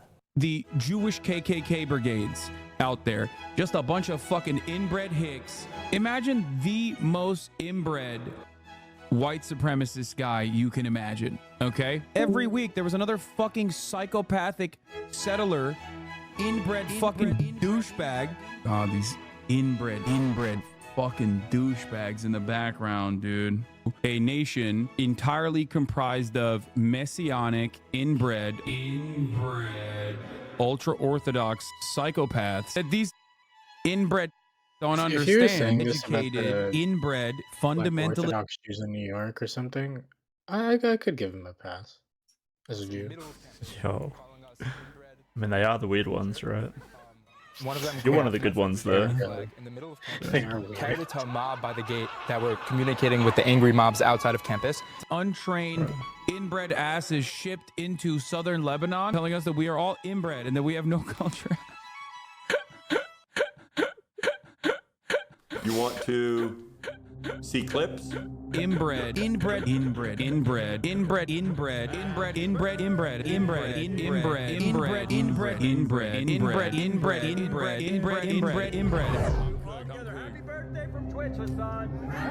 The clips are, and that's not necessarily the algorithm. اسأل أصحاب الفخامة والمعالي واسألوا عن الحشود العسكري. Hasan, a non-Jewish person, is referring to Jews as inbred consistently throughout his career. Inbred, ultra-orthodox psychopaths. Zero punishment. Hasan interviewing a Houthi pirate. The Houthis, Ansar Allah, is doing what Luffy would do. You should tell him that. Zero punishment. Hasan, watching terrorist propaganda with zero critical commentary. They do like What is they do this? musicals. They're very musical people. Are no, you being serious? Zero punishment. Hasan threatening a sitting congressperson. This one actually blew my mind. When I saw he tweeted that, I said, he's done after this for sure. For sure he is. For those that may not recognize this weapon, I'll explain. Shinzo Abe is a former Japanese prime minister. He served from 2012 to 2020. He was assassinated in July of 22 in a stunning fashion that left the Japanese public horrified. He was killed with a makeshift weapon that the shooter had built himself at home. So when Hasan saw this tweet that he didn't like, he posted the schematics in what can only be presumed as an invitation to someone in his fan base to build this weapon and then assassinate this sitting congressperson, who wrote a tweet he did not like. I genuinely do not know how he didn't land himself in prison for making terroristic threats. Zero punishment. Let the streets soak in their fucking red capitalist bloods. And this isn't just a Hasan problem. It underscores a disturbing trend among leftists on Twitch. The problem is, if you can believe it, these people are frequently making death threats and facing zero consequence. I know it sounds far-fetched, but I assure you it's very real. Listen, I'll up the number, okay? 30K to anyone who'll make this dipshit disappear. Bro, that Destiny guy needs to get Not gonna fucking lie.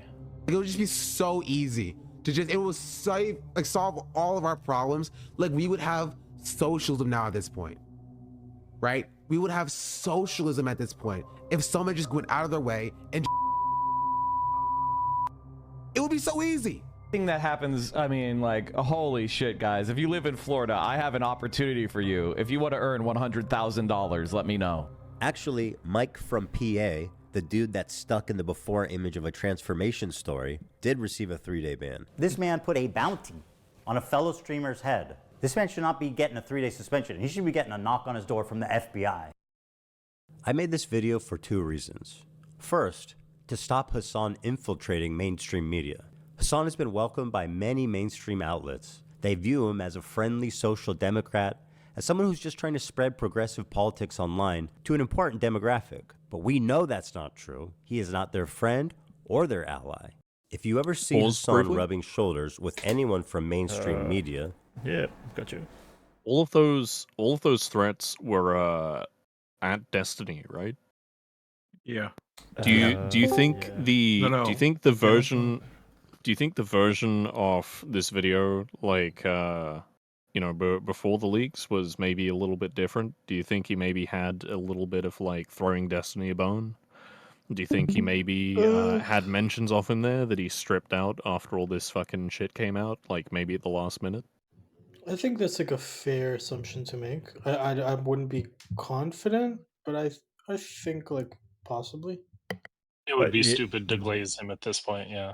Yeah, and maybe probably a lot of this content is pulled from the Destiny subreddit, and he wouldn't want to admit it, so he wouldn't want to like play into Hasan's community's hand too much by mentioning Destiny.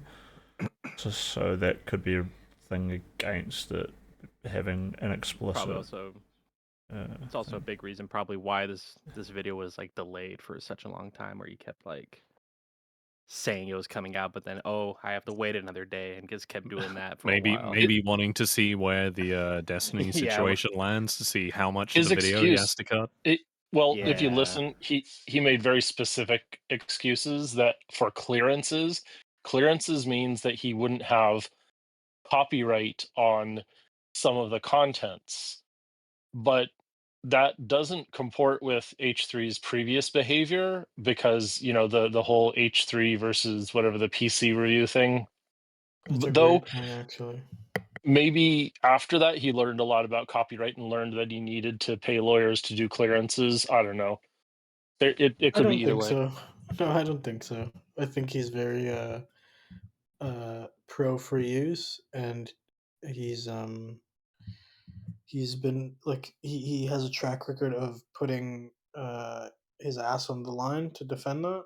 So I think that's like a kind of an excuse, you know? Yeah. Don Devil. The Didems one was against someone else. I forget who. But the rest were at Destiny. I remember who won.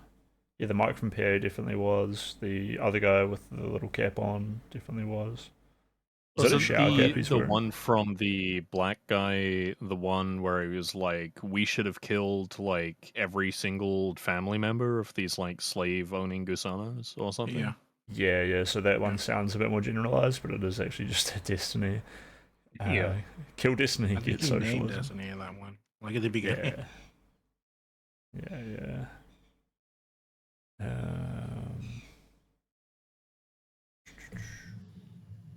An interesting them thing know I politely. take away from this video is that Domino's and Pizza Hut is actually a cultural genocide. What the hell? What did he mean by that? So you remember the whole hummus thing they were talking about? Yeah. So Domino's and Pizza Hut is erasing Italian culture. Oh shit. It's improving on it. Well, Crisp, that's a very privileged Western position to have. You know what's crazy? I haven't got a single sub this entire stream, and I need to buy some Domino's, dude. I'm feeling lightheaded from not having any in like 2 days. Don't do it. Don't sub. He's only going to rebuild the pizza box collection. If you're going to sub, you have to make sure that you gift enough for him to order some butter chicken. True. True. I had sweet and sour pork yesterday, which was good. I'd love to get some more today. If you want to save Italians, donate enough for me to not go buy Domino's. Otherwise, I'll have to buy the cheapest option, which will be that Domino's pizza, erasing Italian heritage. Please help the Italians. Anyway. With all the civility. Watch the last 2 minutes. 2 minutes left. It's taken us 4 hours to get through this video. Let's go. What kind of person he is when he thinks mainstream media isn't watching. Help them understand that his name should be associated with people like Nick Fuentes and Alex Jones, other fringe, radical, political commentators. Number 2, Twitch must be held accountable. Twitch has proven that it will not change by choice, and so it is our moral imperative to enact that change through any reasonable means that we can. Samsung, Chevron, and Capcom. Twitch has given them a lasting association with a racial tier list with Arabs at the top and Jews at the bottom. These brands have every right to know, and they should. We all recall YouTube's adpocalypse. It happened when ads were running over ISIS recruitment videos, and it caused a brand exodus. The same thing is happening now on Twitch, but instead of ISIS, it's the Houthis, Hamas, and Hezbollah. Dan Clancy's refusal to moderate extremists is the only reason for any of this. He is the sole person to blame. He had so many opportunities to stop this. Ultimately, after dedicating months of my life to creating this video, I am left with one overwhelming conclusion. Fuck this dude. Yo. He does go pretty hard at points. Nice ending. It's got another 10,000 views in the past 10 minutes. So, yeah. Any final thoughts on the video, anybody? And this will probably be the end of the stream. Black History Month as well. I feel like I'm still heavily on that. It's a very good video, but very not for me. Yeah, it's for the 1 million people, or probably I think that channel gets like 5 million views on its videos fairly often. So it's really going out to that mainstream audience. My criticism of it as a mainstream piece of political, I guess it is a part of politics. And my criticism of it is that it conflates, or by proxy, it is conflating all progressivism with tanky communism. And I think there's enough room in criticism and consumption of Hasan's content to be not 100% anti-Israel and pro-Hamas and progressive in a way without being fucking tanky communist. And so I just wish that it was easier to bring nuance into this conversation, and Klein did not help us there. Wait, so you think that he I'd was agree with that. conflating he was conflating Hasan's position with progressivism. I think that it's too easy to say that all progressives are hiding their power level after watching this video. And there is a series of essays by Mencius Moldbug around 2015, 2016 that was basically like an anti-communist rant. And this makes some similar points, but it didn't need to. And I think that we can make room for progressives who are not communists and not fall down that trap. But Man, that's I kind of, really this is, don't I'm see getting it. super fucking wonky.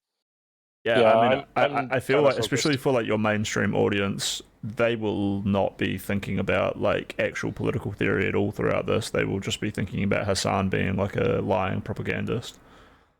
Because Yeah, it's but why not every progressive then? And that's sort of my question: is why isn't every progressive just hiding their power level when they because talk about like labor and theory of value and all that shit?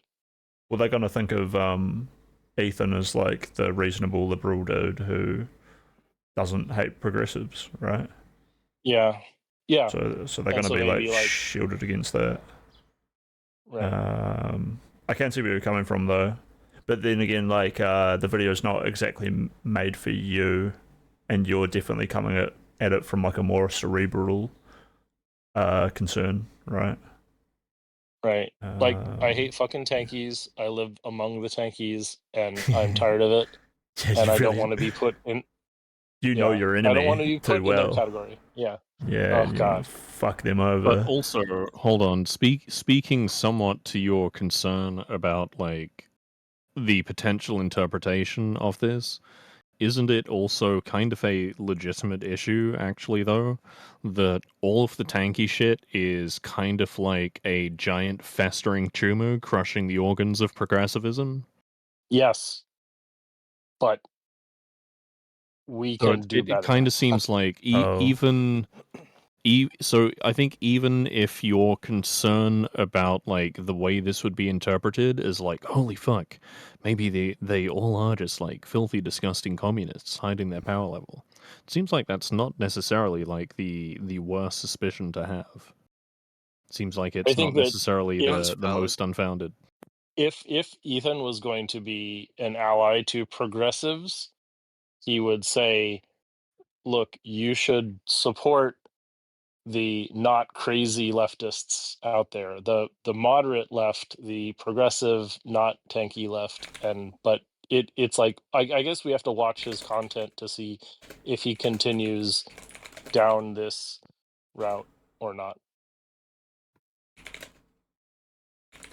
I kind of feel like Ethan's stuff broadly felt like it was pretty concisely trying to attack like some of the insane like weird tanky fucking brainworms, and it's I mean, okay, the problem is that it's not just like weird tanky brainworms. Some of this is like more generic like weird progressive brainworms. It's like the way people fixate on things like power dynamics, reducing things to like oppressor oppressee, um, and that leads to like insane oversimplifications of like very complicated things like all of the Israel Palestine bullshit, which is like an insane nuance of like back and forth and fucking like terrorism and all sorts of like wacky historical fucking hijinks that makes it like not reducible to like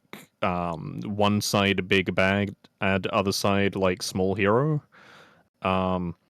and that yeah. Yeah, so fuck, I don't know. It's a bit more complicated. So Yeah. I guess some of your concerns are like not illegitimate, but I think there are also like objectionable things that have been bleeding more and more into like the mainstream of progressivism, that probably warrant like being concerned about.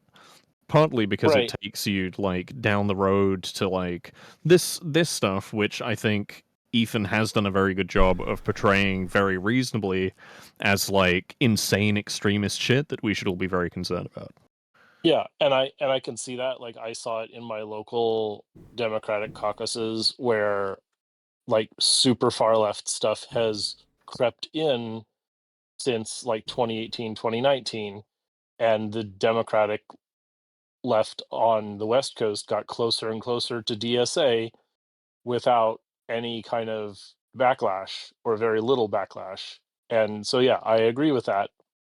And I want to say we can't let the backlash totally trash progressivism. Can I give you like a harsh criticism or rebuttal? I'm gonna cut that off right there, chat. Because it is time to end the stream. I was thinking about watching another video and shaving my head, but we didn't get any subs, and I am feeling kind of lightheaded from my life of being way too poor, and I need those subs. I need those subs to survive, chat. But it's okay. We will cover the Ryan Beard content nuke on Destiny next stream, which will be like probably another 4 hours. I'm sorry to do bitch hour streams, you know. I would like to do 12-hour streams for you guys, but I need to, you know, have a little bit more success in my life and a little bit more drive to do the stream. So that's why you should like and subscribe. And next time, fuck, I just stabbed myself. Jesus Christ. Look, we are having success though. Look how clean my room is. I have room for props. Alright, I need to get a poster up here. Maybe get like a little light, like Crispy's Dojo up here. If you pay me $100, I'll throw that pizza box away. Wonder if I could bury this knife in the pizza box. Really can't get an angle from here. But I think we should raid Chud Logic. I think that would be really cool. He's got like 80 viewers on Kick, and we can add like another 23 and he'll notice, you know. I think that would be really, really cool. If you guys want to come in and keep talking to us after stream, we're in discord.gg/JS. How do you spell it? JSTLK. Also, do you guys think I should put my camera? It'll probably disconnect when I move it, but does it look better where it is? Or should I stick it over here? Because I'm always looking over here because this is where chat is. You probably noticed a lot during this stream, and that's actually a pretty good angle. I don't know. I'll probably be moving my stuff around a whole lot. And see, because like here's where I'm watching the video, and then here's you guys on stream.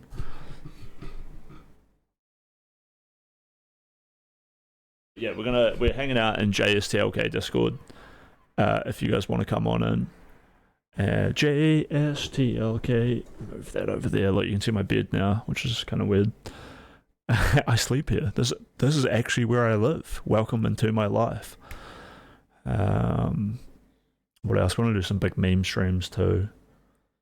But I just updated my Kick. I just updated my Kick bio, so that's got some more little notes. I'll be working on that a bit more lately.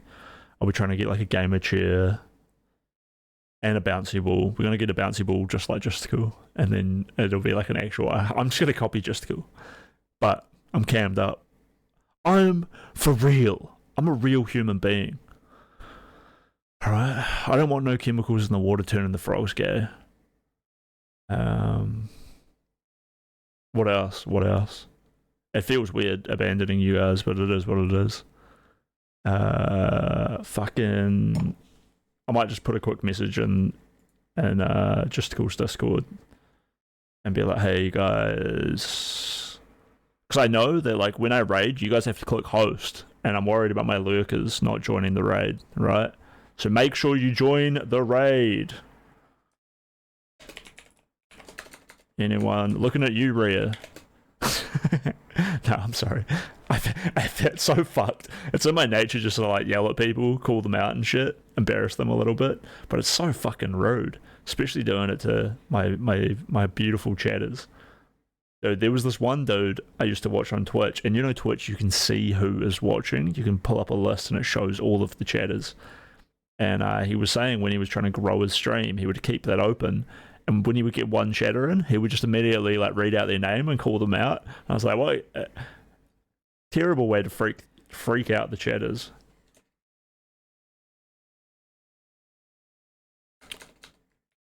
Anyone watching my stream, can you please join the Chud raid? Bro, I can't post this in Justical's Discord.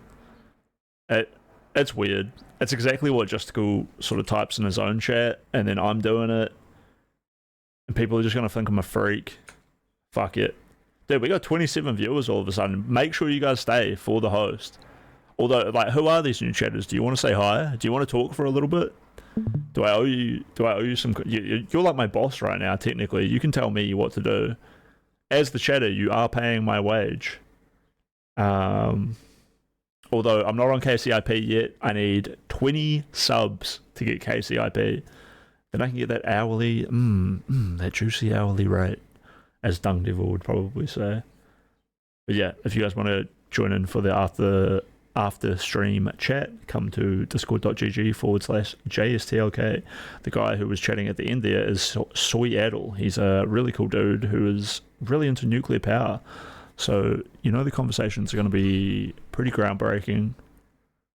You thought it was 100? It might actually be 100 for KCIP. At my next... Yeah, I think I can't remember what they call it, but I've got like one more tier where I need 20 subs and like maybe 100 average viewers or something crazy like that. So we're working up. But like, I'm a firm believer that once people start to show value in me as a streamer, more people will just intuitively realize that I have value, and then they will also continue to show value. So your sub is like a snowball to me, where people are like, hey, people take this guy as someone worth subbing to, I should too. And it just grows and grows from there. Like, unironically, if I could have a millionaire parent who like cared, which I'm halfway there. My parents are pretty rich, but they don't give a fuck. I am not a trust fund kid at all. I could be homeless and they wouldn't give a fuck.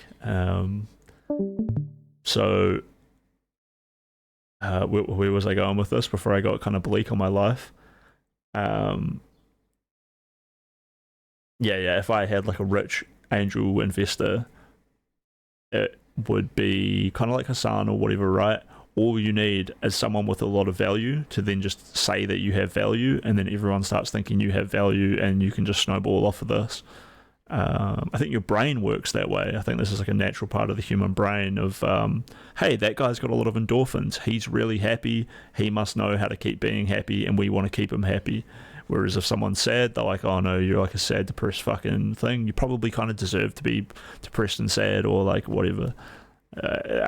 It's a rough theory. Like, obviously a lot of people out there want to help people, and that's you guys, and I appreciate that. That's why co-signing works so well in music. See, it works across the board. But my god, dude, 25 viewers here right now. Thank you so much. Don't forget to join the host. If any of you are in my Discord VC and are also listening to my stream right now, tell the people in there to do it. Let's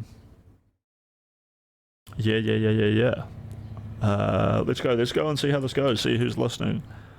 So I'm pretty sure I have this popped open here. I'll play a song on the outro because I know that the stream is a little bit behind my live feed. So we'll just listen to a song for a few minutes. Today's song of the day was the GoldenEye waiting screen music. It's a ripper, you will probably know it.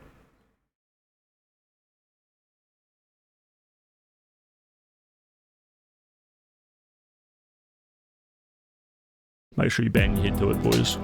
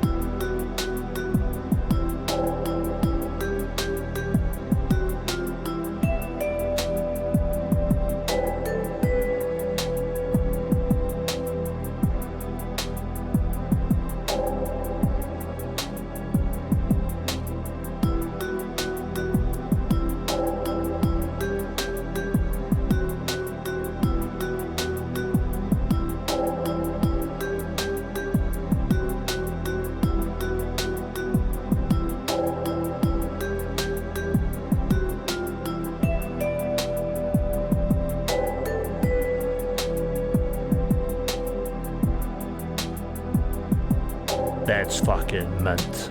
That is mint. I love it. I love you. Don't forget to drink water, stretch, work out.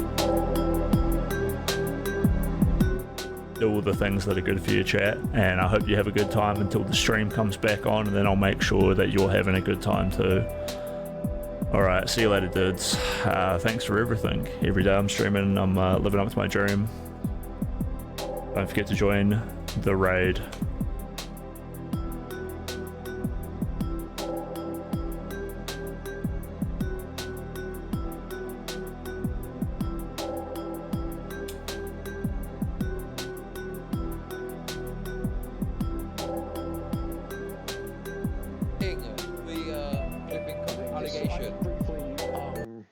Jump through the Chud coverage, and one of the things he sort of mentioned is how like it looks like it could potentially be out of context.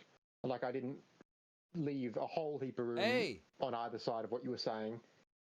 But it's sort of like the main point I'm trying to get across.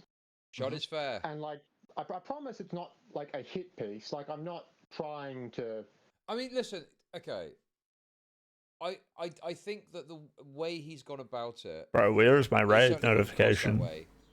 In fairness, at the end. Alright, Twitch, you're still here. Think conclusively that he's There's fucking no one watching. It's just Fuck that he you, then says, Twitch. well, maybe a Fuck big you, Dan creator could Clancy. scrutinise him. That comes Save the across as Israeli like, kids. Let's hope a big creator has a You've look been at fucking this me and for sees how years, crazy it Twitch. sounds and shits on him. Do you know what I mean? You've been fucking me for years, Twitch. I put in so much effort to try to be a big streamer, not realizing that you were just gonna fucking shove it up my arsehole. It wasn't gonna go anywhere. It was never good. You just fucked me, dude. I don't have much in my life, and I gave it everything I had until I was going to be hungry, homeless. I would have had to sleep on a park bench. I lost girlfriends over trying to make it with you, and you just didn't give a shit. And you had the responsibility to do it. You had the power, and with that power came the responsibility. You promised me these things, and I believed in it, and you fucking abandoned me. I hate it. I hate it.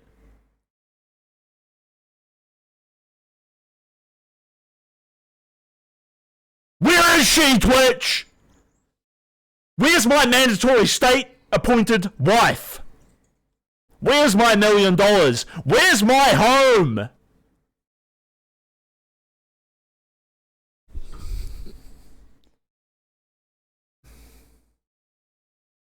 You fucked me, Dan Clancy. And she's never coming back.